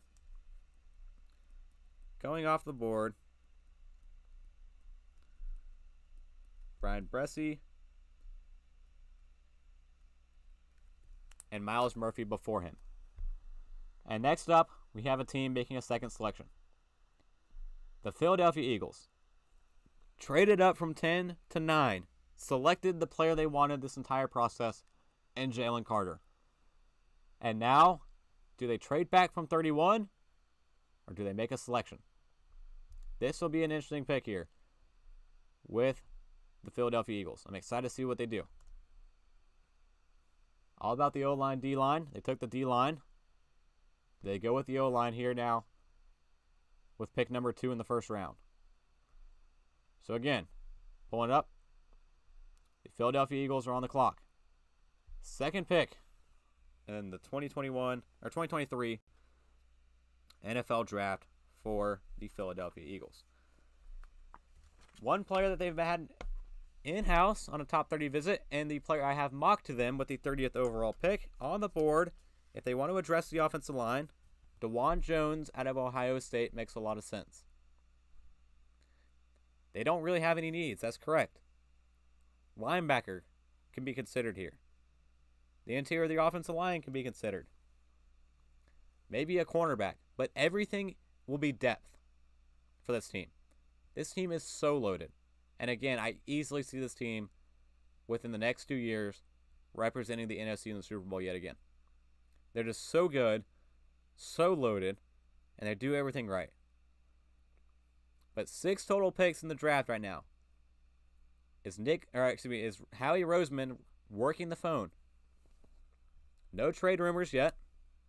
This team might select here at the 30th overall pick as we get closer and closer with the time running down. So the new changes coming in here. Shane Steichen, we talked about the new head coach of the Indianapolis Colts. So that means Brian Johnson promoted to offensive coordinator. And then they went out of house to bring in a defensive coordinator after Jonathan Gannon left to be the Arizona Cardinals head coach. In terms of free agency, they re-signed a lot of players. Jason Kelsey, Lane Johnson, Brandon Graham. They brought in Rashad Penny, who's an exciting player they're ready to work with in the backfield. Re-signed James Bradbury, Fletcher Cox, Darius Slay as well on defense. They brought in Greedy Williams, Nicholas Morrow, Contavious Street, who we just discussed. So a lot of players here. They need some depth in the secondary. And they want a player up front on the offensive line that can eventually take over as a future starting tackle in place of Lane Johnson. So the pick is in. We will see what the Philadelphia Eagles do. They also lost a lot, surprisingly, despite going to the Super Bowl. And what they even retained, C.J. Gardner-Johnson, Javon Hargrave, Andre Dillard, Miles Sanders, Marcus Epps, T.J. Edwards, Kazir White, Zach Pascal. Solid role players who were the bread and butter of a Super Bowl berth this past season. So they need to replace some depth in this year's draft. They replaced Javon Hargrave immediately with Jalen Carter. So now Jalen Carter, Fletcher Cox, and Jordan Davis in that middle of that defense. I want to see them replace Andre Dillard as an offensive depth here and a long-term landing spot at tackle for Lane Johnson. So we're waiting this pick from the commissioner. Second pick of the Philadelphia Eagles. Jalen Hurts, the former highest paid player in the NFL history before today. Well, now number 2 after the Lamar Jackson deal that happened just a few hours ago. We shall see what happens here. 30th pick in the NFL draft. Here comes the commissioner.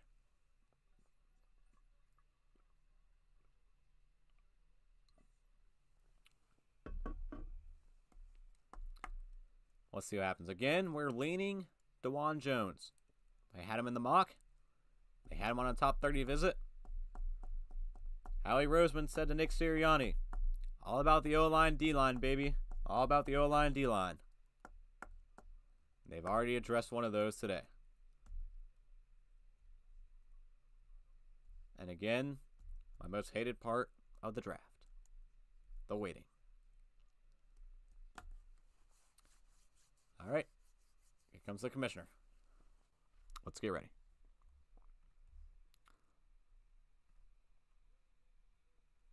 So the commissioner's bringing out some people with him.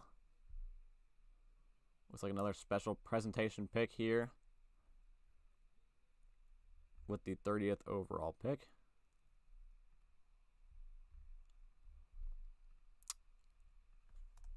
And let's get ready for this selection. That's true. The Levis trade's coming. You'd have to think. No way he can fall out of the first round, excuse me.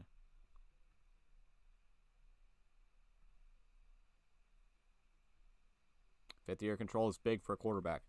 Someone, if they want him, will move into the first round. And the Chiefs seem likely to be a team to trade back from 31.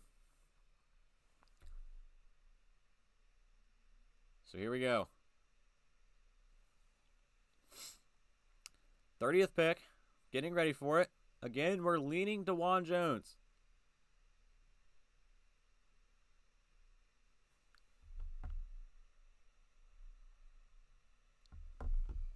We'll see what happens here. All about the O-line, D-line, baby. All about the O-line, D-line. So with the 30th pick in the 2023 NFL Draft, the Philadelphia Eagles have selected Nolan Smith, defensive end, Georgia. 3 straight Georgia defenders, Georgia defensive linemen, have now been selected in the first round by the Philadelphia Eagles. The slide falls for the player that ran a 4.39 40-yard dash at 6'2", 238, and an incredible athlete. A player who we will be pulling up easily the highlights for. Because, again, some of my favorite highlights. So let's get it pulled up here. Nolan Smith, a great pickup. They didn't go O-line, but wow, their defense is getting nasty in Philadelphia. And this team is going to be set up, I'm telling you. This will be a Super Bowl team. And I think this will be a Super Bowl winning team within the next 2 years. So here we go with Nolan Smith from Georgia. So an off-ball linebacker is pretty much his fit. He's not your traditional edge rusher. My 5th-ranked edge rushing prospect, however, an emotional leader who is going to bring a lot of energy to this Philadelphia Eagles defense. He's physical, violent, relentless, and an explosive downhill athlete who's very reliant on that first step. And the amount of talent they have on this defense, they can exploit that. They won't have to worry about him overreacting or over pursuing a play because they'll have players that can be there to help him out. He's going to make his impact known on this team. He can drop in coverage. He's technically sound. And he's still not even close to unlocking his full potential in my eyes. A steal. I had him at 10. The Eagles got him at 30. Howie Roseman continues to be one of the greatest general managers in the NFL draft. What a phenomenal pick. Might honestly be my favorite pick in the draft. I didn't even consider this to be possible, even though he was mocked at 10 for me, and they made it happen. What an amazing pick.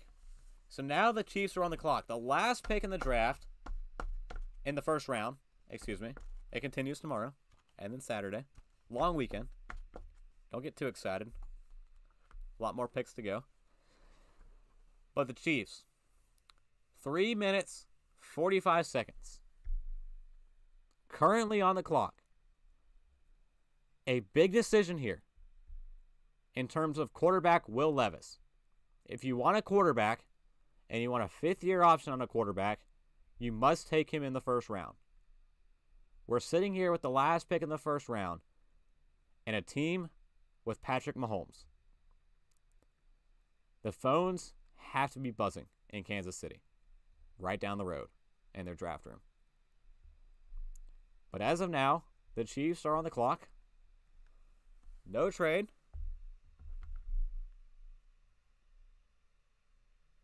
So far, still no trade. With 3 minutes to go, the Chiefs need to wait this out. Someone needs to get, hungry right now for this quarterback. So let's see what happens here.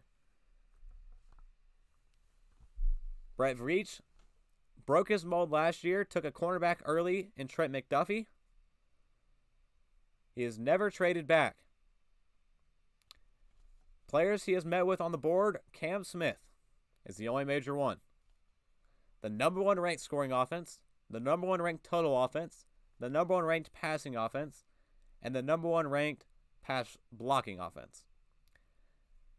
This team needs some help on defense. I mocked Will McDonald for this team. Will McDonald, unfortunately, went 15th overall. Kenyon White is still sitting there. They like versatile guys. Brett Veach likes to switch a prospect's position. Kenyon White, eligible to play defensive tackle or defensive end with his size. I would hate to see the player who is sitting there waiting for his name to be called have to, unfortunately, leave and not have his name called on opening night. But also a tackle in play here as well. DeJuan Jones, a fit I've had before to the Kansas City Chiefs. A minute and a half now to play for this selection. The Chiefs are cooking. Matt Nagy promoted as the new offensive coordinator for the squad. Juwan Taylor coming in at offensive tackle, replacing Orlando Brown. Do the Chiefs add a wide receiver? Do we see a fifth wide receiver come into play alongside Patrick Mahomes and the top-ranked Kansas City Chiefs offense? Making their first pick of the draft. They'll come back around tomorrow at 63, but the pick is in. And we await to see what happens with the Chiefs. Personally, I see defensive end and offensive tackle as their top two positions, and I'm not ruling out a wide receiver pick just to add a little more spice. But wow. Will Levis is going to fall out of the first round in one of the biggest surprises of the night. The quarterback, big-armed prospect. It's got to be the man appeals, guys. He's no longer a first-round pick. What do they know about Will Levis?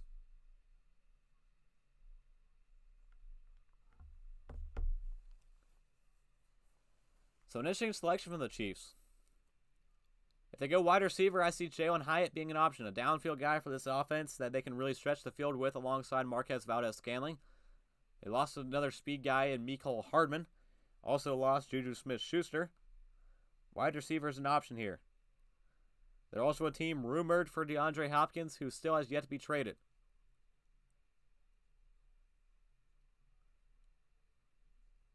So this is an interesting scenario to see how this first round has unfolded. We shall see what happens. Waiting for the Chiefs selection.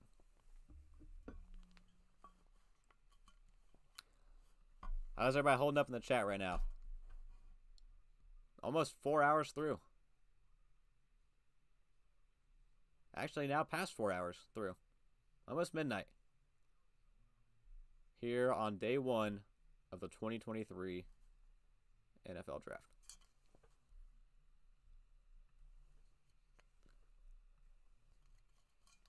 Hanging in there. Ready for 4 more.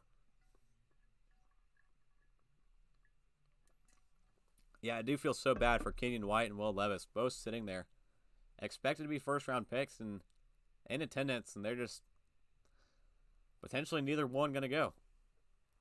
24-hour stream. Yeah, let's run it back tomorrow with day 2. Second and third round on Friday. We should run it back. 64 picks. Actually, you add in the comp picks, I think in the third round too, it's even more than that.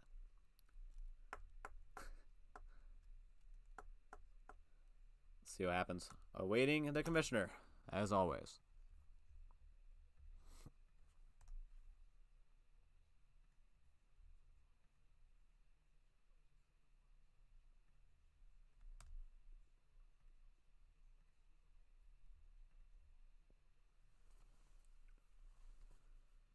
Shall see what happens. Defense in play. Tackle in play. Will be Kenyon White here for the Chiefs. Let's look at the cheat sheet. Let's look at their big board cheat sheet. Let's look at some other options since a lot of unheard of players went off. And it looks like we have 2 to consider that we haven't thrown out. Besides, Jalen Hyatt, but also Osiris Torrance, if they want some help in the middle of the offense. Osiris Torrance out of Florida protected Anthony Richardson, the newest member of the Indianapolis Colts, in the middle of the offensive line.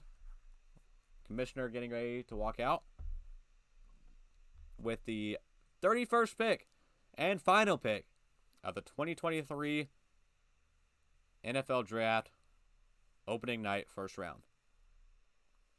Presenting the Lombardi Trophy, the Super Bowl champions defeated the Philadelphia Eagles 38-35. And let's see what they go with.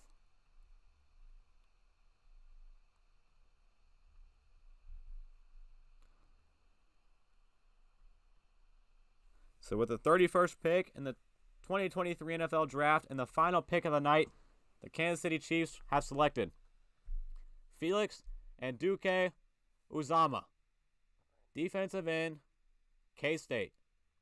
So they do go off the edge. Will Levis and Keon White fall out of the first round.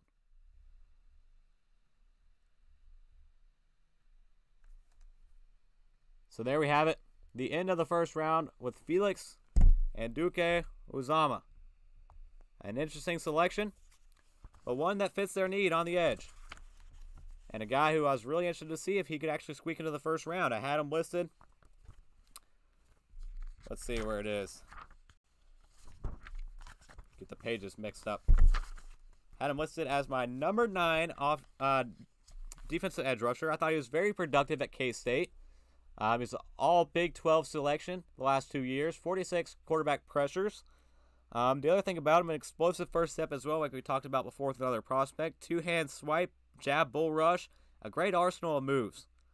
And against the run, good functional strength, and can set the edge.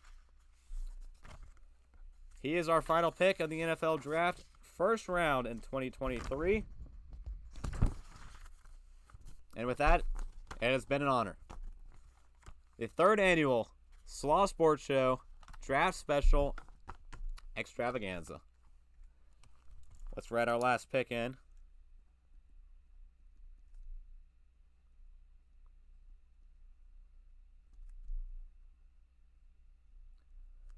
Defensive end, K-State. And with that, another draft has come and gone.